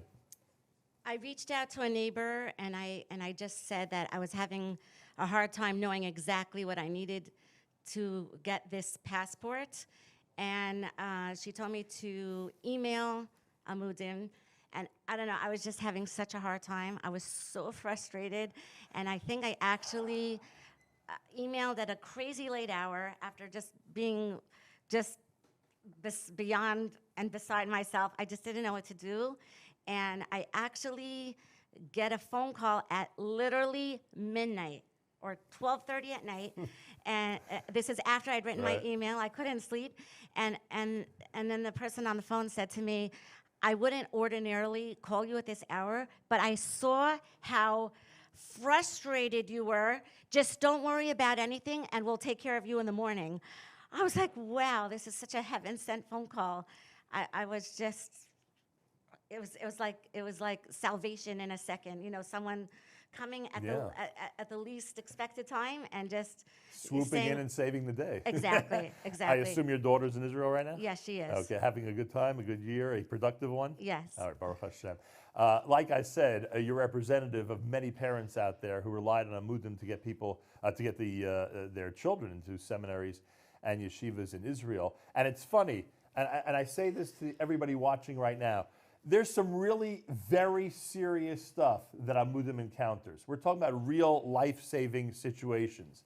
But when it came to this, to making sure that thousands of students would be able to be in Israel, whether it was during the summer or during the seminary and yeshiva year, they stepped up to make sure this got done. And they did it for everybody the way you just described it, in as helpful and as calm a manner as possible. From that phone call on, the experience must have been much, much different. Yes, it was. All of a sudden, you're very calm about the whole thing, as opposed to all the lachats, all the pressure that was going on beforehand. Did you hear from other people? Do you know of other seminary students whose parents were going through the same thing? I only knew of one neighbor. She was the one who suggested that I go to Amudim. That was it. She was the only one I spoke to, and she said, reach out to Amudim, they can help you. I was just so desperate for anyone to help me, and I reached out to other parents. No one was able to help me. So she told me, reach out to Amudim, and they should be able to help you. And they took care of it, of course. So now when you've been through this, and thank God this was the only situation you had to bring to Amudim, Baruch Hashem, right? How do you view what they do in general? Because if they're jumping into action for parents who want to get their kids to Israel, imagine what they're doing when a parent, God forbid, calls and says, you know, my son or daughter is on the brink. Right. So they are such a support system, and any person that's in a crisis, I felt like I was in a crisis situation, and just to get that support when you need it, and it wasn't just then, it was every step of the way. Every step of the way, I always got like responses and help and support the whole time, from the beginning to the end. What was it like getting the WhatsApp that she actually made it to Israel? That must have been exciting. And unbelievable, frankly. No, but even the day before and the day of, I encountered problems, because there's always there's always last minute documents that let's say that I needed or weren't able to download, and you know, up until the very end, I got that support that was just necessary for her to get there. Yeah, and thank God that she did. And like I said, there's so many people watching right now, especially here in the United States, who were beneficiaries of Amudim work to get their children to seminaries and yeshivas in Israel. Give now. Support Amudim, not just for that, although if that demographic would give, frankly, we'd be at our goal already. That's how many people they helped when it came to getting to Israel. But please, give and be as supportive and as generous as possible. Rachel Potashnik, thank you. And I think all the parents that you're representing here today, thank you as well for giving this big thank you to Amudim. My pleasure. I just have to give a shout out to Ashi Lieber. He's the one who really helped me from the beginning to then. He's the man, yes. Excellent. Okay. Thank you very much to him and to all his colleagues that work with Amudim. Everybody out there, we have so many wonderful things going on today and tomorrow during these 36 hours of Unite to Heal. We have an amazing and incredible array of videos, of panel discussions, interviews, game shows, including Holy Yid Squares, which I'm so excited about, and so many other segments that you're going to find both entertaining and inspirational. All we ask in exchange for this great content and for you enjoying a day and a half on the Unite to Heal site is to be as generous as possible. Every single dollar you give is quadrupled. You know what that means? 18 is 72, and 180 is 720, and 100 is 400, et cetera, et cetera. We want to achieve our goal. We want to surpass the goal way before we get back on the air tomorrow at 6 p.m. Eastern Time. The goal is 5 million. Every dollar is quadrupled, and we're asking everybody to please participate and please give. Give generously to Amudim. They are saving lives. When you give to this organization, you know that you are supporting a life-saving operation. Simple as that. I said we have some exciting things going on. We also have some serious things going on, and this next segment I think is both exciting and serious. The amazing singer and performer, in my mind, one of the great superstars we have, is Eli Schwebel, and he is here on set. Eli, a pleasure to welcome you to this broadcast. Always with you. Thank you very much. I love speaking with you every time. It's Thank you very much. Pleasure. We always have a good time, don't we? That's right. That's right. Today it's a good time and it's serious. You have created, and I got a sneak peek, a little sneak peek.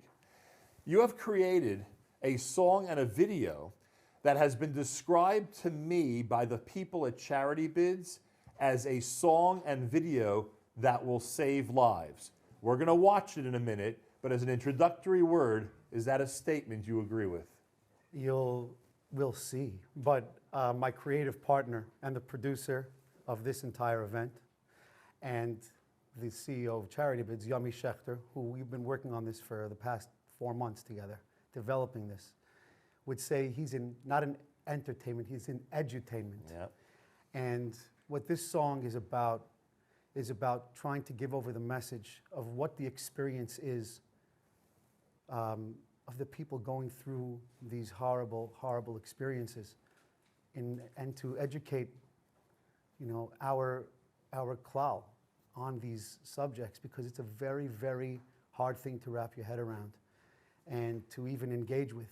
And I really tried to walk the line of giving over these experiences, getting in touch with myself for this, and with someone close to me who went through these things as well. Wow. Yes. You feel your soul in this song, I'm telling you. Well, I have to being straight, I have this experience myself. You know, I went through, on different levels, different things throughout the song, and every lyric that I turned over, I really felt within my within myself. Well, it So- certainly comes out that way. And it was, of course, Yummy who said to me, this song is literally going to save lives. I'm asking everybody around the world to stop for a moment. I'm asking everybody watching to stop for a moment. And if you know of people who are not watching right now, recommend that they watch this video later on. But stop for a moment, you, your children, all the different generations that are in your home right now, and just watch this video. Listen to the words, listen to the music, listen to the heartfelt soul of Eli Schwebel that's in this selection. It's called I Will Stand For You. I Will Stand For You. And this is an opportunity for everybody. This is an opportunity for everybody to watch this video and to see just what the work of Amudim is all about. We'll have more with Eli Schwebel coming up. This is I Will Stand For You, presented by Amudim.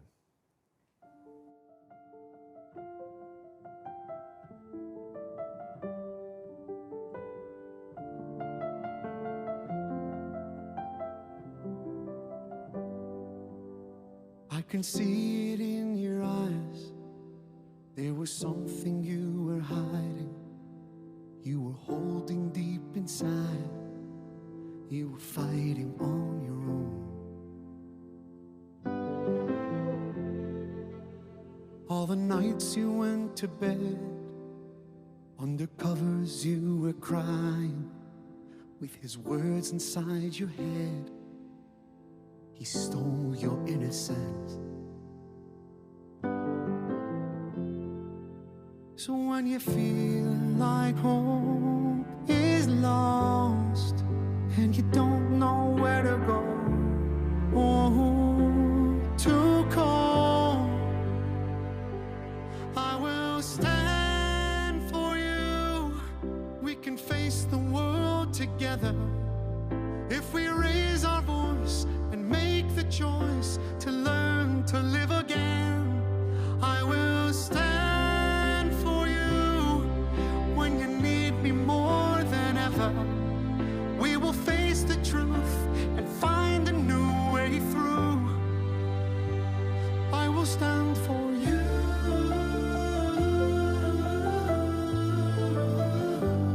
I will stand for you.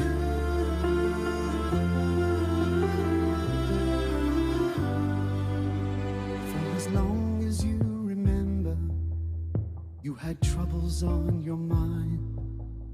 At the bottom of the bottle, you left them all behind. You said you would surrender. All you needed was more time. But the days turned to years, and your promise turned to lies.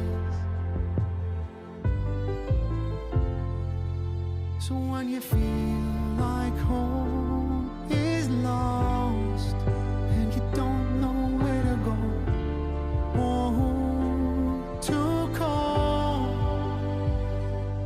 I will stand for you.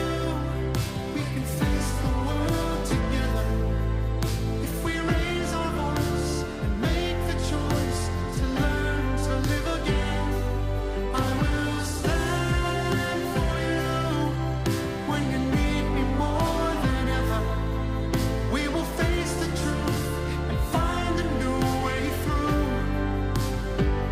I will stand for you.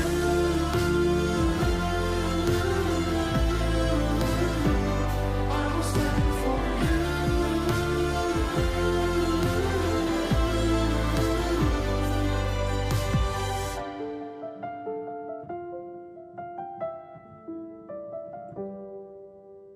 And I love you enough for you to hate me for this. I will stand for you. We can face the world together if we raise our voice and make the choice to learn to live again. I will stand for you when you need me more than ever. We will face the truth and find a new way through. We will stand for you.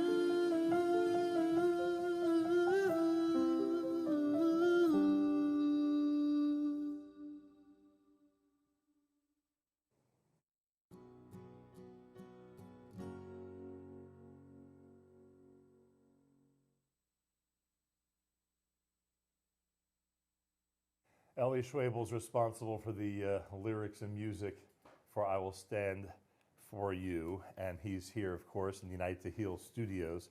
The song is amazing. I hope it touched hearts around the world like I feel it did. There are a couple of things you have here, and the lyrics are in front of me. There are a couple of things you have here that really took guts to say and, of course, to sing about.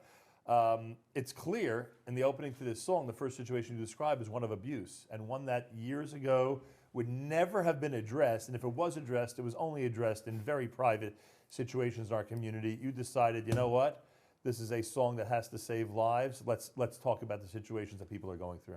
Yes, someone close to me went through this. It's hard to talk about, but to write about that as well. To give it the dignity and to give it the power and the dignity mixed, it was very hard for me. But it must be said, and it must be spoken about. And it's taken all the people that have been coming out about their situations, right, that have allowed this song to be born, because that's true. Without all the people coming out and saying their stories, I wouldn't be able to write about this. This wouldn't be able to be received, you know? And then toward the end of the song, you have a line, which ironically you pointed out to me in the video, and yes. I said to you, I have it circled on my lyrics, and I love you enough for you to hate me for this. Those are love and hate. Those are strong extremes. But we care so much about you, and you're going to hate the fact that we're intervening. You're going to hate the fact that we're trying to seek help for you. You're going to hate all of it, but that's how much we love you.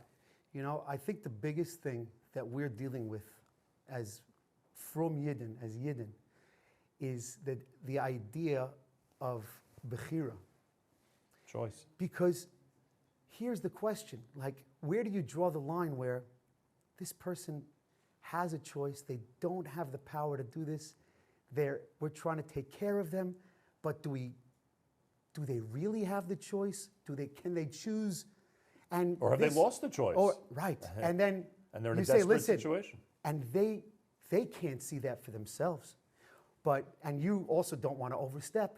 So this line was about a friend of mine that I had to intervene on, and I had to break the trust that I had with this person for my whole life, because I felt that they were in danger, and I had to do that, and I risked the relationship, and they hated me for it.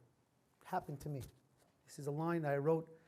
You know, the best songs that I've written have been in response to a moment.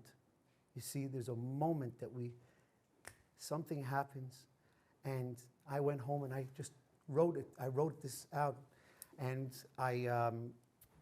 and it's a very, I hope it's well received, because to say this word in a song after all of this, it's just like, what? Yeah. And I love you enough for you to hate me for this. I hope this goes viral. I hope everybody recommends to everybody on their social media, WhatsApp groups, etc., to watch this video. It's powerful. It is going to be a life-saving video, because at least one, if not hundreds, will make sure to seek help once they've seen this video. I will stand for you. And today we're telling the whole community that Amudim will stand for you. Today we're telling everybody out there that Amudim is going to be there. They just have to be supported and continue to exist at a strong level. And that's why we're asking you for your donations and asking you to support Amudim. By the way, I'm always fascinated, as you know, by songwriters in general and your songwriting technique. It had to be like this. The song had to be at this tempo, had to be in this spirit, with this type of musical background, right? I mean, from the moment you started writing it, it was always on that road, correct? Yes, I mean, I had an idea, and this was Min Hashamayim. I went through something, I came home and I wrote. A piece I started with this, and then Yummy calls me 2 weeks later. I have the text messages. He goes, Ellie, I need you to write a song. I came up with this idea. I want to talk about Amudim. I want you to write a song. I said, Yummy, I just started writing something. He goes, well, okay, that's crazy. Okay, let's get together. And he kind of decided how he wanted me to speak about things, what to speak about. And it turns out that everything just flowed, and we worked together to develop the video and the song, and yeah, it just was natural, and it was, for me, it was divine intervention that this all came together this way. I love the fact that you're the primary spokesman, that you are the center of attention, so to speak, in the video. Like, this is you saying to the world, you know, there are individuals and there are groups of people like Amudim who are ready to help. We are here for you. And the candles, like, when you see the candles in the video, what do they mean to you? So the candles, as you see that there are people holding candles, and there are candles spread out in the back where you can't, that are not moving. So those are representing the people that we unfortunately couldn't help. And the people that are moving with the candles, those are the people that are reaching out. And you know, to accept that reality and to know that this is the reality and we need help. You know, there's nowhere to go. So where are we going to go? This is what Amudim is bringing. And that's the bottom line. We need help. And Amudim is bringing that. So there's nowhere else to go. We need to help these people, and Amudim is bringing that. And it's interesting. I very, very much I'm right behind Well, it. I stand for Amudim. You certainly do. And by the way, La'amud is to stand. Correct. And it's also a pillar, but it's to stand. Right. And you know, it's working. Right. You're ready to stand up and scream to the hilltops that you're ready to help people who are in need. And we know that candles, in general, flames represent neshama, and there are a lot of precious neshamas, some of whom, as you indicated, are representing the ones who are lost, and others, of course, who are progressing, thank God, and hopefully getting the help they need. Tzvi mentioned to me on the air the other day that he tries very hard, and I get this, to not focus that much on those who've been lost, and unfortunately there are too many, but there's so many positive things going on, so many lives that are being saved, so many people that are being touched, that you know, it's important to emphasize the positivity. Always. And you know, for a guy like Tzvi, who's been busy nonstop, I mean, I grew up with Tzvi, so I see So you know the routine. I know him, I know him, like, he is just on fire all day, just helping people, and he's got a positive attitude about everything, and you need that, and you need somebody focused on that in order to really keep things flowing. And thank God they have an entire team of people that help people through all these situations, and that's really what this is all about, helping all these people be there for everyone. Yeah. Thank you, Ellie, and Mazel Tov on what has been certainly received already, I'm sure, as a wonderful production. The song is just incredible. Amen. And if Yummy's words are prophetic, and I think they are, that it's going to save lives, then you've done an amazing thing. So thank you. From your mouth to God's ears. Amen to that. UniteToHeal.com, to wrap up this opening hour with a segment like that has been exhilarating. If you haven't seen the video yet, if you tuned in a few minutes too late, or if you know people who would appreciate the video that Eli Schwebel is responsible for, I will stand for you. Please make sure they see it. It's inspiring. It'll inspire them to give. It'll inspire them to think. And it might inspire them to recommend Amudim to a family that's in need, to people out there, young and old, that are seeking help for a specific situation. So please make sure that video goes viral, as we like to say, and that people all around the world watch it. We have a full lineup today that goes all the way until 9 o'clock Eastern Time tomorrow night. And I'll join you with many wonderful guests toward the end of our fundraiser between 6 and 9 Eastern Time tomorrow evening. I hope you'll join us for that live stream. Meanwhile, we have a goal. The goal is $5 million. I want to get back on the air tomorrow night with that goal having already been achieved. And let's get into bonus time and raise even more.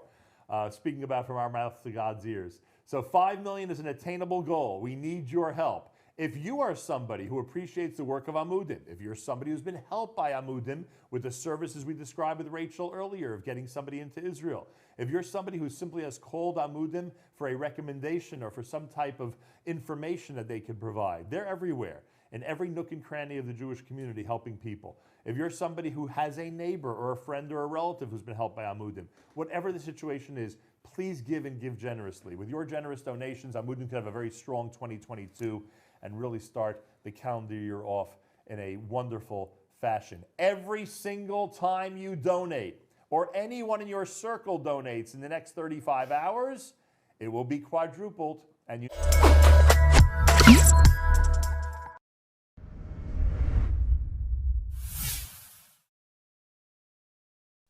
Hello, everyone. My name is Yaakov Horowitz. And we are delighted, Rabbi Bambach and I are delighted to participate in this very special event to support Amudim. Amudim does such extraordinary work in so many areas of Jewish life. And as far as the two of us are concerned, it's the educational component, helping children function in school, and those who cannot make it in school and find it difficult to be part of our community when they're having challenges of one sort or the other. So, I had the great privilege to be around when Mendy Klein, Olav Shalom of blessed memory, started Amudim, and I've been extraordinarily grateful for their contribution to Jewish life. Rabbi Tzvi Gluck is a dear friend of mine, and I'm so incredibly impressed with all the work they're doing. Rabbi Menachem Bambach is just a superstar educator, human being. He doesn't do labels. He just sees people. He has a remarkable school in Israel that I was very pleased to be able to observe firsthand. He has an Orthodox school that has full bagrut, which are the high school graduation tests. In America, we would, they considered Regent scholarship tests at the end of high school. And he's just an amazing human being. I think you'll all find him to be just a breath of fresh air, and you won't want to miss a minute of the interview. Rabbi Bambach, thank you so much for joining.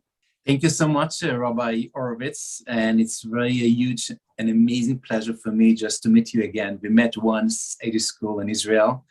I can tell you that the fact that you speak with my staff, it was very powerful and very inspirational. That's what they said, not what I said.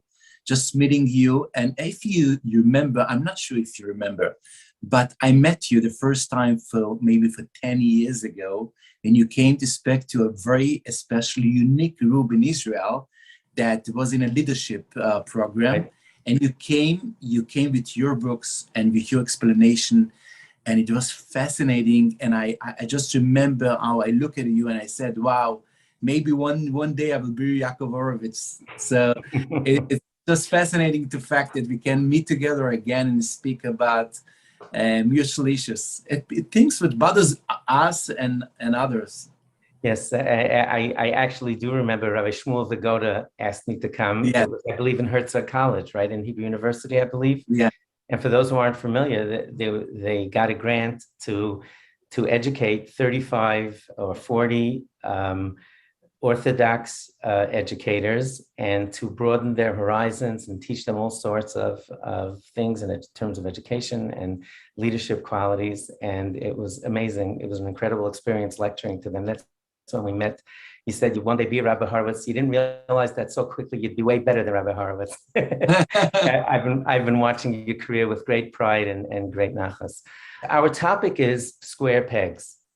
And for those who aren't familiar with the term in English, we say a square peg in a round hole. And we use the term to describe people who are just different.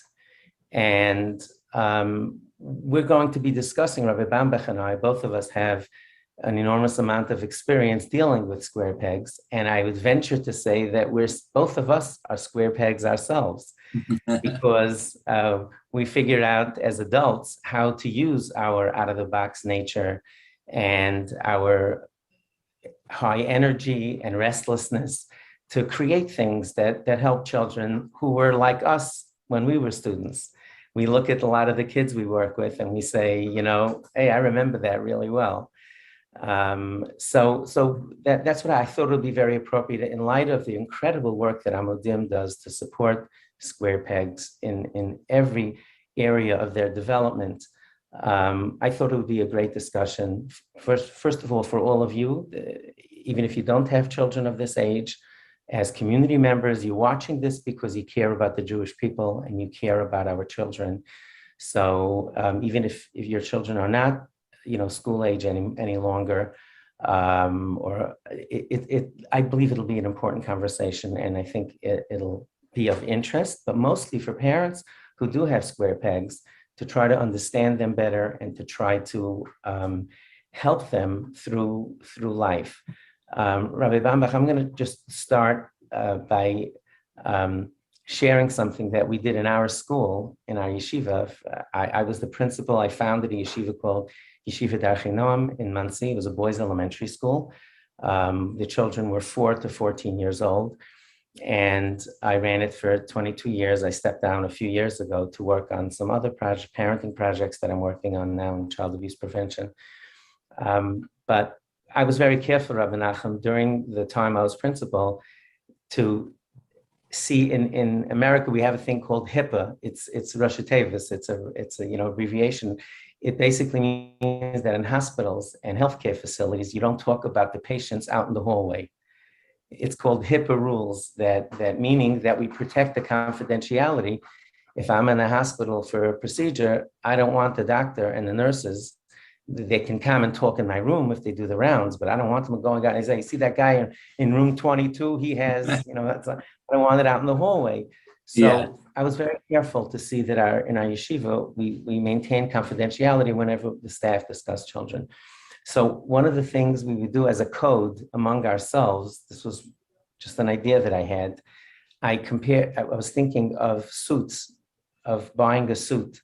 So some people fit exact sizes perfectly, right? There's a size 40, 40, so 40 regular. So some people are a 40 regular, meaning they go into a store and they say, I'd like a blue suit in a 40 regular. They put on the suit, everything fits, they fix the pants, they just adjust the height of the pin, they make a cuff and see you later. Some people need adjustment, alterations. Yeah. One hand is a tiny bit longer than the other. They need a little bit of alteration to make it work for them. And then you have a sug shlishi, a third category, which we call custom. Means their body is not aligned closely even with any of those suits. And they basically need a tailor to come in and cut a suit specially for them. So that's how we would, when children would apply to the school, or we would talk about ourselves, that why a child isn't doing well. We never said it in a bad way, in a derogatory way. Yeah. It was just descriptive for ourselves in a bakavah. Nobody knew what we were talking about. You'd say, well, look, we need some alterations, meaning we need to modify the school schedule a little bit. And we say, this kid needs a custom, the program isn't working for him. So that's really how, maybe a way of introducing. We have 40 regulars who just, the school day works for them. The notion of, sitting in class, listening to what educators are saying, memorizing them, taking their notes, putting their homework in their bag, finding it at night, all those things that we need to make a successful school day work. Those are the 40 regulars. Some kids need a little support, alterations. And some kids, the square pegs often need just a custom. So may I start by asking you, Rabbi Nachum, which one of the three you are? I tell you straight out, I'm custom. What was your schooling like? I'm curious. We never discussed this, folks. It's so nice, the paradigm. I think it's actually really, it may be the first time you gave me the opportunity to think about myself and how and I think it's different times. I think one of my parents, the parents of some of my teachers gave me a regular one. They were sure you don't need any change. And there is sometimes in many years that I try to figure out what is we need a custom, we need alteration. It depends which time, which year, but absolutely I really identified with the idea that we are by ourselves. We have different, different experiences. And it could be even in the same year with a different teacher, because, it's about the expectation that they have from you. There is in a very famous effect, a pigamlion. I don't say in English. There is effect, a pigamlion. It's very famous in education psychology issue that if you expect something from someone, is usually you can get to reach your expectation. Right. So in other words, the expectation of what you're saying becomes a self-fulfilling prophecy almost. It becomes neviyut, that it becomes true. If we see potential in children, then we tend to treat them a certain way. Go ahead. Just today, I just very interesting experience I had just today. it came a supervisor from the government, and he is very special, unique personality. I love him very much. He's a son-in-law of Rabbi Aaron Lichtenstein, Zchrono Livracha. His name is Rabbi Herzl. And this is like a supervisor in the education ministry. So he came and he said something really interesting. He said, if you can say, if in one time it ever happened that you criticize a child and you fix it, I think they will never fix. Maybe we'll do it, they have no any choice. But if you focus about the strengths of your students, of your kids, you always get to the point. You know, it depends how long time it takes. Right. But this is about like 90% of success, and this is about 0% of success. So you're saying, in other words, if you're saying that he told you that if we focus on making it work for the child, we'll make it work somehow. Yeah. It might take a little longer, it might take a little shorter, there might be more alterations, less alterations, but we take it. Exactly. But if you're focusing on what they're not doing well and how they're troublemakers, right? Then we wind up, becomes a self-fulfilling prophecy, and we look at it a certain way. That's very wise. So what would you say? I mean, just to put it out there, I am an extremely restless, high energy person. And like Rabbi Nachum, like Rabbi Bambach, we look at things, I don't know about your nature in terms of restlessness. I don't think you're as restless as I am, but our ability to look at something and say, it doesn't have to be this way. Why can't we think differently about it? Yeah. That we're like twins. We're like Umim, we're twins. The brothers are from different mothers, you know, like we're totally aligned like that. Yeah. And that part becomes very difficult when we're in a school setting, and you know, conformity is considered. Conforming means that you do what everybody else is doing is considered a great advantage, and non-conforming becomes problematic. So we tend to challenge things that become different, and you know, this is how I tend to think of it. So I would say, you know, most of this we usually notice at a very young age, this nature and how we learn. I'm doing 1 minute clips, parenting clips now. I've been producing since June 1st, one under a minute parenting clip on Instagram. It's at Bright Beginnings Forum if anyone is interested, to be able to relate to the parents today of how they process information. I do the editing while I'm out walking. I'm most creative then. I take my phone and I work with someone who's sitting at a screen. We work together. Honest to goodness, parents, if you want to be comforted, if you have an out-of-the-box kid, if you have a custom at home, I kid you not, I reviewed my bar mitzvah speech, my psheto, walking around my house, spinning a basketball on my finger. Be'emet, I'm not kidding. I used to walk around the house. I would spin a basket. I can still do it today, thank God. Wow. I was just teaching one of my grandkids how to do it a week ago. And I would walk around the house, and my grandmother, who was European, you could just imagine, she used to say in Yiddish, what's he going to do without a basketball? We'd have to bring a basketball to the bar mitzvah. But that's how I learn. I learn best when I'm out walking and thinking. Sitting still is difficult for me. So what would you advise parents to do who have children who are out of the box, who have a little Yankee at home, who have kids who come back and say, well, did the Mabul really happen? Did the flood really happen? Is it really true that Hashem, destroyed Sodom in this way? Or did they really cross the sea? Is it all real? Is it stories? How would you advise parents to raise square pegs? Please. Yeah. So I think you're speaking about the prevention. After they drop out, it's a different story and it's a different approach. But you speak about the prevention, and I think we can be focused about many, many important rules. I think the first thing, a kid is different. We need to make sure that he's in a good environment, accepted environment, not a judgmental environment. I think if there is fun in the family, So he would prefer to stay at a family environment. And this is very, very important to focus about. How we make an happy family. The kids will feel, oh, it's always great, nobody's screaming. And if someone is screaming, but it's a relationship, but I think the environment at home is so important, because those kinds of kids, they will try to find other ways out to experience something different.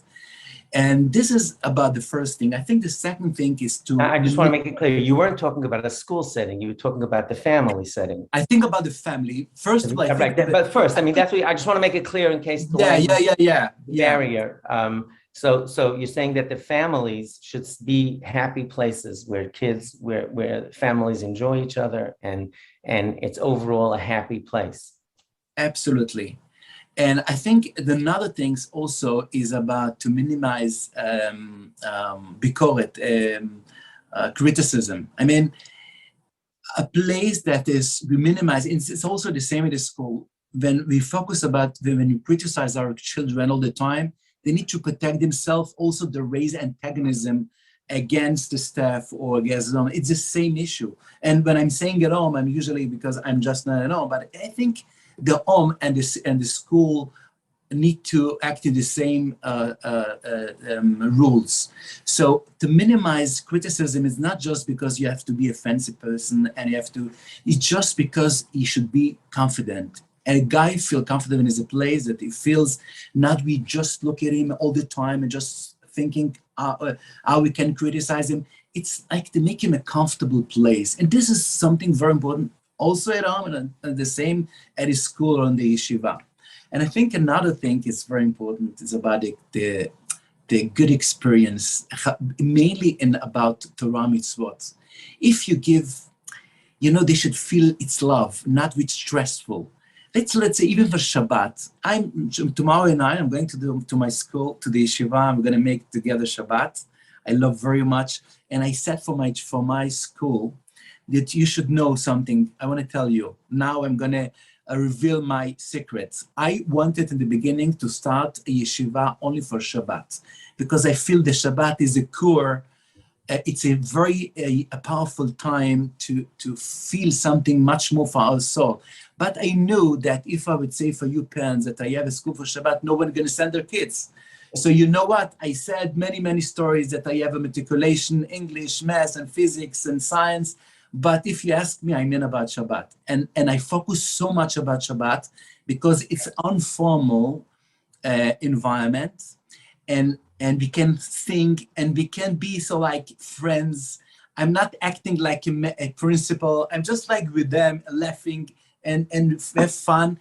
And when the kids finish after 4 years, the yeshiva, when I ask them to summarize their experience, they say, Shabbat.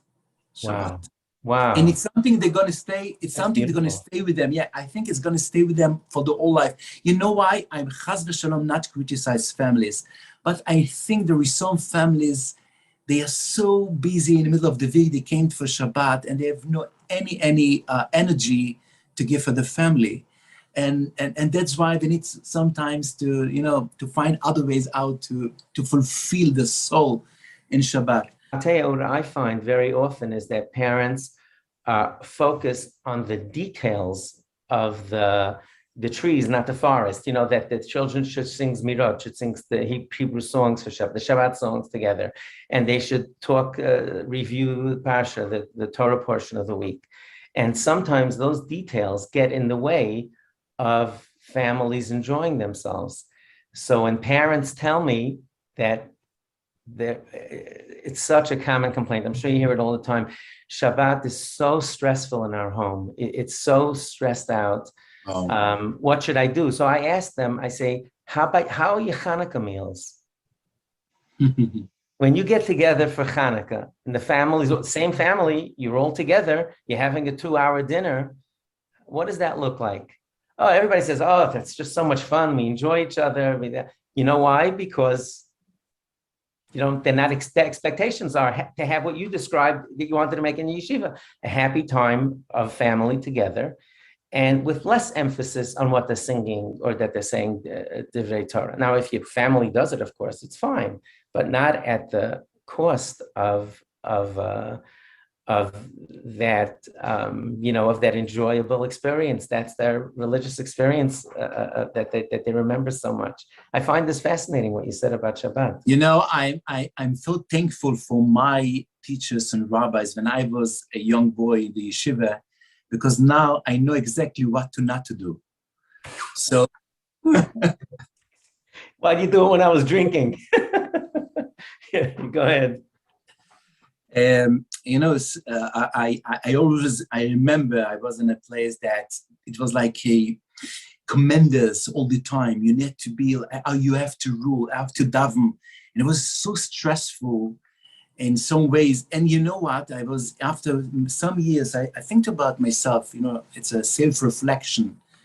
So if people really change inside the pnimiut in those kinds of places, they become like models that it's not there, it's not individuals, it's erased their individuality. So that's why I'm so focused about to raise the personality. They should stay together, confirm with the school, with everybody else, but they should know who they are, why they are so unique. And I always said that God bring you not because to be like everyone, more Chinese. I think you are because God chose you, because you have something very special and unique. And you have to know about that, and you have to be proud of who you. If God don't want you, you will not be there, even tomorrow.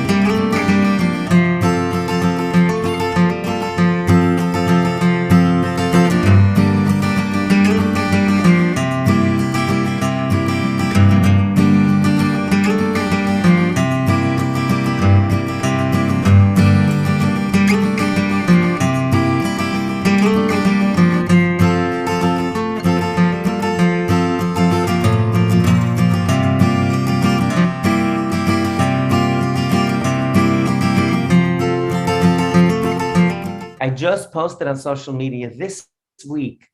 I started a new thing that I put up a phrase or two twice a week, once or twice a week on social media with a little bit of commentary. Today I wrote, today's post was, if you're empty nesting, meaning if all your children are married, you could keep your AOL email address. It's okay. You can still stay with the AOL. But if you have teenagers, you better know what's going on in today's technology. That was today's post. So I posted earlier in the week a phrase that Mark Twain said. He was an American writer in the 19th century. And he said, the two most important days of your life are the day you're born and the day you figure out why you were born. And so I just posted it this week on my social media, and I wrote next to it, that means that everybody has a different why.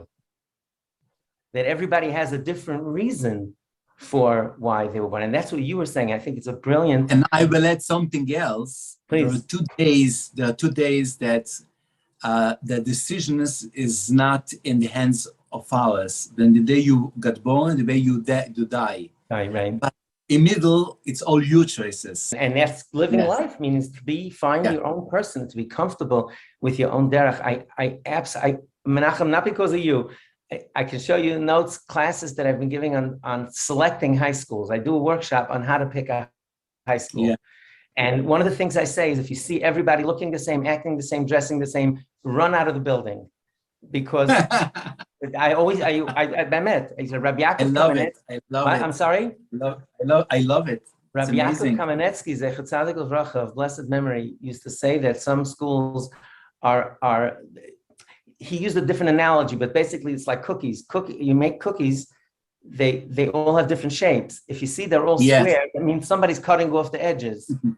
So to encourage children to be in that. So this is my message to parents. If you have a Rab Menachem, if you have a Yankee Horowitz, and you're raising a child, even if your other children, you're raising a child that's a complete individualist and does their own thing, and they're in a school that wants to break that spirit and make them to conform, I really, really encourage you. Like, I don't know your kids, so I'm just giving you global advice, and Rabbi Menachem's nodding his head. I'm sure you agree. Take them out of the school they're in and put them in a school where they'll be able to be treated as individuals, even if it doesn't match where you are now. Otherwise, the dreams should die. I mean, if you don't want, they should have any dreams in their life, and they just will be yes men's.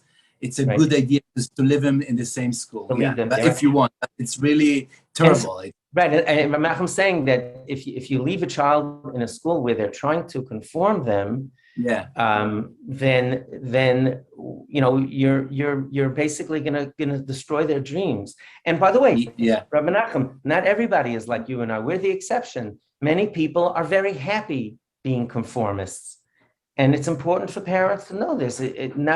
We're exceptions to the rule. We're an extreme example of this. A lot of people are very happy to go in class and be like everybody else, and that they're not. And if you have 4 kids like this, and you have a 5th child, that's Menachem or I, either they'll crush the spirit out of them, or they'll break free, and then you're going to be calling Amudim that your kid isn't keeping Shabbat, or your kid is hanging out with people and doing drugs because they just can't tolerate this vice, this crush. And if you're not this, parents, if you're not this type of person, if you're not a square peg, you can't understand it even. Why can't you just listen? Everybody wants you to wear a hat and jacket for davening. Why can't you do it?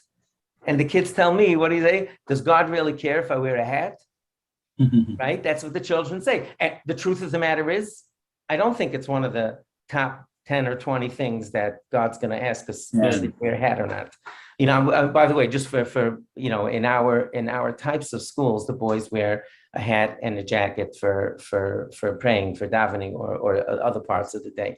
So, and by the way, it's the same thing in other cultures and other societies that don't wear hats and jackets. It's other things.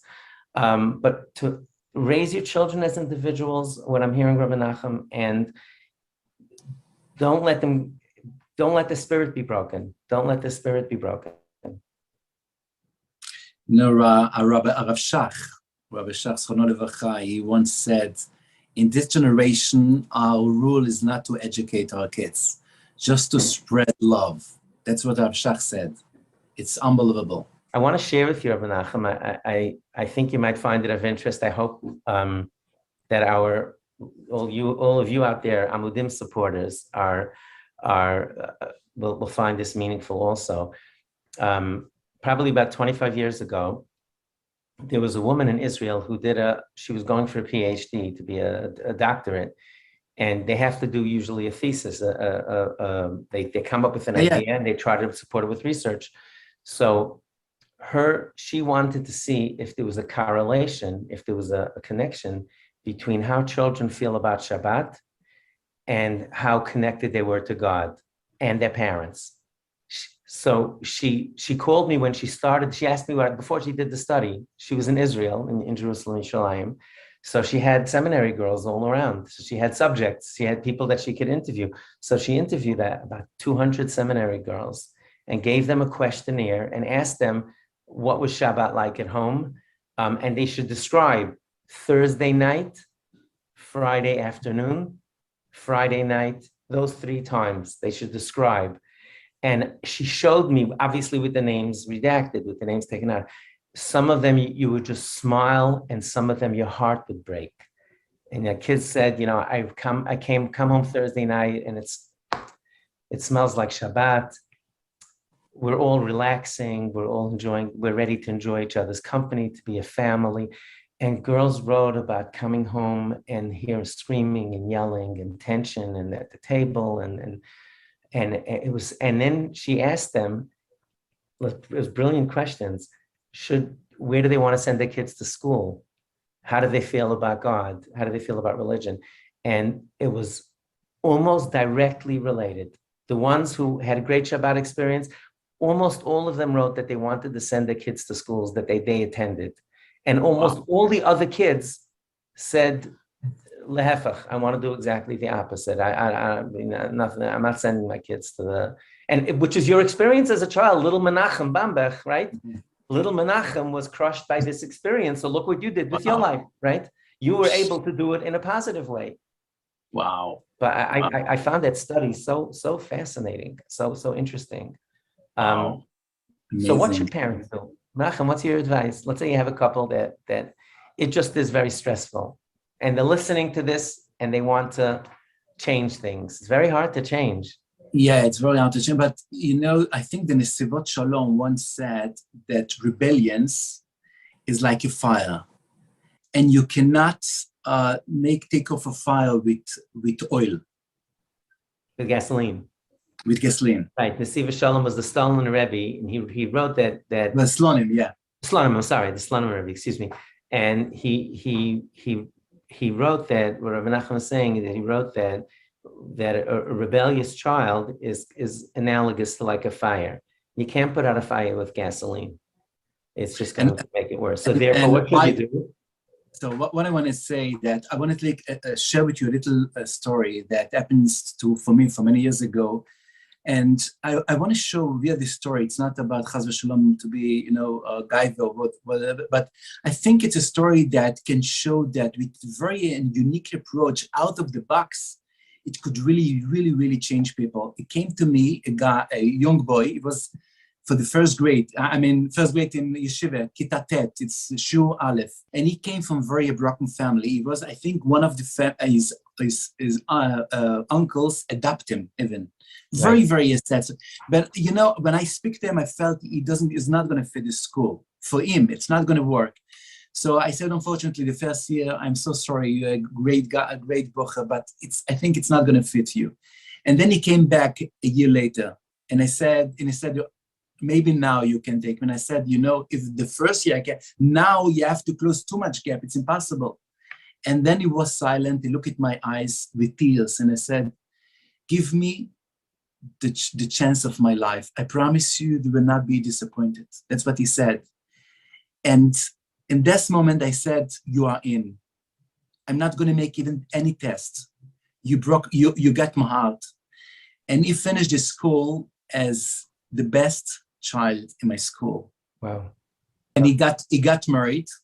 And for 2 weeks ago, he sent me such a beautiful message in WhatsApp. He said, you should know I spread good because I felt you're good. Wow. I spread my good. What I give for people and for my wife is because of you. So it's not about me. I mean, I was in a moment, in very critic moment in the life of when, and God bring him to me. Maybe God knows that maybe it's going to be a chance for his life. And I think we need to treat our kids, our personal kids, the same, to give them again and again a chance to put aside our judgmental thinking and criticizing and the way we think what people are going to say and how it's going to work. And he promised me once he's going to change. No, just give again and again and deliver your feeling and your hope to your child. They're going to feel it. And it's unbelievable how much change you can do for your own kids. And also I'm just using this, I used to say this at home and at the school, we need to use almost the same principles. But you know what? even Shalom Bait. Kids wants to be in a stable house. They wants to know the parents love each other and they speak the same language and they know how to communicate between them. This is very important example for their kids, and it gives them a feeling of stable, they're stable and confidence. And you know what? In the schools is the same. If the staff work together and they have the common language, they respect each other without declaring. Without thinking about it, without talking about it. Right. It's delivering. Watching. It's feeling of kavod. Right. You know, sometimes you speak about respect, why we need to respect, how to respect, but they see how you jealous with each other or you fight, and this is, I think, something very important rule, how to give without speaking a good example. You know, I found, Rabbi Nachum, when parents have serious disagreements and they manage to work it out and they tell the children, look, we're working on this, we want to make it work. Yeah. It's a great model for the children. It's like you're modeling respect for the children and respect for each other, which is why you and I both advise parents not to send rebellious children away from home, because you're telling the other children that we're going to throw you out also. We spoke about this last time. I just, before we close, I just want to share with all of you, Rabbi Bambach wrote an incredible article that went more than viral about his 16-year-old daughter. He was in the Times of Israel. I think it was called Thou Shalt Love Your Non-Religious Child, or something like that. What was the title? Exactly, yeah. Yeah, Thou Shalt Love, do a Google search for it, Thou Shalt Love Your Non-Observant Child or Non-Religious Child. And there's a picture of Rabbi Bambach with a 16-year-old daughter who at the moment is charting a different course in life. And he wrote about him walking with his daughter through the mall, and she was wearing slacks, which in our circles, you know, the young ladies don't wear dresses, and it was very out of character for the community. And he was just having a great time with her. And he writes about how he accepts his daughter completely and what advice to parents. It's an absolute must read for every single parent. And you know, this is where Rabbi Bambach, he spoke about staff, you know, about staff showing, and parents showing respect for each other, and what a great model that is for children. This Rabbi Bambach walks the walk. In America, I don't know if you're familiar with the expression, they say some people talk the talk, but don't walk the walk. It rhymes, right? You know, they talk a lot, but they don't do. Rabbi Bambach walks the walk. And that's why— tell you something really interesting about this. Some of the Haredi person asked me, how do you think people can trust you if you fail with your own child? It's a good question, right? Okay, no, I don't think so, but go ahead. I don't think you failed. I also, go ahead. But it's a good question. It's a legitimate question. Right, absolutely. If you want to make sure that people should trust your system and you inspire the system, how you can publish it, you can damage your system. And I think to myself, I do what's the right thing to do. But, you know, God sent me a very interesting message in the same day of the question. Came to me, a woman, she become a little bit more modern, and the parents reject her. And she has a son who is not in the regular yeshiva.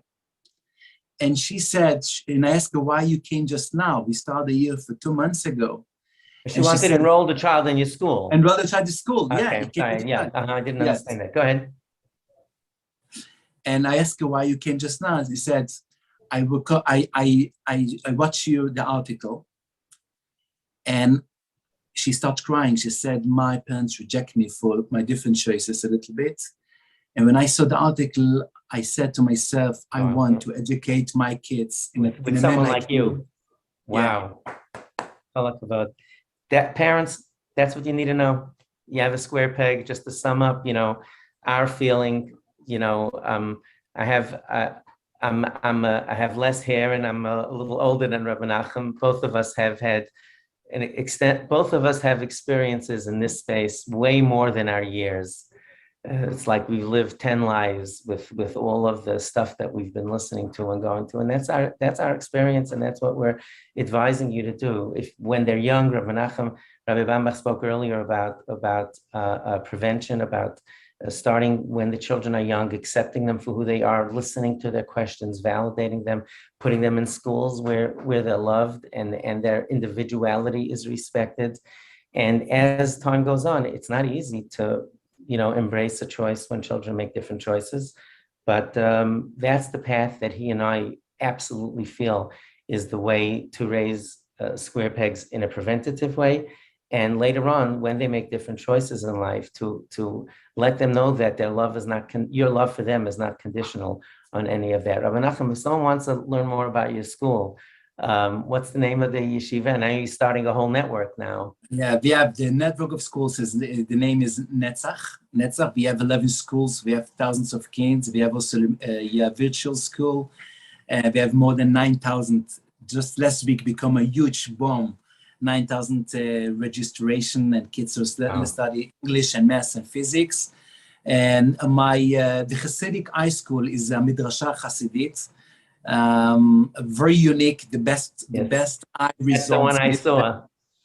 Best eye results in Israel, and I think we can show for the community you can stay with your own identity, and it's and at the same time to be integrated in Israel as a productive person. I think this is very important for the coming years. People who care about Israel and about the future of Israel, I think that's the only way to educate, to give alternative way to educate for our new generation. Let me explain to the parents just for the background here. Rabbi Bambach's school that I visited, this is his initial school, the seed school, so to speak, what was a Midrasha Hasidit, right? That's the name of the school. And so many people liked this model and wanted to replicate it. So now they're up to 11 schools and they have a school online. And that much bigger program, Rabbi Nachum is a dreamer, and he really wants to spread this concept, and it's Netzach. If you want to support his work, to look him up online. If you're in Israel and want to have a look, I could not recommend it more highly. So once again, Rabbi Nachum, thank you for joining. I appreciate it. And I want to really thank Amudim for their amazing work. Until Amudim came along, I've been working in the space of teens at risk for 25 years. Rabbi Shera Zatzal, the head of the Aguda, encouraged me, and we worked together to start Project Yes, which was for teens. And we never really had an organization that we were able to, so to speak, hand the children off to, that took care of getting them therapy and coaching the parents and doing whatever needed to be done. And God bless all of you, those who are supporting Amudim. Hashem should bench you, and all of the staff. Keep up your great work. We, Rabbi Menachem and I, are honored to be part of this fundraising event, and we wish you success for many, many years to come. Those of us who work in this space say, we hope we go out of business one day. So we all feel the same way, but until then, support Amudim and support the great work they're doing. Thank you very much, everyone. Thank you.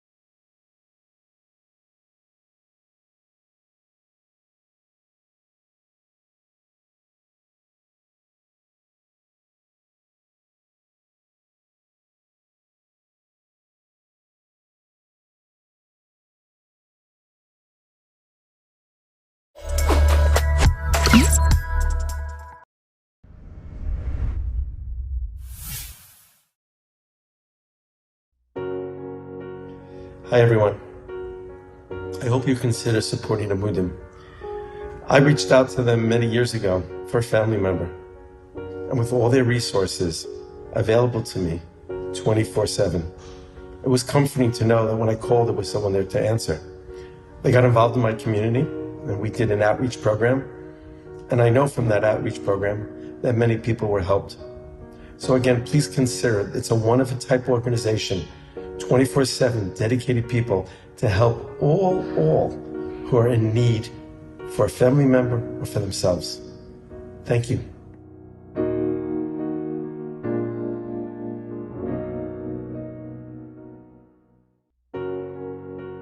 Hello, this is Howard Zvi Friedman. I'm here to tell you about the good work of Amudim. I am just a guy in Baltimore, but when I need help, I call Amudim. When people call me on how to get someone into the country for an emergency basis, for someone who's sick, I call Amudim. When someone calls me because someone dies in Israel and they need to bring the body to Israel, I call Amudim.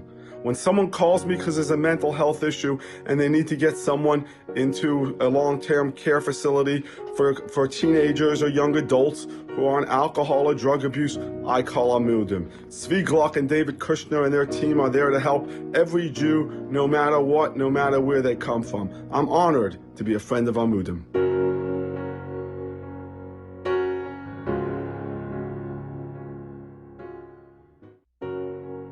Hi, my name is Debaira Hellman, Nizax, and I'm the founder of Abbas Chesed USA and an expediter at Chaya Medical Resource. During COVID, we had so many crises with patients that needed to travel in so many last-minute scenarios, and David Kushner and Rabbi Zvi Gluck were instrumental in making magic happen, literally, and opening boundaries and opening locked doors that no one was able to open. And we have so much Hakaras Hatov, and the patients have so much Hakaras Hatov. Levayas, emergency transplants, emergency transfers, Israel, America, England. Our gratitude and their gratitude knows no bounds. So thank you.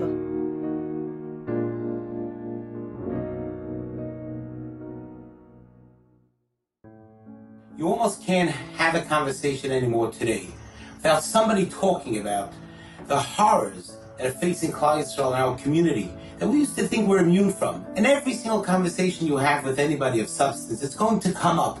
Horrific stories about abuse, about trauma, about addictions. And everyone has the same feeling about it, that there must be somebody who's dealing with it. There's got to be somebody. There are people out there who deal with it. Who are those people? You know, you have these meetings around Rabbanim, they say we have to call the people that deal with this. Who are those people? Who are the ones that deal with it? And what's scary to me is that there's an organization called Amudim.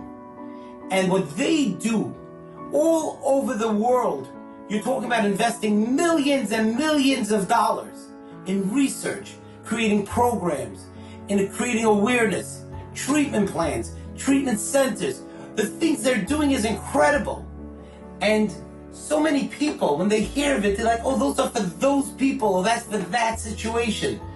They are the ones that are doing the malachta nasas hayedei acherim.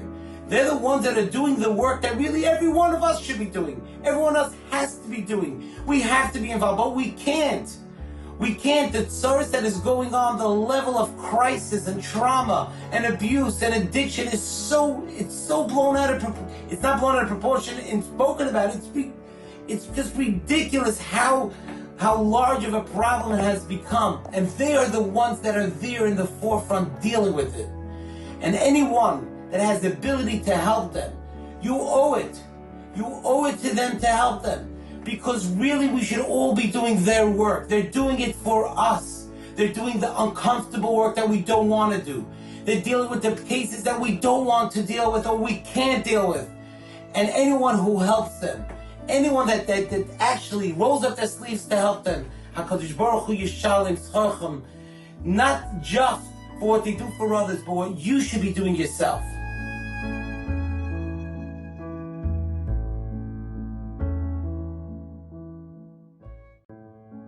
My name is Avi Feinstein, and I just want to say that I am in awe of the wonderful work that Amudim does and how they handle everything that they do with such incredible sensitivity. It's the number one call for many people who are facing crises, and I urge anyone who can support them to do so at this time. Thank you.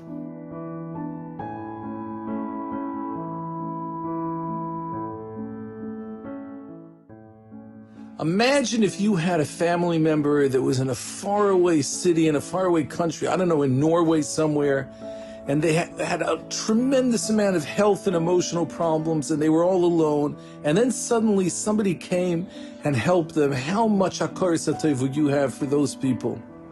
The Rebbeinu Shalom sent some neshamas down to this world that have terrible, terrible problems.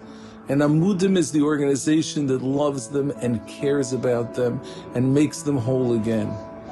So I just want to say, from my own perspective, supporting Amudim is something that makes Hashem happy and brings great healing to the world, and something that will bring Mashiach.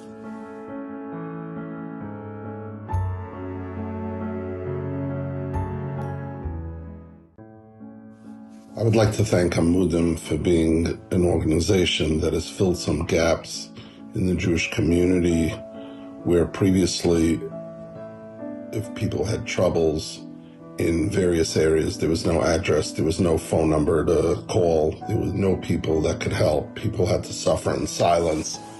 And today, Baruch Hashem, we have this organization that covers all sorts of areas, from mental health to travel, to assist people in every which way.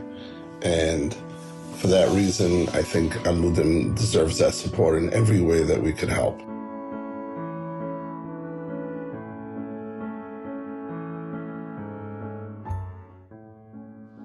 The impact Amudim has on people is both personal and global. Amudim stands to instill hope, recognizes the survivor and the victim, and it helps empower people through their journey of healing and growth.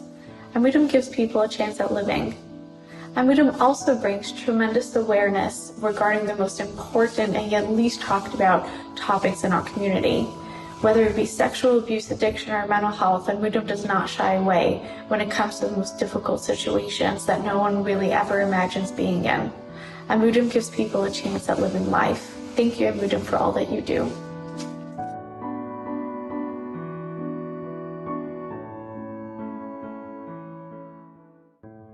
Hi, Zalmi Cohn here. We're living in unprecedented times where organizations such as Amudim is stepping forward and helping so many of us here in South Florida and all over the world. I call upon you to step up, step forward to help us in this much needed campaign. Thank you.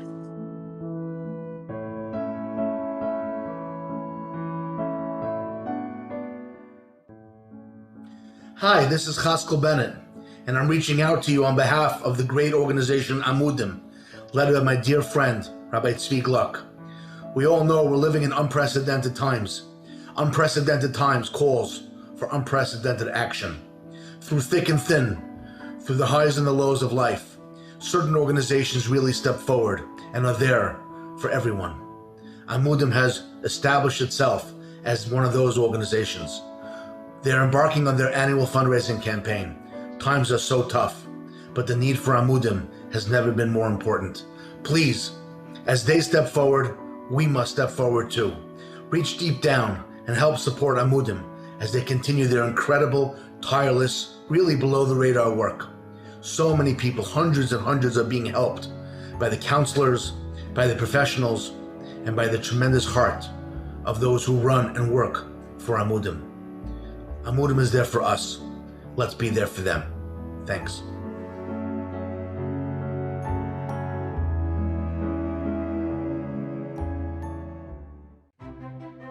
I would like to say that Amudim has helped our community, our Chabad house. Specifically, there was a Russian woman whose mother passed away in Israel a year ago, and there was no way for her as the only daughter to go to Israel. But when I called you, you were there. You were busy with this for hours and hours and hours to get all the papers, make sure everything worked so she could be in Israel for the Levaya.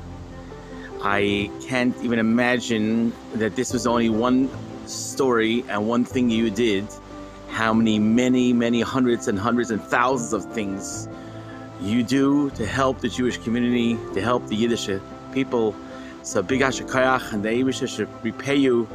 That Mr. Hashem, all of you are involved with Chasibush, Havatzlacha, Rabba, Meflaga. Thank you very, very much.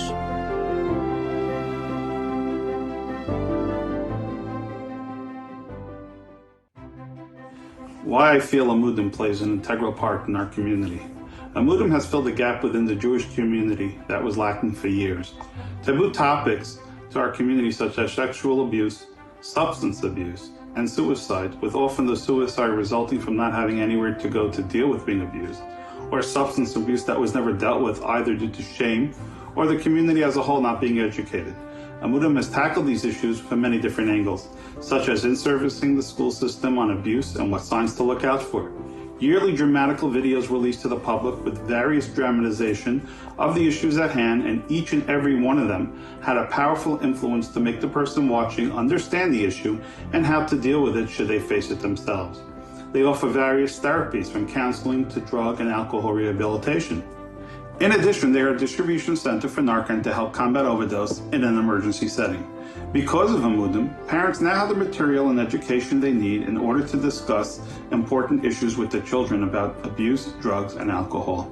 I couldn't imagine how bad the statistics they would post weekly if Amudim didn't exist. Klal Yisrael owes them a debt of gratitude for all that they do. So thank you to all the people involved at Amudim.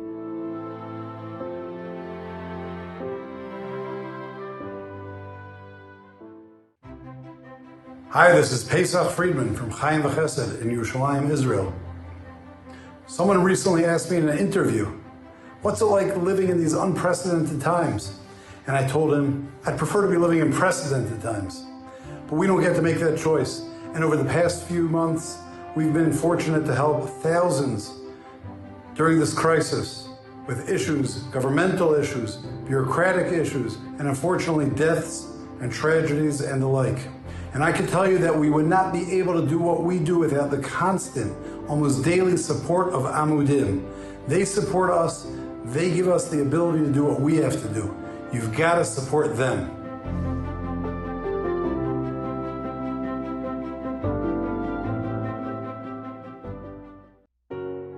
I would like to say a few special words about Amudim, an essential organization in our community. It has brought a lot of healing to many people in pain. Under the leadership of Rabbi Tzvi Gluck, who's been a tremendous man of chesed for the Jewish community for many, many years. And my special friend, David Kushner. We did some work out in Houston after Hurricane Harvey. We were chasing sparks, as we called it. Amudim really is an organization that you can support fully and know that you're literally saving lives with the money you donate to them. Amudim, you should go from strength to strength. Continue to do good things. Amen. Kenny Ratzon.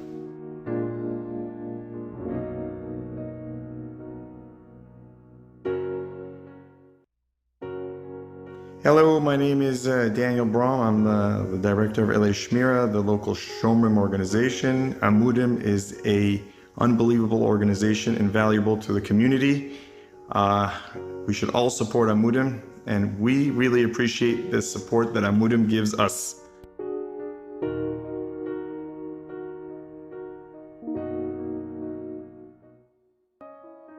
Okay, for the past over 20 years, being in this field, we always had the biggest problem of where is there a central place where every single person could go and get the help they need. That doesn't mean that that place offers all the help. That just means one central place that can literally deal with every situation with love and care and be able to send them to where they need to go and help them along the way as they go.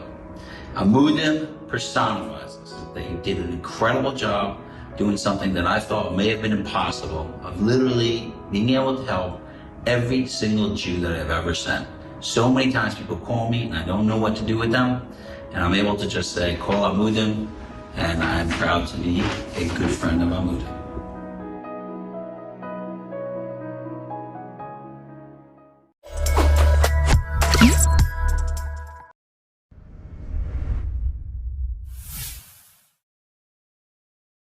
Hi, Debbie. Nice to see you again. Hi, Shlomi. So we had touched base briefly about what we were going to talk about, but as I've been thinking about it a little bit more, I thought it might be worthwhile to have a broader frame a little bit around adolescence developmentally, just what's going on for kids, because we're going to get into talking about how to talk to teenagers, which a lot of parents are finding very difficult these days. And I think part of the difficulty is that they see the kids are sort of pushing them away. They're on their phones, their iPads, they're in their room. They don't seem to want that engagement. And I think that's a big part of the confusion for so many parents.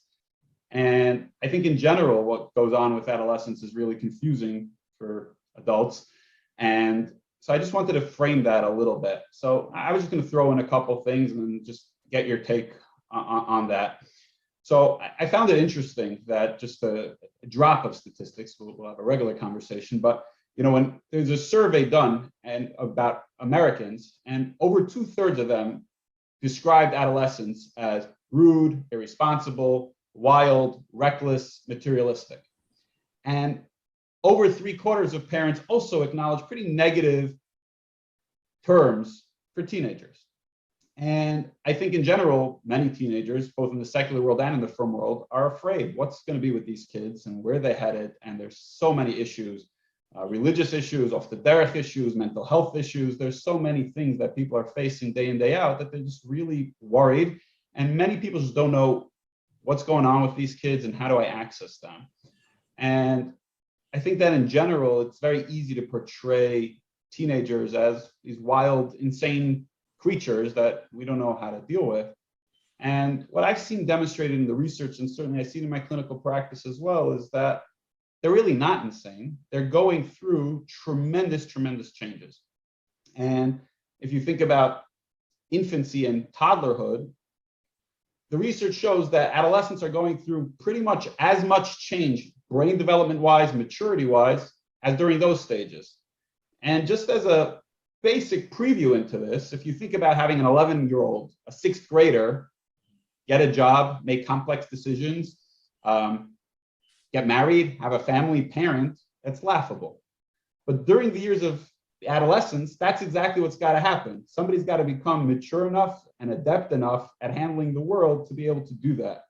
And so we forget, I think, when we're looking at these kids, that all of this is going on mentally, emotionally, in their bodies, spiritually, all these changes.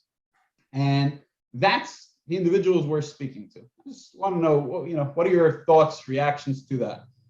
So I agree totally that there's really developmental changes and changes within their brain, and that if we could look at, I love this research that you're saying, which is really indicating that parents look at them as, let's say, bad or negative, as opposed to looking at the struggle that's underneath it.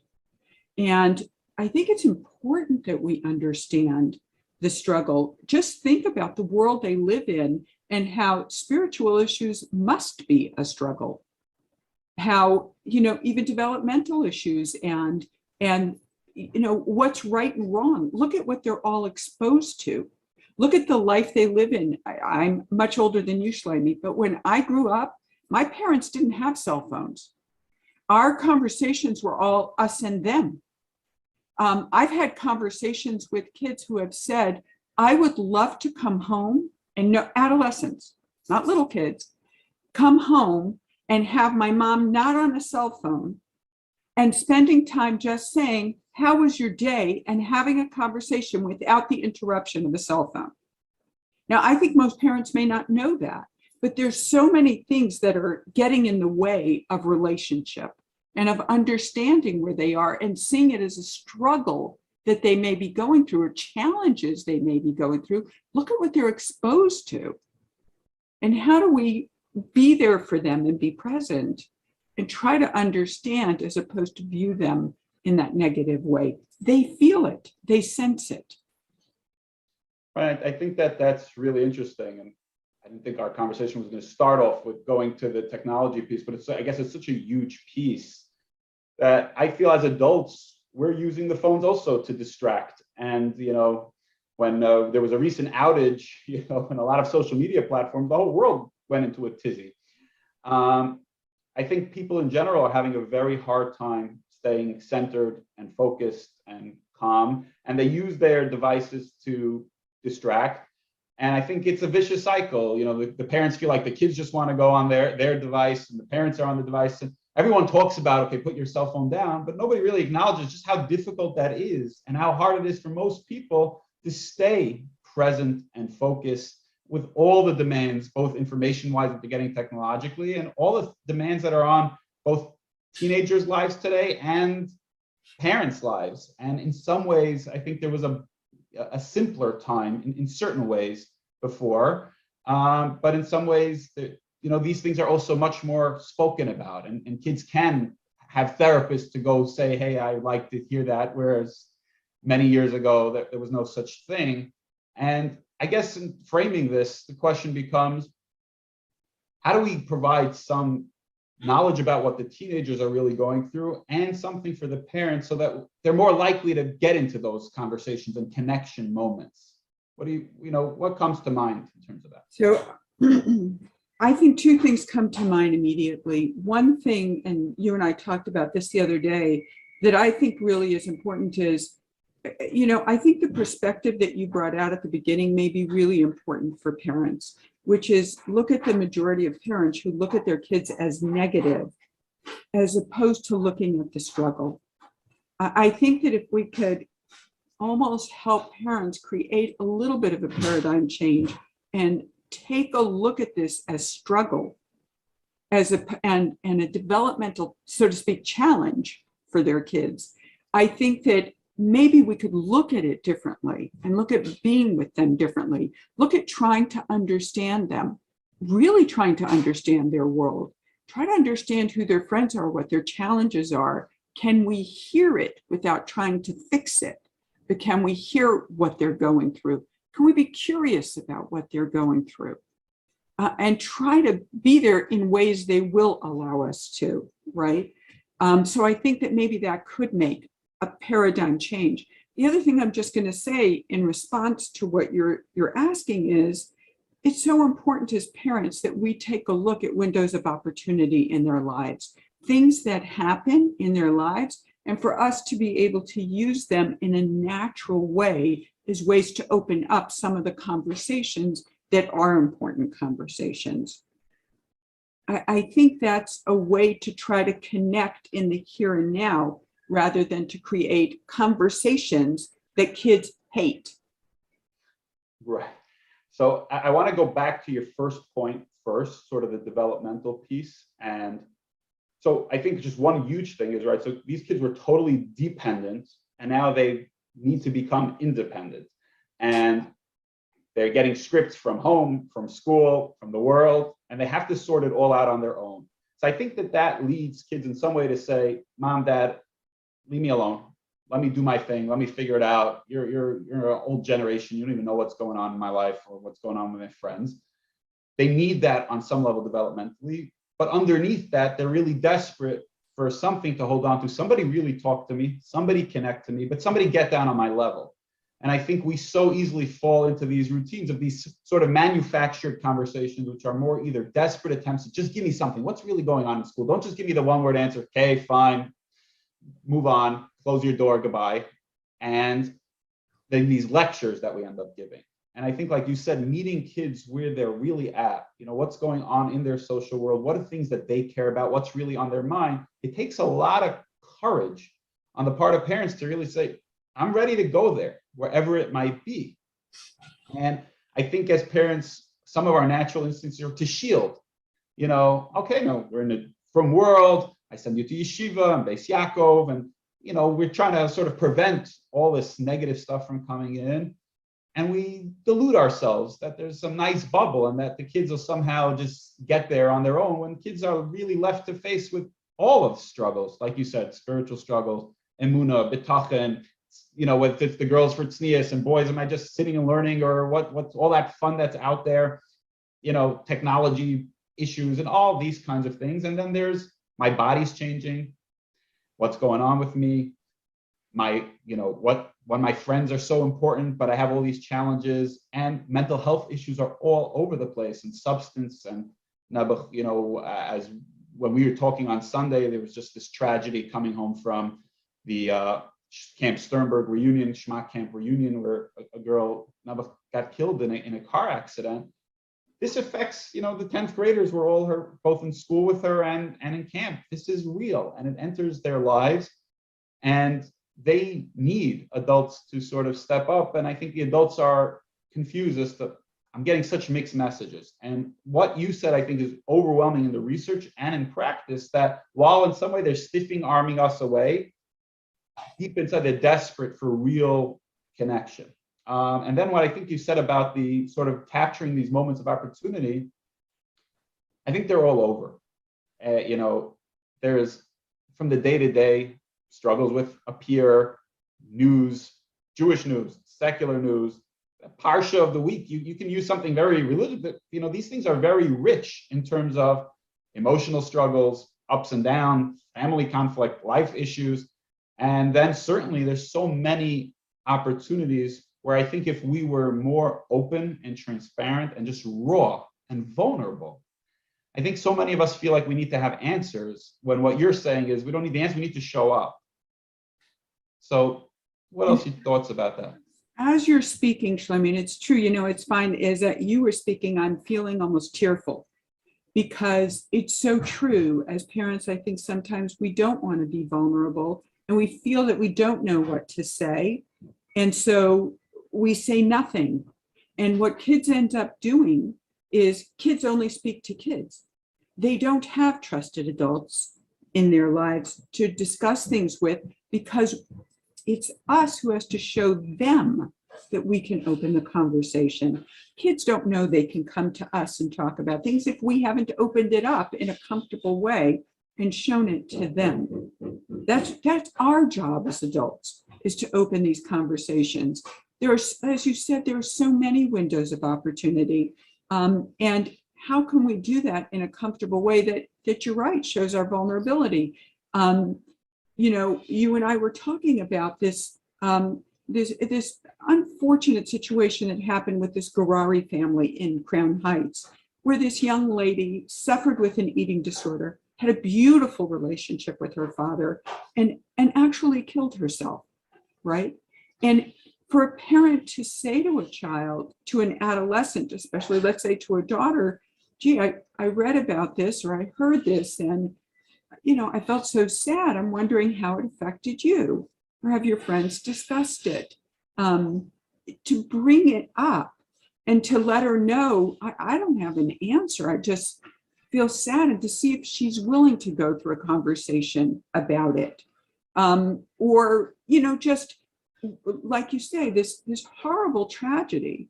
Nobody did anything, but what does that do in terms of Emunah? What does that do in, these people were just doing the right thing, but what are your questions? And I have those questions too. Sometimes I'm worried too, or I'm concerned too. To allow yourself to be the one to bring it up. I recently heard a mom talking about this, and her daughter had gone to Sternberg, and the mom said that she sat down with her daughter and she said, she was going to tell her daughter about what happened. And she said, I want to have a conversation with you. I'm going to ask that we put your phone aside until I'm done. It's important. And she just shared what happened. And she said, I want us to talk about it.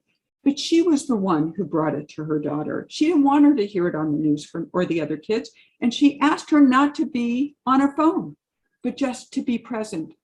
But that mom showed, I'm the mom that can talk about it. I can bring these things up, whether you respond or not right now.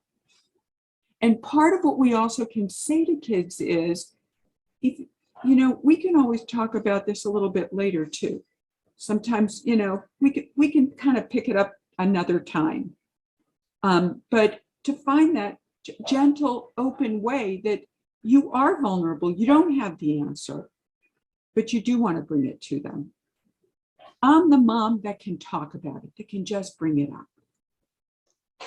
And for me, it's interesting. You sort of went almost maybe to the most nuclear place. With the young tragedy of the Garari girl who committed suicide, and I think parents struggle to bring up regular friends' issues, let alone anxiety, depression, alcohol addictions, drugs, and sort of the highest level is somebody who's contemplating suicide or actually committed suicide. And I think maybe the most important message that we can give parents is we don't need to be word phobic. We're so afraid of these terms or these words, or almost as if like these are going to plant ideas into children's heads. And, if it's just out of sight, out of mind, then they won't go there. And, those of us on the mental health side of things, we know, we say you're as sick as your secrets, and what can be dealt with openly, transparently, then you can have healing. What's got to stay under the rug in your own subconscious or in your child's or in this community, that's the stuff that really destroys people and communities. And I think that idea of saying, I'm struggling with this. This is an immense tragedy. There's no good answers to this. But I'm here. I'm somebody who you can count on to be real and raw and open, I think is crucial. And I think we forget that in general as humans, let alone as parents, we try to put on the front. I know the answers. I got this together. We have the approach. And we forget that our greatest courage is being vulnerable enough to say, I don't know. I'm struggling too. I have doubts. I have questions. I have concerns.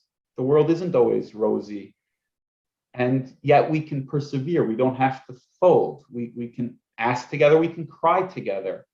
And I think those are some of the most beautiful moments we share as humans, let alone as parents, is not so much when we have the right answer, but when we're there together in something, then, then we can handle almost anything if we're in it together. And it's, remarkable. You were talking about this mom talking to her daughter about this car accident that happened. And actually, Debbie, you and I had been speaking Sunday morning, New York time, really early LA time. And the news had just come to me. My daughter is a 10th grade Camp Sternberg, attendee. And I wanted to be the first to let her know. I didn't want her to get it from a text, a friend, or even worse, some news article. And that is what happened. Right after our conversation, I went up to tell her. And one of her reactions after the immediate just sadness and shock was, what am I supposed to do? And I said to her, I don't think there's anything to do. There's no right thing to do. But it's to be, we're sad. It's overwhelming. It's shocking right now. Later in the day, one of her friends was really struggling. And I said, now's an opportunity to be a good friend, and you can reach out, not with any answers, but just to be there for your friend. And so it sort of went down the line of me just showing up. I didn't have any great answers. I just wanted to be there for her. And it was just sad together. And then she was able to do that for her friend. And I don't think anybody came up with any brilliant answers about this tragedy. But I think bringing people together in unity and in vulnerability, and that we're sad and we're scared and we're overwhelmed and confused together, I think those bonds, when, we just read the parsha of Nashik Shura B'Nafshay, when you're bonded and you're attached together, then you can survive anything when you're together. And I think that maybe is the most crucial message. And I think that what you did was you modeled for her something that is so important for kids, which is, how do I be a friend when someone else is suffering? And what about if some of my friends have no reaction at all and don't cry at all, and some friends are crying and whatever? It's an understanding that we all have different reactions to crisis and that they're all normal. They're all normal, but it's a way to discuss that. And the same is true of my reaction, or your reaction. You might be crying, you might not. Your friends may be, they may not. It's all normal. But you're teaching them how to be a friend and teaching them how to be open. I wanted to go back to something you had talked about in terms of bringing up topics with your friends, with your kids, friends. I think it's so important to bring up the topic of addictions, bring up the topic, they hear it from you. And I want to give you this little example of one of my own kids that's kind of humorous, but it really gives a message. So my older boys, before they went off to yeshiva, or maybe before they went off even to camp, maybe when they're in 8th grade, I sat down with them and I had the talk, I will admit it, and I talked to them about smoking. Now, my older boys are probably your age, Limey, so they're like in their early 40s. So I sat down at the time, my biggest concern was smoking, and I had a discussion with them about smoking, and I told them that we have a history in my family of my mother, who used to be, she hasn't smoked in 30 years, but she used to be a smoker. And my brothers all struggled with smoking. They don't anymore, but they all did. And that worried me. So I presented the vulnerability, but I really told them how important it was to me that they were cautious in terms of smoking. And we had the talk, right? My youngest, who is 10 years younger than them, so at one point when he was like, before going to yeshiva, he was like real irritable and getting, that adolescent-y stuff and whatever. And at one point I said to him, what's going on? And he goes, well, you don't care about me. And I said, what do you mean I don't care about you? And he goes, well, my brothers, before they went to yeshiva, you had the talk with them. You didn't have it with me. If you cared, you would have had it with me. And, he was young and he kind of forgot about it and whatever, but he took it as I didn't care about him. He wanted that talk. He wanted me to be open with him and have that conversation. And I think the kids do want us to address conversations, to be able in natural ways to bring things up. Right. Absolutely. I think that this is a real shift for a lot of people. Yeah. That again, they have this notion, it's one thing if it comes up and you're sort of forced or compelled to deal with it, but let it stay under the rug, let it stay there, let kids be innocent. And one of the things that I think is so important for me to convey to people is we don't have this concept that ignorance is innocence. If you go back to the Torah again, it is full of everything. All emotions, all struggles, all of aspects of humanity are on display in the right way. And I think somewhere along the way, we got this notion of like, no, if we stay ignorant, then it's going to be protective. And I think what we found, and especially for this generation, is it's not going to work. That doesn't help. It just keeps a distance between parents and children. They will get the information, whether it's from their friends or from the media or from the internet, somewhere they're going to find. And this is not just a Jewish thing. This happened in the secular world as well. But the number of kids who turn to social media or to Google for, tell me about depression, tell me about mental health, is off the charts, because there they know I'm going to get an answer. Now, and that can be very difficult. They have to deal with all that information on their own. Sometimes the information is not the best, and they just don't have those supports at home to deal with it. And I think this idea of proactively looking for ways to bring up topics, both like you talked about in terms of smoking, of conveying a message, a particular family value and concern, that's imperative, but also just of being able to navigate the world, that this is there. And whether you're going to struggle with it or your friend, or you're going to hear about somebody, it's going to come up for you. And how much better to know I can always go to my parent. They might not have the answer, but I can always rely on them to show up, to be there, to say, you know what, maybe I'm going to ask, I'll inquire, I'm not sure, but they'll be open and authentic and honest. And I think that that's a lot easier said than done. The longer I do this, the more I find that it's sort of an inverse. The more okay you become with yourself, that means you're able to accept a lot of ugly things inside, a lot of emotions you don't want to have, a lot of actions you did that you regret. And instead of fighting ourselves and starting to suppress the same things we have inside, maybe we have these struggles with addictions or our own feelings, our anger, our anxieties, our fears, our disconnects. Oh, we're all very human. I think the more parents embrace their humanity, the more they're going to be able to show up for their kids. And the less that they can know, I got to be the parent. I have to be in control. I got to master this. My kids got to look a certain way. My family needs to look a certain way. Oh man, that's going to create the biggest vulnerability for you and your child. And it's so this really, it's a 180. The more accepting you become of yourself and your humanness, and the more you can transmit that to your children, the better off everybody's going to be. And then you can just have a really authentic relationship. And I think that there's something so special about that that's so hard to come by these days. We live in a world where there is a lot of charity, there's a lot of kindness, there is a lot of chesed, there's a lot of sympathy.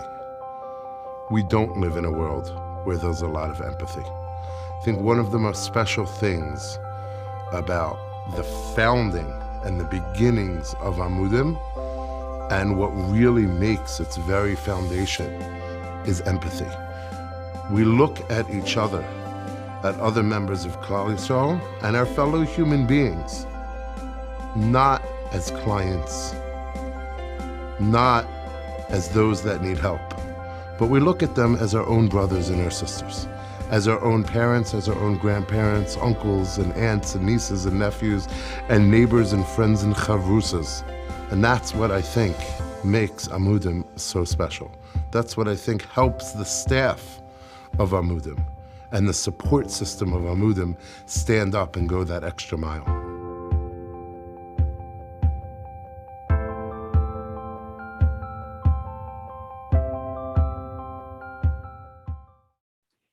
I fully agree that concept of authentic relationship with them, it's so important. And I think going back to what you brought up at the beginning, looking at adolescence as a struggle and a challenge and a growth opportunity for the kids in a world that may be very confusing for them.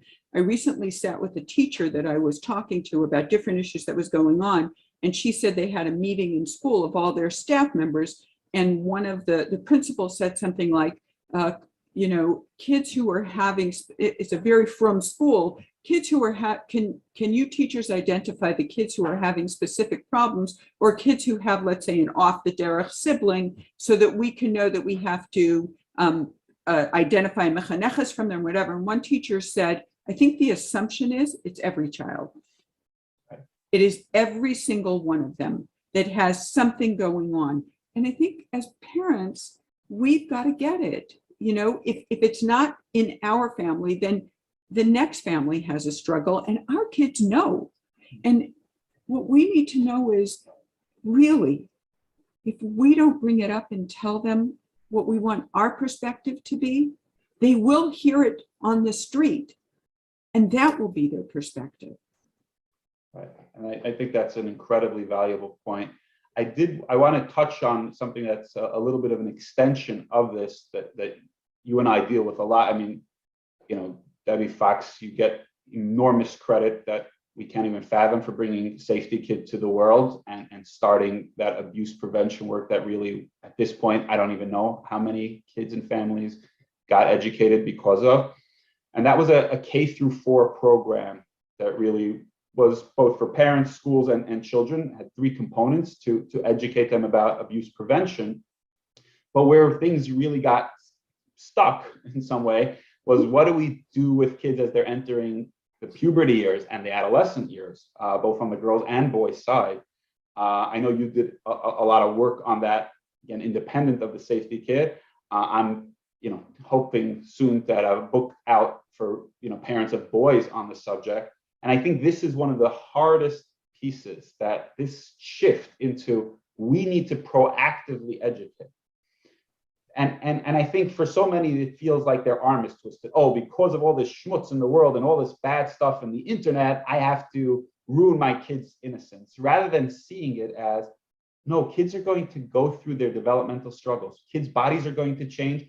No kid ever needed to be taught about these topics in order to develop sexual drives and urges. And when I ask most people, do you honestly think that your son or daughter is going to learn about this in their chassan or kala class? They sheepishly giggle.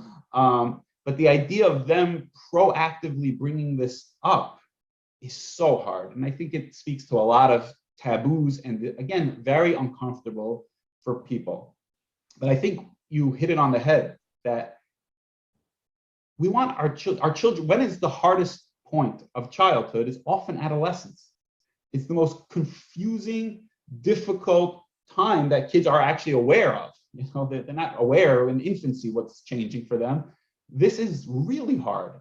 And is there no better time for parents to show up and be there for kids? And how many of us would have benefited so enormously if some adult, whether it was a parent, a rebbe, a mechaneches, or somebody, didn't wait till we struggled with something, but actually preemptively taught us what was going to change, what we were likely to encounter, the information needed, how many different types of internal and other issues could be avoided if we were to do this. I think it's enormous. And I think it took years to get even Safety Kit approved and to the point where it was. And I think now finally, we're as a community more ready for this, and the Rabbanim are really behind it now. And I hope this is a turning point for us communally, where we're stop playing defense and we're going to really go out there and be there for our kids, educate them about puberty, about sexuality, about intimacy, about mental health, about addictions, about even the peak struggles like suicidality. And I'm wondering if you have any specific thoughts or things you want to share about that. So I think the first thing I would say, I so agree with you, and I know you know I do, but I so agree with you. And I think that really it begins so young. The younger you begin, I can remember when my oldest was, whatever it was, 1.5, or no, I guess my oldest was maybe 3 or 4, and I was pregnant with the third, whatever it was. And he was asking me questions about having a baby and where was the baby going to come from. And I was 21 or 22 years old or whatever. I didn't know what to answer. And I called up the pediatrician, and the pediatrician, Dr. Howie Klein, who now lives in Israel, said to me, "Debbie, I'm going to tell you one thing. If you say anything that's not true, like a stork brought the baby or whatever, he'll remember it forever. But if you tell the truth, be fine. Just tell the truth. Don't say anything that's not true." And you know what? He was 4, 5, 3 years old or whatever, but I've always remembered that. The sexuality and about growth and about whatever, it starts young, and it's got to be true. It's got to be the truth. And when we start talking to them about their body when they're young in the bath, we start making them feel comfortable talking to us about their body. When we identify their body parts for them, as Shlomo, you've heard me say before, in all honesty, they really do learn the name of body parts by the time they're 3 or 4 or 5 years old. We don't teach it to them, but their friends do. Right. And do we want them to learn from their friends? Because what they learn is, if something happens, they go to their friends and not us. So it's hard for us to name body parts. And I often say to parents, practice at the mirror, practice with each other. But if you can say, I know it's hard for us, but who else do you want to teach them? So we need to come forward at that age. The more comfortable we are talking about things when they're very young, the more they will come back to us when something happens, right?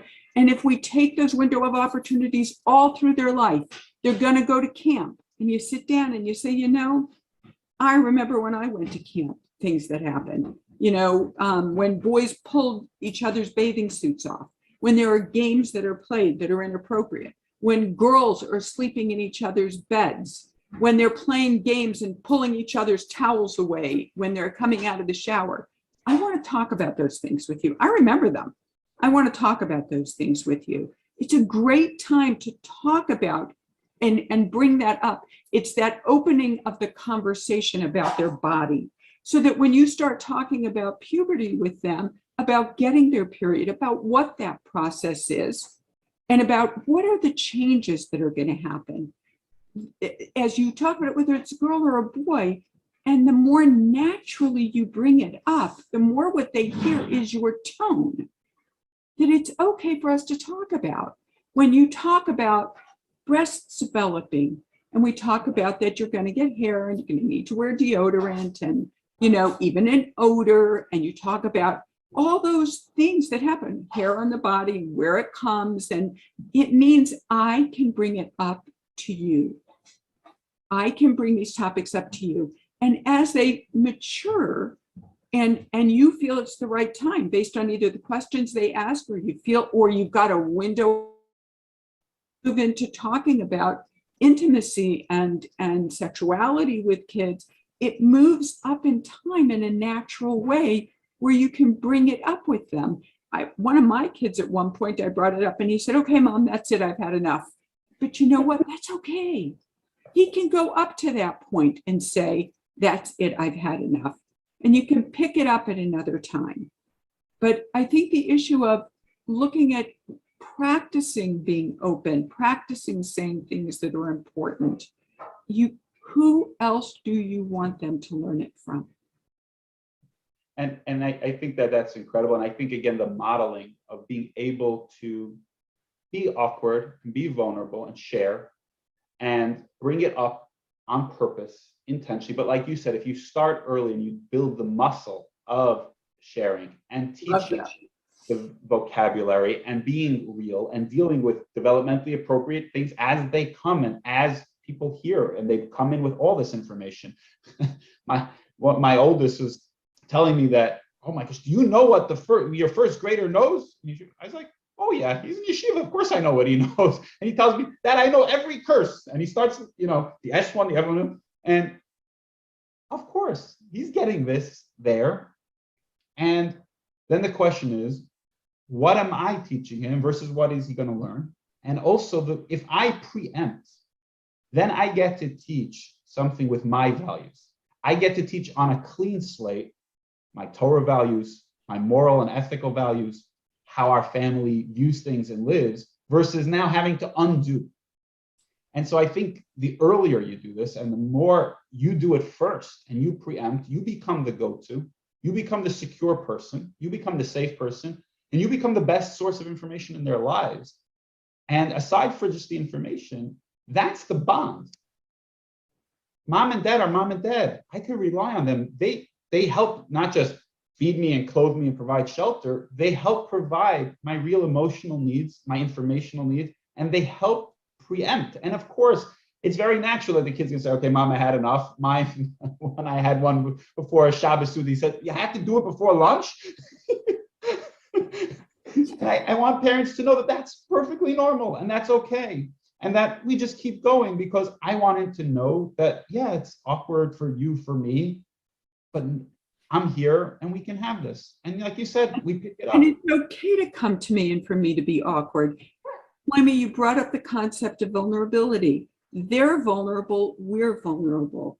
And also, I really feel that sharing with kids, oversharing is one thing, but sharing appropriately with kids is important because they see that you've had that struggle. They see that, or that you know. And I think that that's important. You know, saying when I was in yeshiva, I can remember that. I remember that people spoke that way. I remember some of these conversations. I remember, you know, it lets them know you're in the same world. Right. I want to just, I see we're running out of time. I want to just touch on that. I think you made such an amazing point that we're afraid to share, you know, share our own struggles, our own histories, especially parents who struggle even with emotional issues or things like that. And I think a parent can really share almost anything in the right way, as long as you're not burdening the child now has to become your therapist or your doctor or over parentified that they have to take care of you. If you could show, I have this struggle, but I have the right help and I'm working it through and the adults are working on it, I think the sky's the limit on what you can share. And again, we live in a myth that, oh, if I'm struggling this, probably the kids don't know. Yeah, the kids might not be able to put the label on it, but they're living with it. whatever emotional, physical, anything going on in the family, the kids are the first sensors. They're the canary in the coal mine. They might not be able to express what exactly is going on, but they pick it up the most. And again, the best thing we can do is share and deal with facts, because the mind, what it'll create is much worse than anything in reality.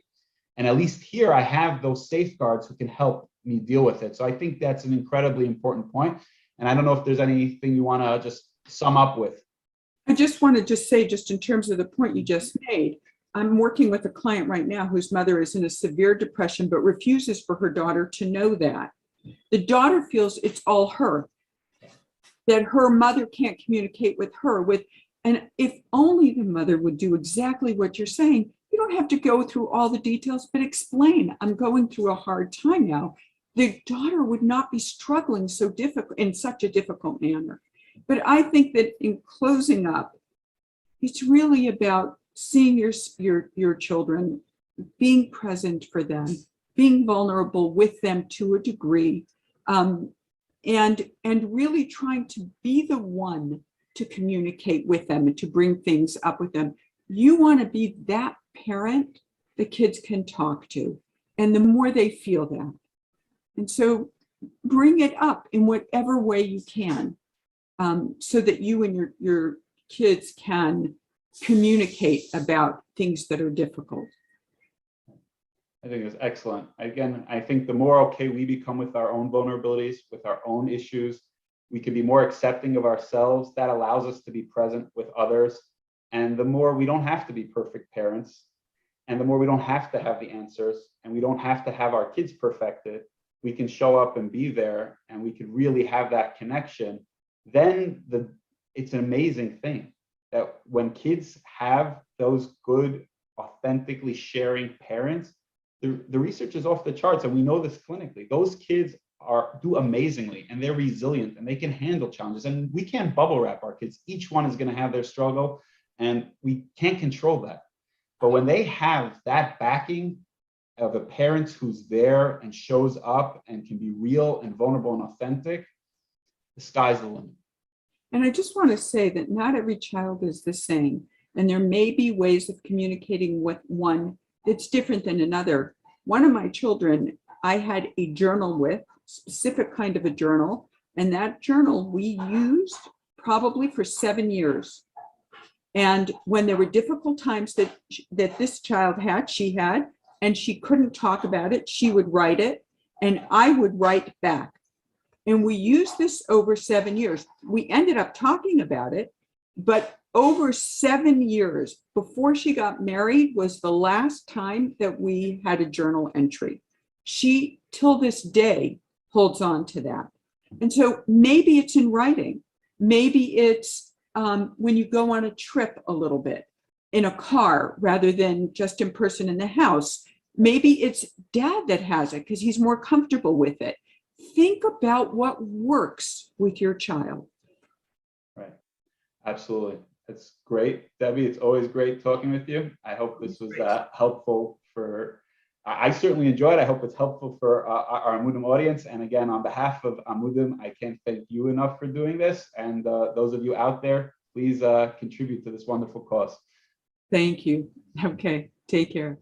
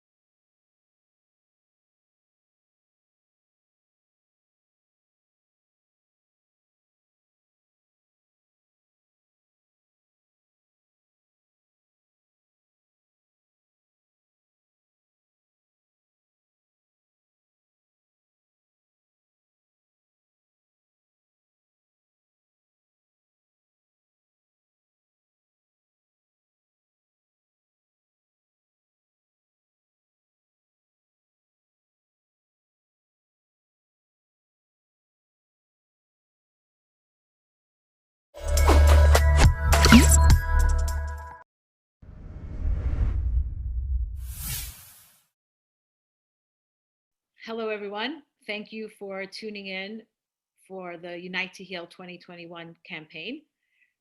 This is our second year at this, and it's a pleasure and privilege to be with you all. My name is Miriam Lankry. I'm the clinical director at Amudim. I am here with Dr. David Pelkowitz and Dr. Hindi Klein. Dr. Pelkowitz is the Strauss Chair in Psychology at the Israeli Graduate School, YU. Dr. Hindi Klein is psychoanalyst, psychotherapist in private practice, a senior clinical consultant for OHEL, and both are members of the board at Amudim. Dr. Pelkowitz is on the board, and Dr. Klein is a member of the clinical advisory board. I welcome both of you here tonight. Thank you for doing this. I'm humbled to be part of this amazing team. And we're here tonight to talk about a very sensitive subject, sexual abuse. Dr. Pelkowitz, as a therapist who deals with the entire Jewish community in many important areas, but specifically sexual abuse, maybe you could share with us what pushed you into this field, into this particular area. Okay, yeah. So I've been, working with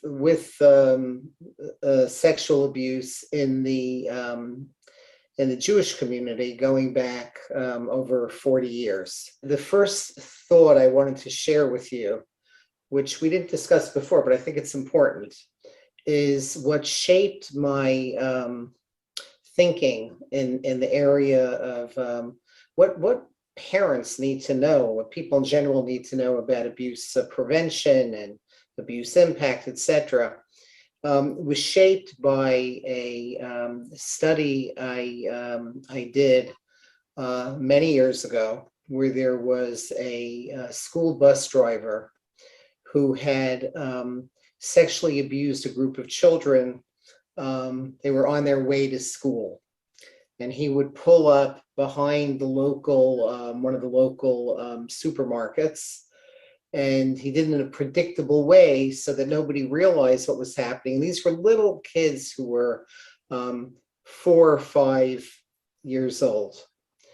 And I discovered something absolutely shocking to me when we did a systematic study of what happened. We were able to show from court records and able to show also from attendance records what the abuser, who was convicted of many counts of child sexual abuse, had admitted to, was that on the day that we knew that he had abused the children saw an excellent film put out by Disney on sex abuse prevention. It had all the elements of sex abuse prevention, doing role plays, helping kids understand how not to blame themselves, how to develop wariness without fear. And a nurse then came in and gave the kids a lecture also. She was excellent on abuse prevention. And we found out later that on the day that they heard the nurse, on the day that they literally had this excellent film shown, they were all abused by this abuser. So a study I did with some of my colleagues is we asked them a simple question. What were you thinking? We did it in a nice way. We didn't want to make them feel guilty, but we asked, what are you guys thinking? You know, you saw the film, you heard the nurse who you really liked, you literally, we told you everything that you need to do, and not a single kid disclosed the abuse. And the number one answer given by the kids was, tell my parents the disgusting things that this man did to us, they'd kill us. Because that's what kids do for a living. They blame themselves. And that made me passionate about what we're talking about tonight, passionate about the need to really talk to our kids, to name the monster, to be able to open up their minds to the knowledge that if anything happens to them that makes them feel somehow that they're not safe, or somebody touches them in a way that makes them feel like that uh-oh feeling, this isn't right, that they should immediately go and tell, the person they love, the person who they know will have their back. Might be the mother, might be the father, might be any number of people, but it makes such a difference. I've had experience countless times where parents went to a session on the basics of sex abuse prevention, their role in that. And then I'd hear countless examples of when they themselves were abused, which we're going to talk about a little bit later, but countless examples of where they implemented what they learned in an abuse prevention program in a way that stopped the abuse. So if I can comment on what you're saying, David, which is so important, I think the parent education of the children and the connection. So I'll ask a question that is somewhat painful even to ask, but I think it has to be asked. And what happens if the parent is the abuser? So what happens if the father is the abuser? What happens if the mother is the abuser? What I've seen sometimes is that if the father is the abuser, sometimes the patient will say, I'm angrier at my mother because she didn't protect me. Because the abuser is looked upon as, horrible or crazy or sick or the monster, so to speak. Where was mommy? Or if it was the other way around, where was daddy? Where was Tati? Where was Abba? And to perhaps compound on Dr. Klein's question, oftentimes parents will tell the child, something looks like something's wrong. You can tell me anything. If somebody did something to you, I'm going to go kill them and you don't have to be afraid. And the little boy or the little girl is thinking, well, it was my sibling. Are you going to kill my sibling? Right. They won't share because they're actually afraid now of what's going to happen next and what kind of rupture they might cause in this family. Yeah, and by the same token, sometimes the parents, because a lot of the research, I think, David, correct me if I'm wrong, is that very often the parents, let's say there's abuse going on, not with the parent, but it's going on with a sibling, uncle, grandfather, etc. Very often the parents are not aware because the children are scared to tell, to share. And the parents are not aware. And when they become aware, they're like shocked. Like, how come the child is now 25? I've had this. How come the young woman or the young man is now 25, married with their own children? And I'm finding out now that they were sexually abused by a sibling. There is so much research and there's literature and there's so much personal experience that we've all had with doing this. But at the end of the day, do we know all the answers? We don't. But if we can come away with things that are psychologically minded, reflective type of thoughts and ideas for our listeners to hear and to say, you know what, let me think about that. Let me kind of chew that up and let me take that to my therapist or let me discuss that with my rabbi or something. So if people can come away from this tonight by thinking this was really thought-provoking for me and I need to think about this and take it a step further. The point of very often it's a family member, and as horrifying as that is to hear, but we also need to understand that abuse thrives on secrecy, and the secrecy feeds a sense of stigma, a sense of shame. And it makes sense to the kid because the kid knows as long as I don't say anything, I'm safe. But as soon as I talk about it, very often there have been threats. There's a fear that it was really their fault, especially if they might have felt a little bit of pleasure at the time, and which is the most understandable kind of normal response. And you put it all together, and what you have is a kid who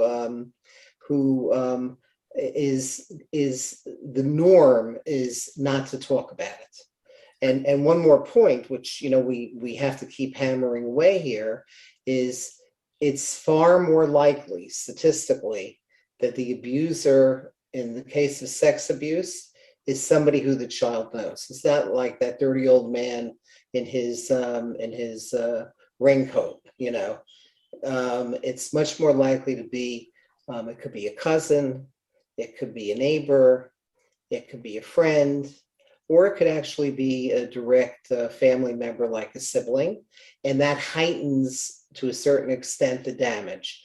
But the main thing that I hope we could spend some time talking about, is you can imagine the average parent hearing this and just getting very thrown by this. The main thing I think that we need to hold on to is the fact that very often the norm is resilience.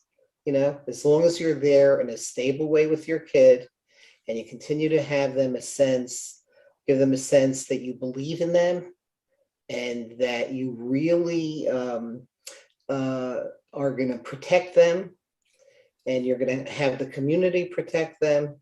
In the years that I've been doing this, and I follow, many kids into adulthood in my practice, I'm amazed at how often it is that, as much as the damage might be, at the end of the day, with the right kind of help, which I'd love to hear your thoughts about, kids could emerge, definitely impacted, but with a lot of resilience and strength around them. I think that several things. Number one, if there's a good, strong parent-child attachment and relationship from the outset, even though the parent won't know, but then the parent will find out, and there will be a space of acceptance, validation. I believe you. Oh my goodness, what can I do to help you? I think that will help. We talked about the coherent narrative, that if the child afterwards, through their resilience and through the strong connection with their parent or whoever else will believe them and validate them, will be able to develop a stronger sense of a coherent narrative, which they will be able to use later on in their healing, in their repair, in their therapy. I think that will be very helpful. I'm reminded, David, of the essay, what you wrote, and you've said the story, which has always been so powerful for me, that, in terms of resilience, and the young man who was on the brink of suicide, but he used to get a card from his Rebbe every single year on his birthday. And I think he wrote his Rebbe, or he called his Rebbe or something like that. Oh, you saved my life today. Why did you save my life today? Because he was literally about to go and kill himself. And then he went and he was 30 years old. And then he went and he saw all the cards that the Rebbe had sent him over the past 15 years. Oh my goodness, somebody cares about me. I matter to somebody.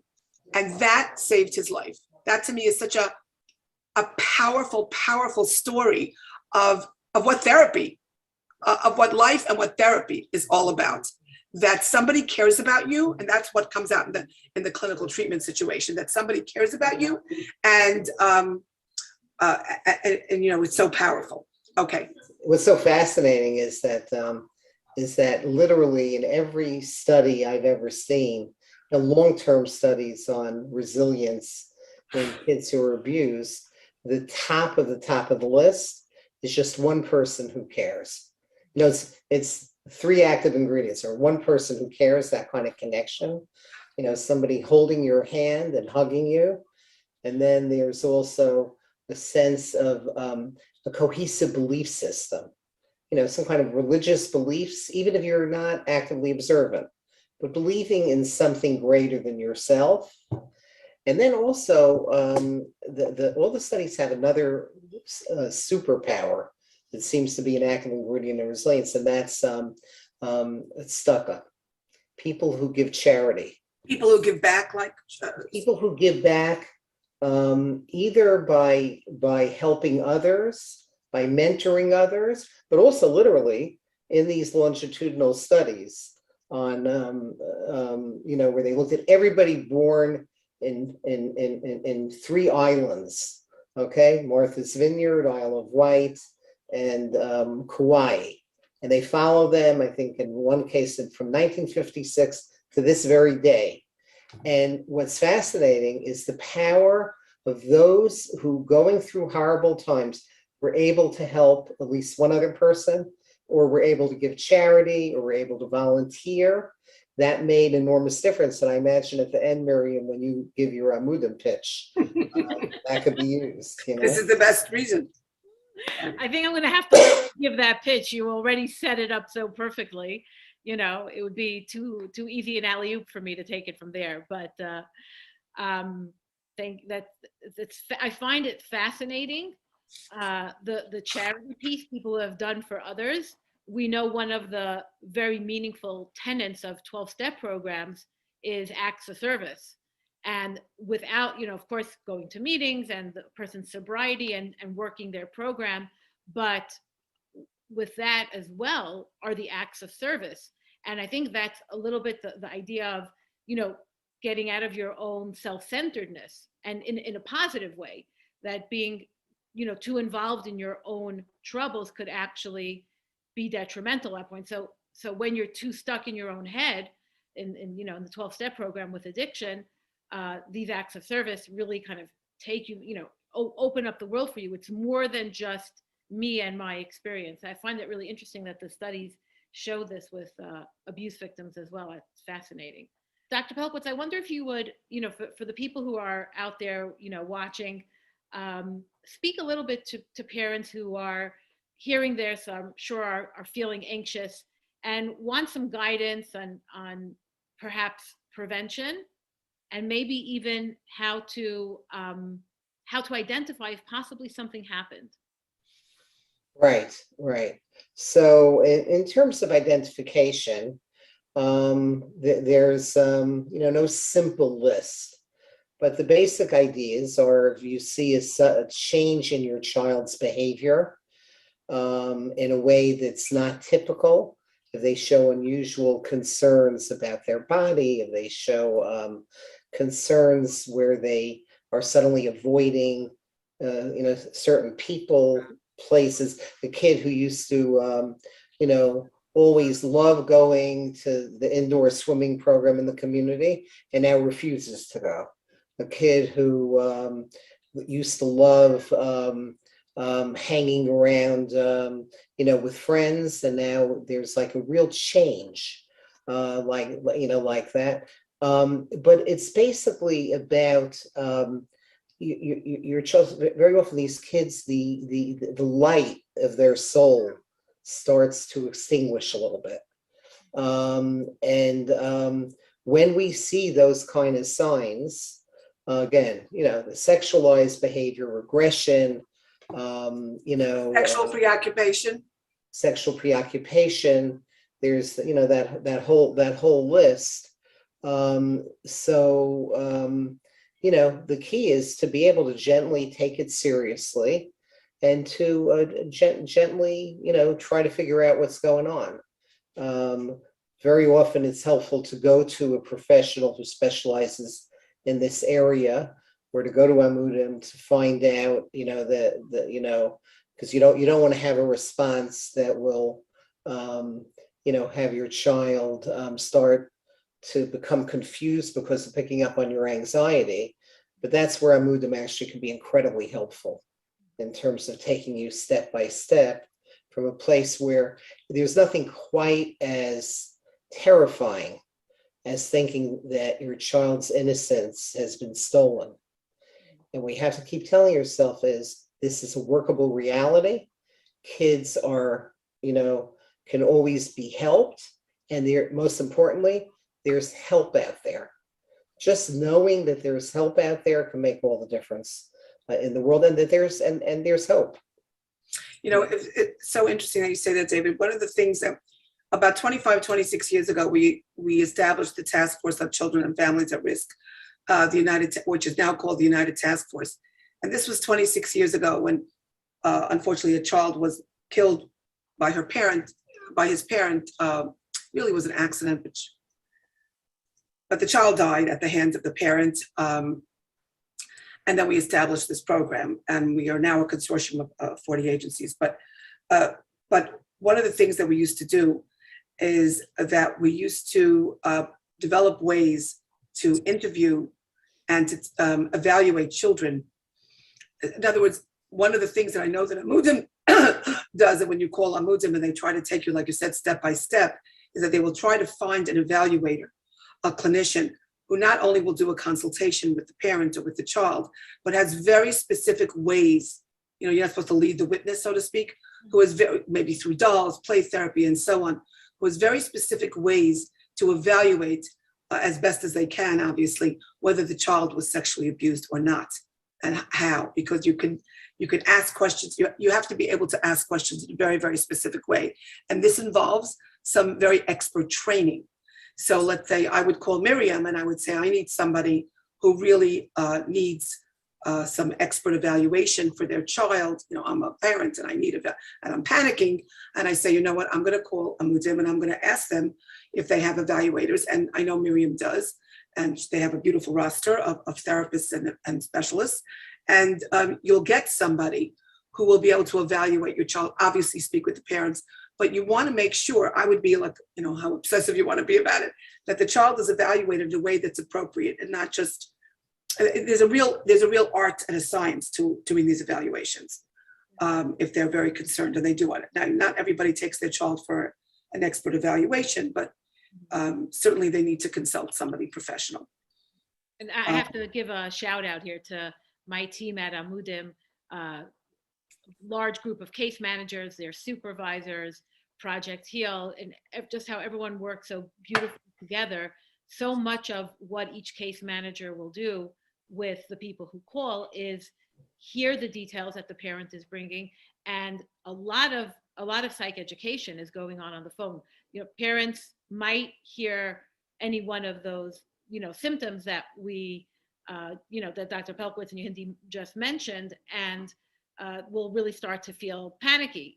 Sometimes kids just grow out of basketball and they don't want to do it anymore. So it's really about, the case managers will talk to the parent, will be able to help them navigate just this first step. And then of course, send them to the professionals. I mean, all of the case managers are clinicians as well, but they're really able to contain and support. And it's a very powerful thing, very useful thing to have someone to talk to when you're at this real inner turmoil that somebody may have hurt your child may have suffered some sort of abuse, to have like this calming voice on the other end of the phone and just reassuring you and helping you navigate this process, because it could be truly overwhelming.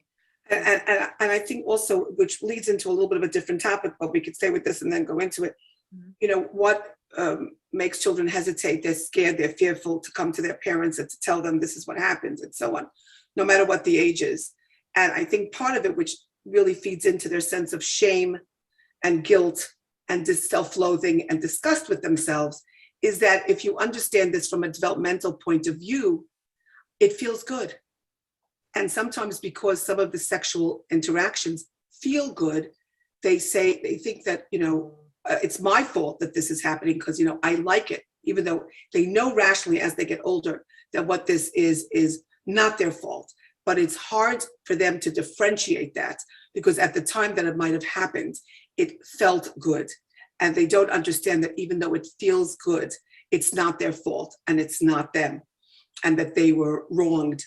And so they're embarrassed and they're ashamed, because they would have to maybe admit that, that's why. And I've had this with many, many patients who I've worked with over the years, that there is such a sense of self-loathing and self-hatred, because they couldn't, at that young age. Now in retrospect, they might understand it if they're older, but at that young age, it was so confusing for them.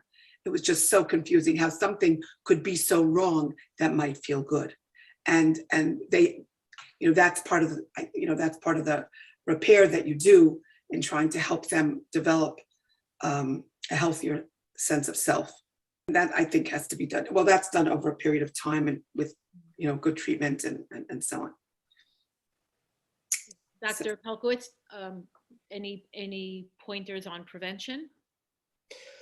Well, the key is to just talk to your kids without freaking them out. The research shows that if you talk to your child that your anxiety or their anxiety goes through the roof, it's going to lessen the efficacy of the prevention. But if you don't get them realistically anxious at all, it also lessens the chances. The key is to talk about it in a way that teaches them, some basics of, to follow their instincts, and how to be wary of anybody who touches them in a way or treats them in a way that feels uncomfortable. And it doesn't even have to be something that starts in a purely sexual way. Sometimes there is a grooming process where little by little it starts with just inappropriate violation of boundaries, and then it gradually becomes the whole sexualized kind of thing. Now, not everybody falls completely apart if they're, God forbid, sexually abused, but a surprisingly high percentage of kids it really does have impact. And that's why it's just so important to talk to your kids. And it may be something as simple as just a simple conversation. I find, for example, that Rabbi Yanki Horowitz's book on child safety. Just thinking that, it's amazing. It was done so beautifully and so in a way that was so developmentally sensitive. And he had, totally different art for different segments of the Hasidic community and of the more secular community in Israel and whatever. It's an amazing thing to look at. And I know that, I know it may sound a little bizarre, but among my grandchildren who've been living with us during COVID, I have a little 3-year-old granddaughter who Yanki's book is her favorite book. Now you may say, wow, what happened to her? I know, I'm telling you, nothing happened to her. I know nothing happened. She just loves the book. And no, because okay, I'm sorry. Yeah, go ahead. Yeah. No, because I find I don't have the book in front of me, but I have the book as well. It's a great book because the way he smoothly, he's got how to stay safe. So how to stay safe for, I don't know, all the typical day-to-day things Wearing about a helmet when you go biking. When you're biking, when you cross the street, the fire, or this or that. And all of a sudden in the middle, like literally in the middle of the book, how to stay safe in terms of your body. And if somebody touches you in an inappropriate way, or it makes you, I think some people describe it as the box of their body. There's this box that, those areas that are your private areas. And if somebody touches you somewhere within that box, you should be aware that and makes you feel uncomfortable, and so on and so forth. I don't think he mentions that in this book, but I've heard that also. But it's just kind of segues as part of how to stay safe. Okay, so how to stay safe here. So it's like, it really is so smoothly and brilliantly done. And it just gets read as another chapter. And kids then, if something happens, they feel that they could actually, this is something that I could actually, this is exactly what, Abba Nima or, Tati and Mommy talked to me about. And one study that I won't go into detail on, but it's just such a beautiful study. They found that if you talk to your kids about the possibility of abuse, doing some kind of abuse prevention, and there are a number of excellent resources that are on the Amudim website. But if you just talk to them a little bit about, here are some of the things that you could do. You could say no, you go and you tell a trusted adult, you don't believe the threats, and all those kinds of things. Just the fact that you talk to your kid about it lessens risk in that child in terms of the impact of the abuse, even if it doesn't stop the abuse, because they know that they have somebody in their corner who's watching out for them. And I find that to be so comforting, that it's not something out of our control. It's very much in our control. Dr. Susie Schulman, who, did a beautiful, some beautiful work on this over the decades as a pediatrician, first in Borough Park. First in Borough Park, and I think now in Ramat Beit Shemesh, or is she still in Borough Park? No, I think she retired Borough Park. Huh?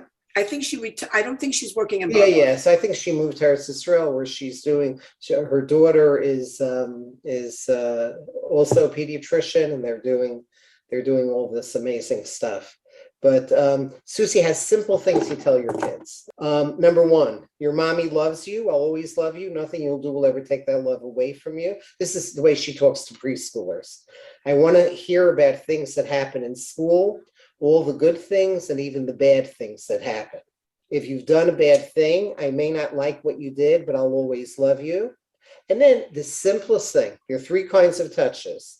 The yes touch, that's like when mommy hugs you to make you feel good. The no touch, like when you, when a kid hits you, that's obviously something that is not good. It hurts when the kid hits you. But then what we're talking about is the I don't know touch. This is when someone touches you and it doesn't hurt, but it makes you feel funny. If anybody comes to you and touches you that way, say no, go away, and immediately tell your parent about it, or tell the safe person in your life about it. This may sound almost dangerous. Isn't it possible that it'll lead to violence? That's not at all typically what happens. What typically happens is that when a child is taught assertiveness and taught how to say no and how to go to the right person, it typically can leave, the abuser, will now be able to be taken care of. Hopefully, that's exactly what Amudim does so beautifully, in a way that'll make the community safer. Right. And I think that, that's very important for parents with young children. But, all the milestone times, their first time off to camp, their first time off to a high school dorm, the first time off to Israel, to yeshiva or a seminary. These are all the times that, whether they're, young children. So what you said, David, about the parents talking to them, and I think that's brilliant. And then all the speeches you want, you're getting ready to go off to camp. So let's sit down and have the parent-child talk about, what might happen in camp, and, phrase it the way you phrase it in terms of, keeping safe and not letting anyone do anything to you in a way that'll make you feel uncomfortable, and you could talk about that. But I think that what you said before, and what it's so, and then when they're off to seminary, even though going off to seminary and going off to the yeshivas, when you think, oh, they're older, they know how to protect themselves, but sometimes if they've been not, touched by anyone, in other words, they've led very pure type of uneventful type of this type of life, and they go to seminary and they're on, or yeshiva, and they're on their own, and it's exciting, and they're making close friends, and all of a sudden, before you know it, something develops that could be inappropriate. Whether it's years ago, I'm sure David, Miriam, you might be aware of this, about this Rav in one of the major seminaries who was terribly sexually abusing his students, and this was a majorly respected rabbi, teacher, professor, who was horribly abusing his students. So this could happen whether it's between students or whatever. And, so you have to give them this little speech no matter what, because even if they're older and you would think developmentally understanding of what's going on, if they've never had any sort of experience, and all of a sudden it's like, oh my God, you're amazing, like, love, and who knows what else you want to call it. So, it could be shocking, and it could turn into something that is very painful and detrimental to the, we get these calls all the time. I would get calls, they would come home from seminary, and we get the call that such and such a thing happened to them in seminary and yeshiva, and they need to be in treatment. What's really important for people to realize is that the sexual abuse does not just end after a victim is abused. The effects of sexual abuse last a lifetime. And unless treated early and quickly, we have seen all too often victims of sexual abuse spiral downward, whether it's towards addiction, promiscuity, self-harm. Untreated victims of sexual abuse all too often lose the ability to trust, lose the ability to have healthy relationships, and lose the ability to communicate effectively. It is so important that as soon as we find out that somebody was sexually molested, we get them the proper treatment as quickly as possible so that we can give them the chance to lead a real, healthy, great life.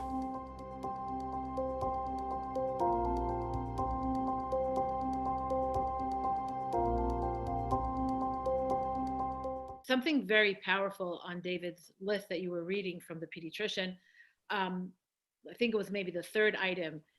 Nothing that you could do would take away the love that I have for you.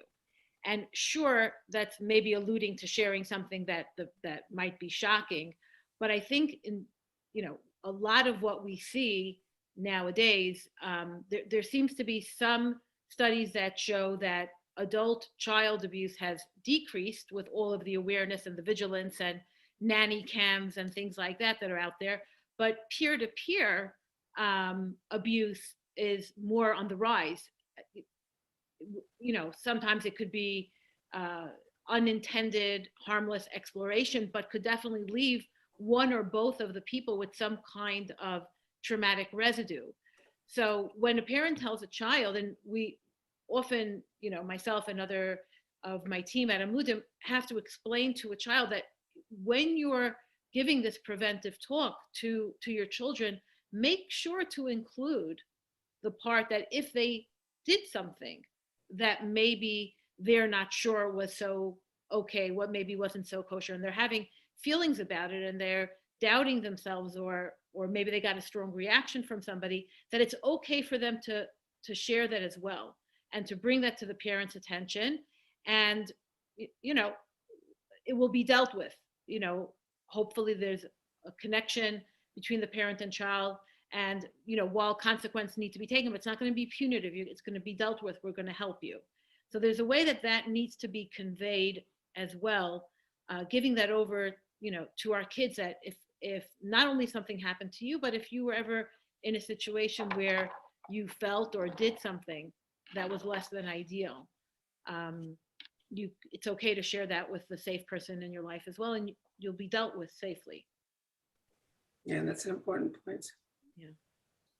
So in terms of clinical treatment, if a person has actually gone through this and they have this experience and in some way or another do feel compromised, they're in some way in their life they feel like they're not functioning or not feeling as well as they would like to, they go into therapy. Hindi, what would you suggest that they look for in their treatment? How does one choose a trauma therapist?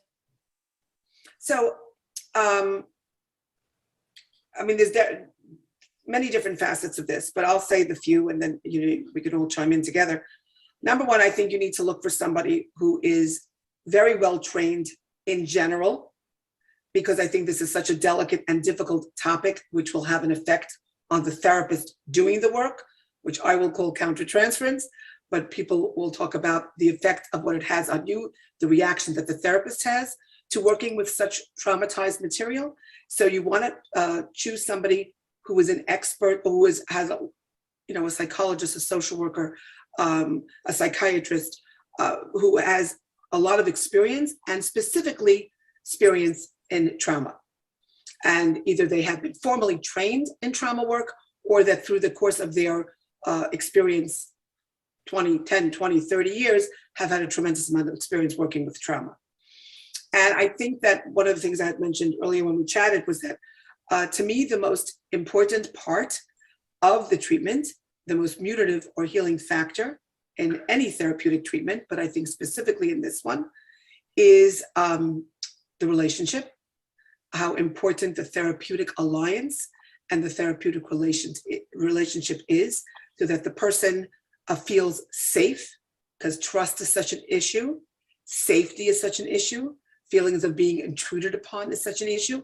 I have found, and this is something I've found over the years, that very often when I work with patients late at night, very late at night, they're the last session that come in. It's late at night, and there's whatever little phones have been ringing, or hearing doorbells or whatever, it's finished. Nobody else is coming. So I always find that, like, from an intrusion point of view, it's very quiet. And it's kind of increases somehow the intimacy of the time spent together in a very safe way. And I have found that people who have suffered from sexual abuse do very, very well in late night sessions, because nobody's coming after them. and there's no sense of intrusion. And the whole idea of safety and security and safety and security and trust, that because they have such a hard time with trust. And also to help them find their voice, because very often their voices have been silenced, and because they're scared out of their wits to report anything or to say anything to anyone.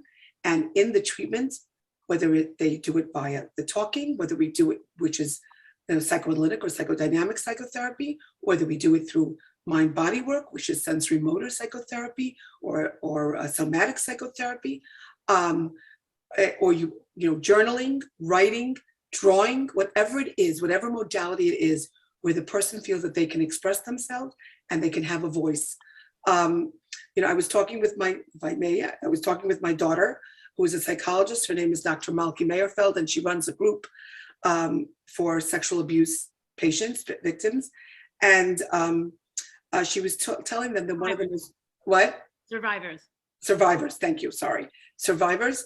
And she was saying that one of the most dramatic and healing factors is the fact that they now have a voice. It seems that, if you read something to them or you show something to them, and then afterwards they say, no, we don't like it that way. We don't like this line, and we don't like this thing. We want you to change it. We want you to read the poem this way or that way. And then you say, sure, no problem. And they feel very validated and they feel very acknowledged. They say, you know what? You heard what I had to say. You took my advice under advice. You took what we had to say under advisement, and you changed whatever you changed. And they have a voice, and that is very, very important. Okay, so I could go on and on, but please. Yeah, it definitely feels like the implicitly learned inability to touch, to trust, and the ruptured attachment that the abuse caused. All of this gets repaired, you're saying, in that positive alliance with the therapist. So yeah, definitely makes a lot very, very important. I think that's what saves the day, quite frankly. Mm-hmm. David, I don't know how you feel about that. No, I agree completely. No, it's all about connection. Yeah. Oh, that's right. About reparative connection. That's right. Connection. Yeah. And the therapeutic room becomes like a microcosm for the outside world. So if they can have a voice, a relationship, trust, safety in the office, then they can take it with them outside into the world, and hopefully have that with the people in their life outside, the people that they already have, and maybe the people that they hope to have. But that ability to feel safe, to be able to trust, and to be able to actually relate becomes so meaningful in the life of someone, for someone who's trying to recover from the abuse, the trauma that they went through. Right. And having, maybe David, you'd like to speak about this, because I know this comes up in treatment all the time, the religiosity, the relationship with God. Well, I must be a terrible person because God is all powerful and all knowing, and he gave, he made this happen to me. So what's wrong with me? Yeah, no, there's been all kinds of research, both in our community and in the broader community, about one of the core areas that gets impacted by ongoing sexual abuse is what it does to systems of meaning, what it does to our sense, our belief systems, to our sense of purpose in the world, and to our religious beliefs. So a shockingly high number of people who leave our religion and end up on the streets, or end up somehow, becoming actively anti-observant, have histories of sexual abuse, because, and these are often very spiritual people, but their mode of connecting has been so violated that it shows itself with the lack of emotion. There was a study that was just published a year or so ago by Dr. Rosemarin and some of his colleagues that I was somewhat tangentially involved in, that showed very definitively, this connection between religious alienation on the one hand and abuse on the other. But then, in keeping with the theme of resilience, when they reconnect to themselves, there may another ma'atzva, their connection to themselves, and start to the healing that often takes place through organizations like Amudim. That's when you start to see a whole cascade of improvements in not only therapeutically but also in terms of their belief, and that's often an incredible vehicle. Very often it's helpful to have a rabbinic mental health partnership, to have a sensitive, well-trained rabbi who Amudim often works with, or we might work with, who will work synergistically with us, with therapists, so that you're not working at odds with each other. Some of the most effective interventions I've seen have come from Rav Matisyahu Solomon, who is a major leader of the Lakewood community, who's come up with unbelievably creative ways of working with the pediatricians in his community and the therapists in his community to promote community healing, working in partnership with therapists and he as and his colleagues as the rabbi. It's so nice to see, I think that's an amazingly good point, and I think one of the definitive parts of that term is that the rabbi is a very psychologically minded and very much of a pro, really getting treatment and really working together with whomever, with a therapist or whatever. Because I've had referrals over the years from Hasidische Rabbanim and Hasidische Dayanim who have sent young women to therapy who have been sexually abused, and who said that the young women are ready for shidduchim, and everyone's ready for the young woman to go into shidduchim, and the Rebbe, but the girl was resistant or whatever. I'm thinking of one case in general.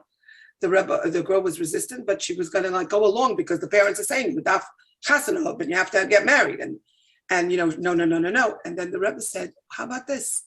How about you go to therapy? And you can't even, she told the parents, you can't consider any shidduchim until the child has gone to therapy. I think she was 19 at the time. And sure enough, they come in very often, these young women come in. I'm never getting married. I'm never going to be able to touch a young man. I am never, ever, ever. It's the never, ever, ever syndrome. And then through the therapy and the healing relationship and so on and so forth. And I think there's a lot of different supportive work that has to be done once they are ready to start dating. And then even possibly, if it's appropriate, to meet the young man they're dating, and so on and so on and so forth. And ultimately them getting married and then calling you with the nachas call that, hi, I just had a baby. Wow. Which is the nachas call. But it sometimes it seems impossible, and sometimes it's the Hasidic Dayanim, Rebbe's, rabbis, Rabbanim that really say, listen, you're not dating, you're not doing this, you're not doing that until you speak to somebody. So I think that has really helped our community tremendously. We're coming to a close here tonight. Dr. Pelkowitz, if you can give us some closing remarks. Sure, I'll close with a story. I have many stories running through my mind, but the one that last crossed my mind a few seconds ago was the story of Rav Aryeh Levin. Many of you have heard of the famous Rav Aryeh Levin, one of the great rabbis of our last generation, who was loved everybody. There wasn't anybody who was beyond the reach of his love. And he's a little short guy. And I heard a speech given by his grandson, where there was a young man in his neighborhood who, for whatever reason, stopped being observant. Who knows? We could speculate why. But so you have to picture Barry Levin as this short guy, spent a lot of his time in prisons, taking care of the emotional needs of these prisoners, many of whom were abused. And there was this teenage kid in the neighborhood who was very tall, and had evidently stopped being observant. He was no longer wearing a yarmulke. He just no longer looked at all like he was a member of the community. And Rabbi Levin wanted to talk to him. He didn't know what happened. He just wanted to talk to him. So for a long time, he was trying to catch him. This was a big, tall kid. He'd see this short little Rabbi Levin, and he would start running to the other side of town. One day, Rabbi Levin cornered him, and he said, we'll call him Yossi. He said, Yossi, why do you keep running away from me? I miss you. I want to talk to you. I want to hug you. So this teenage kid says, Rabbi, I'm so embarrassed. So I'm not even wearing a yarmulke. I stopped wearing a yarmulke. He had a buzz cut or whatever. And Rav Levin gave him a smile and a hug. And he said, from where I'm standing, okay, all I can see is your heart. All I could see is your heart. And it's that message is that, that's what Amudim is all about for me. It's an organization that saves lives, that sees hearts, and that's really there. And I'll just end with, I just had one thought that we didn't share, just one program that's changed my summers for years. During the summer, I used to spend an inordinate amount of time fielding phone calls from all kinds of summer camps, from modern Orthodox to Hasidish, about sexual abuse, about horrible abuse stories that destroyed kids. Since the brilliant initiative led by a number of organizations, but especially Amudim, where there had to be contracts signed, and where there was all kinds of really effective kinds of programming on abuse prevention in camps. So the kids knew, counselors knew, I'm responsible for letting other people know if there's any kid being abused in this camp. And they had to sign a contract. That made all the difference, to have to sign a contract. And they had to have training. And it was an organized, brilliantly implemented kind of program. And my summers are different. I don't get calls anymore. I'm not saying abuse doesn't take place, but I don't get calls anymore. It's because of these kinds of programs, just what Amudim is all about. There's been a shift in what's going on out there. We're never going to eradicate abuse. It's just not going to happen. We could daven for it, we could hope for it, but we can hope that,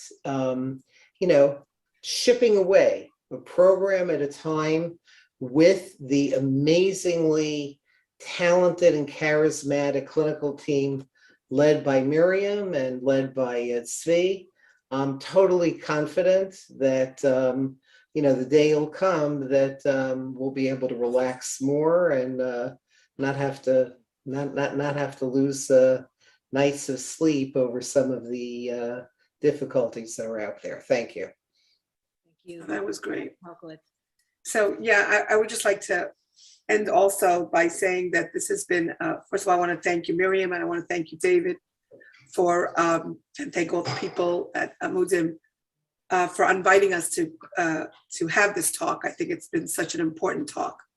And I think that Amudim is an amazing, amazing organization. And Miriam is a great clinical director, and Svi is amazing and a visionary. And I have to just tell you my own personal story of how I became part of Amudim.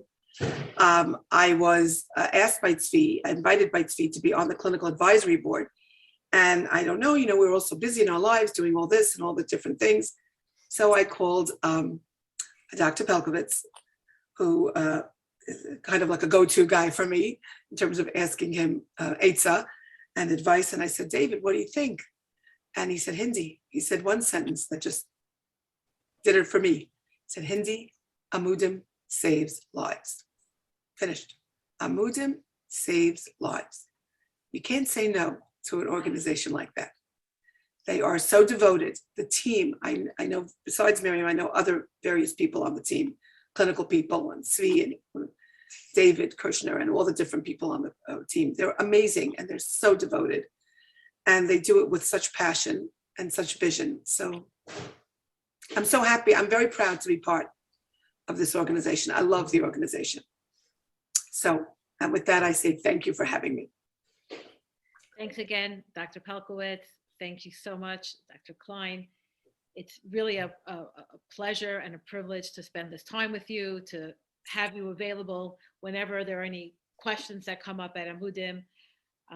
For anyone out there who's still suffering in silence, please reach out to Amudim.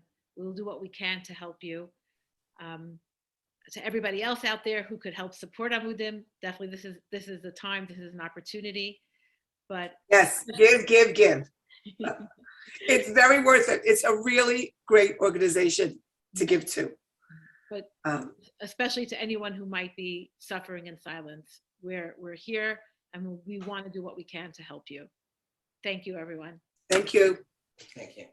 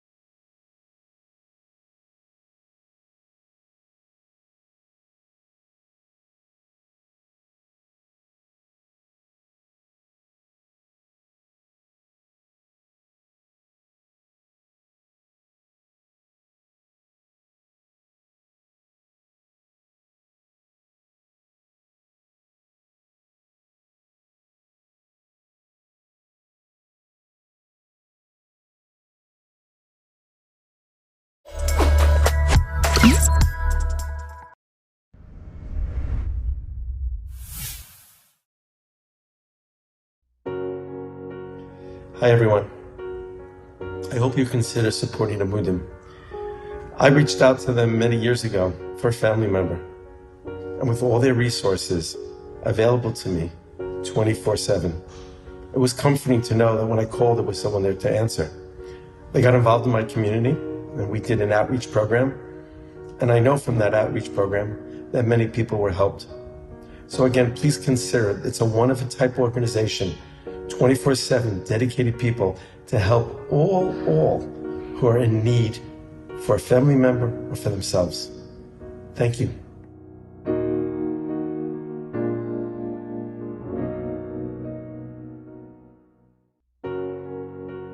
Hello, this is Howard Tzvi Friedman. I'm here to tell you about the good work of Amudim. I am just a guy in Baltimore, but when I need help, I call Amudim. When people call me on how to get someone into the country for an emergency basis, for someone who's sick, I call Amudim. When someone calls me because someone dies in Israel and they need to bring the body to Israel, I call Amudim.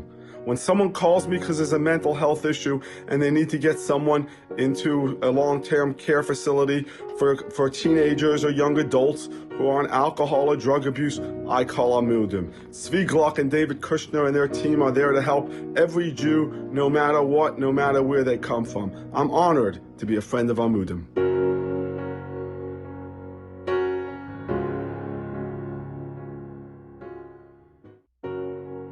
Hi, my name is Devaira Hellman, Nizax, and I'm the founder of Avas Chesed USA and an expediter at Chaya Medical Resource. During COVID, we had so many crises with patients that needed to travel in so many last-minute scenarios, and David Kushner and Rabbi Tzvi Gluck were instrumental in making magic happen, literally, and opening boundaries and opening locked doors that no one was able to open. And we have so much Hakaras Hatov, and the patients have so much Hakaras Hatov. Levayas, emergency transplants, emergency transfers, Israel, America, England. Our gratitude and their gratitude knows no bounds. So thank you.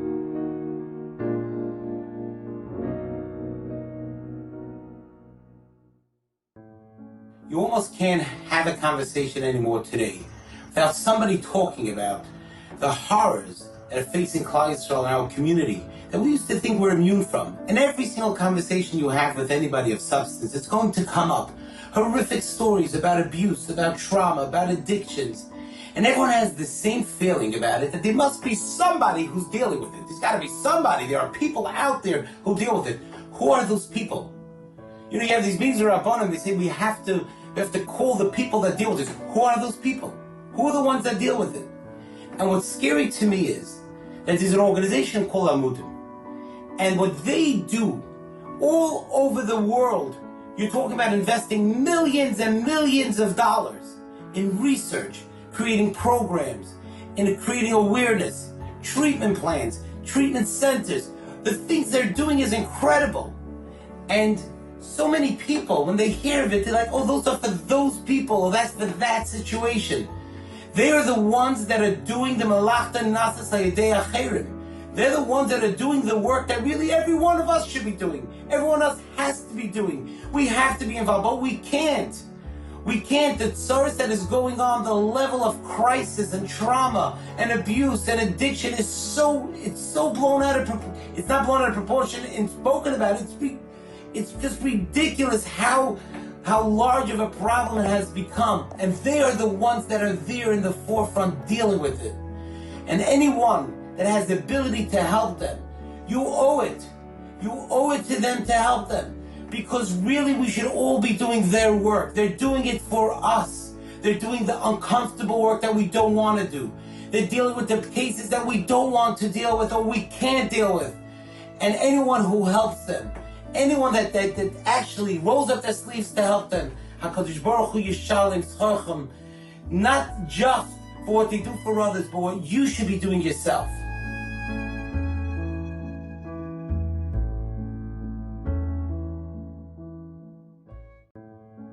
My name is Avi Feinstein, and I just want to say that I am in awe of the wonderful work that Amudim does and how they handle everything that they do with such incredible sensitivity.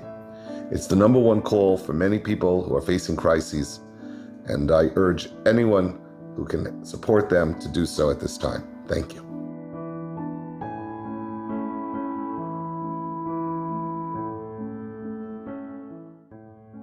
Imagine if you had a family member that was in a faraway city, in a faraway country, I don't know, in Norway somewhere, and they had a tremendous amount of health and emotional problems, and they were all alone, and then suddenly somebody came and helped them. How much hakaras hatov would you have for those people? The Rebbeinu Shalom sent some neshamas down to this world that have terrible, terrible problems. And Amudim is the organization that loves them and cares about them and makes them whole again. So I just want to say, from my own perspective, supporting Amudim is something that makes Hashem happy and brings great healing to the world, and something that will bring Mashiach.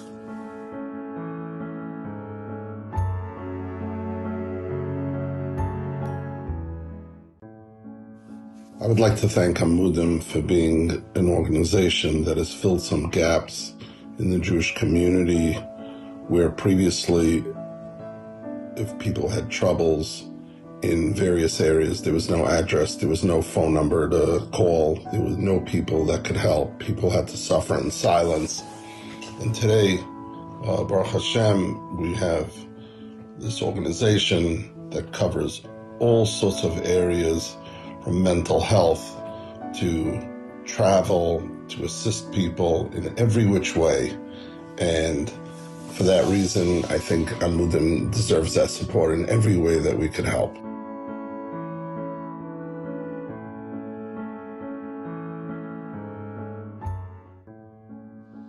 The impact Amudim has on people is both personal and global. Amudim stands to instill hope, recognizes the survivor and the victim, and it helps empower people through their journey of healing and growth.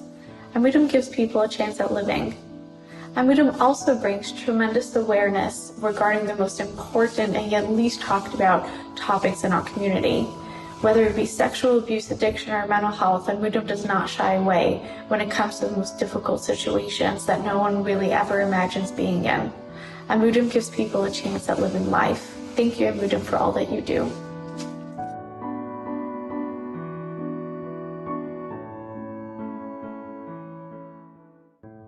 Hi, Zalmi Cohn here. We're living in unprecedented times where organizations such as Amudim is stepping forward and helping so many of us here in South Florida and all over the world. I call upon you to step up, step forward to help us in this much needed campaign. Thank you.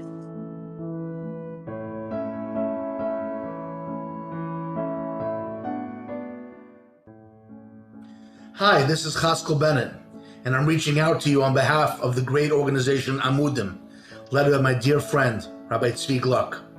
We all know we're living in unprecedented times. Unprecedented times calls for unprecedented action. Through thick and thin, through the highs and the lows of life, certain organizations really step forward and are there for everyone. Amudim has established itself as one of those organizations. They're embarking on their annual fundraising campaign. Times are so tough, but the need for Amudim has never been more important. Please, as they step forward, we must step forward too. Reach deep down and help support Amudim as they continue their incredible, tireless, really below the radar work. So many people, hundreds and hundreds, are being helped by the counselors, by the professionals, and by the tremendous heart of those who run and work for Amudim. Amudim is there for us. Let's be there for them. Thanks.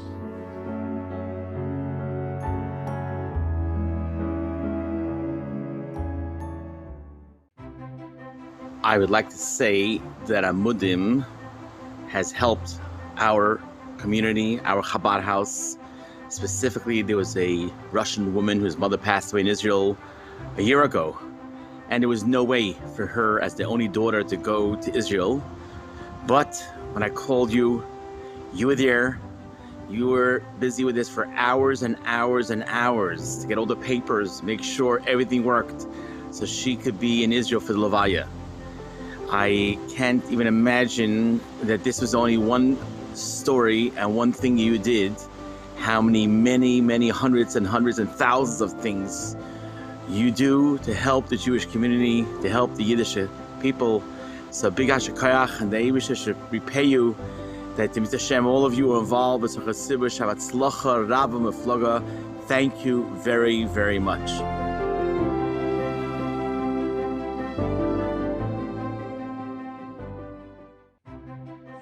Why I feel Amudim plays an integral part in our community.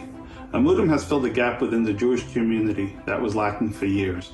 Taboo topics to our community such as sexual abuse, substance abuse, and suicide, with often the suicide resulting from not having anywhere to go to deal with being abused, or substance abuse that was never dealt with either due to shame or the community as a whole not being educated.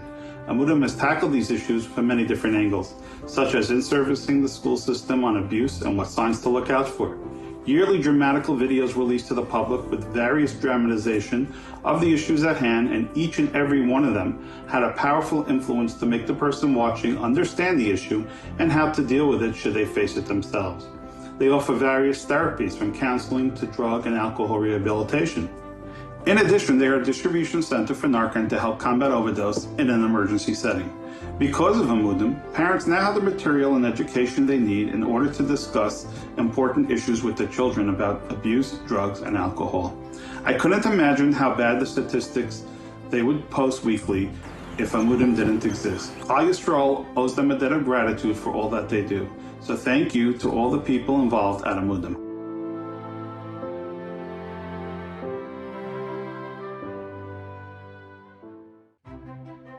Hi, this is Pesach Friedman from Chaim V'Chesed in Yerushalayim, Israel.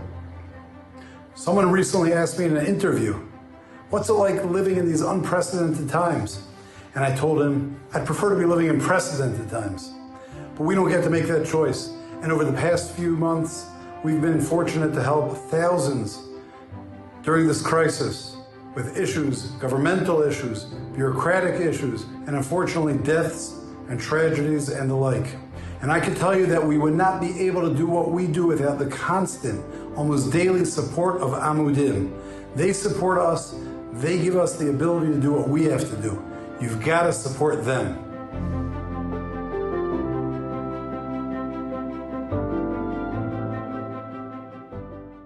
I would like to say a few special words about Amudim, an essential organization in our community. It has brought a lot of healing to many people in pain. Under the leadership of Rabbi Tzvi Gluck, who's been a tremendous man of chesed for the Jewish community for many, many years. And my special friend, David Kushner. We did some work out in Houston after Hurricane Harvey. We were chasing sparks, as we called it. Amudim really is an organization that you can support fully and know that you're literally saving lives with the money you donate to them. Amudim, you should go from strength to strength. Continue to do good things. Amen. Kenny, that's on.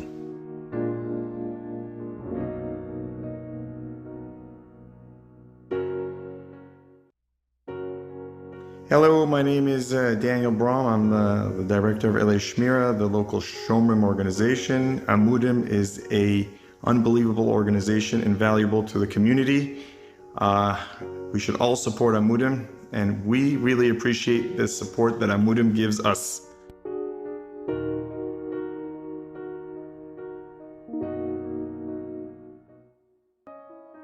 Okay, for the past over 20 years, being in this field, we always had the biggest problem of where is there a central place where every single person could go and get the help they need. That doesn't mean that that place offers all the help. That just means one central place that can literally deal with every situation with love and care and be able to send them to where they need to go and help them along the way as they go.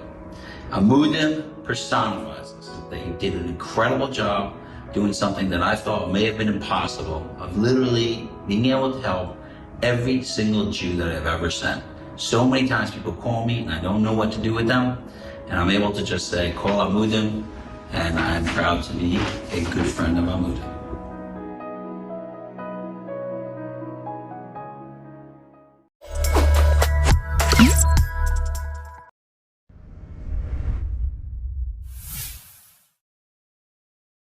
Welcome. It is my distinct pleasure to introduce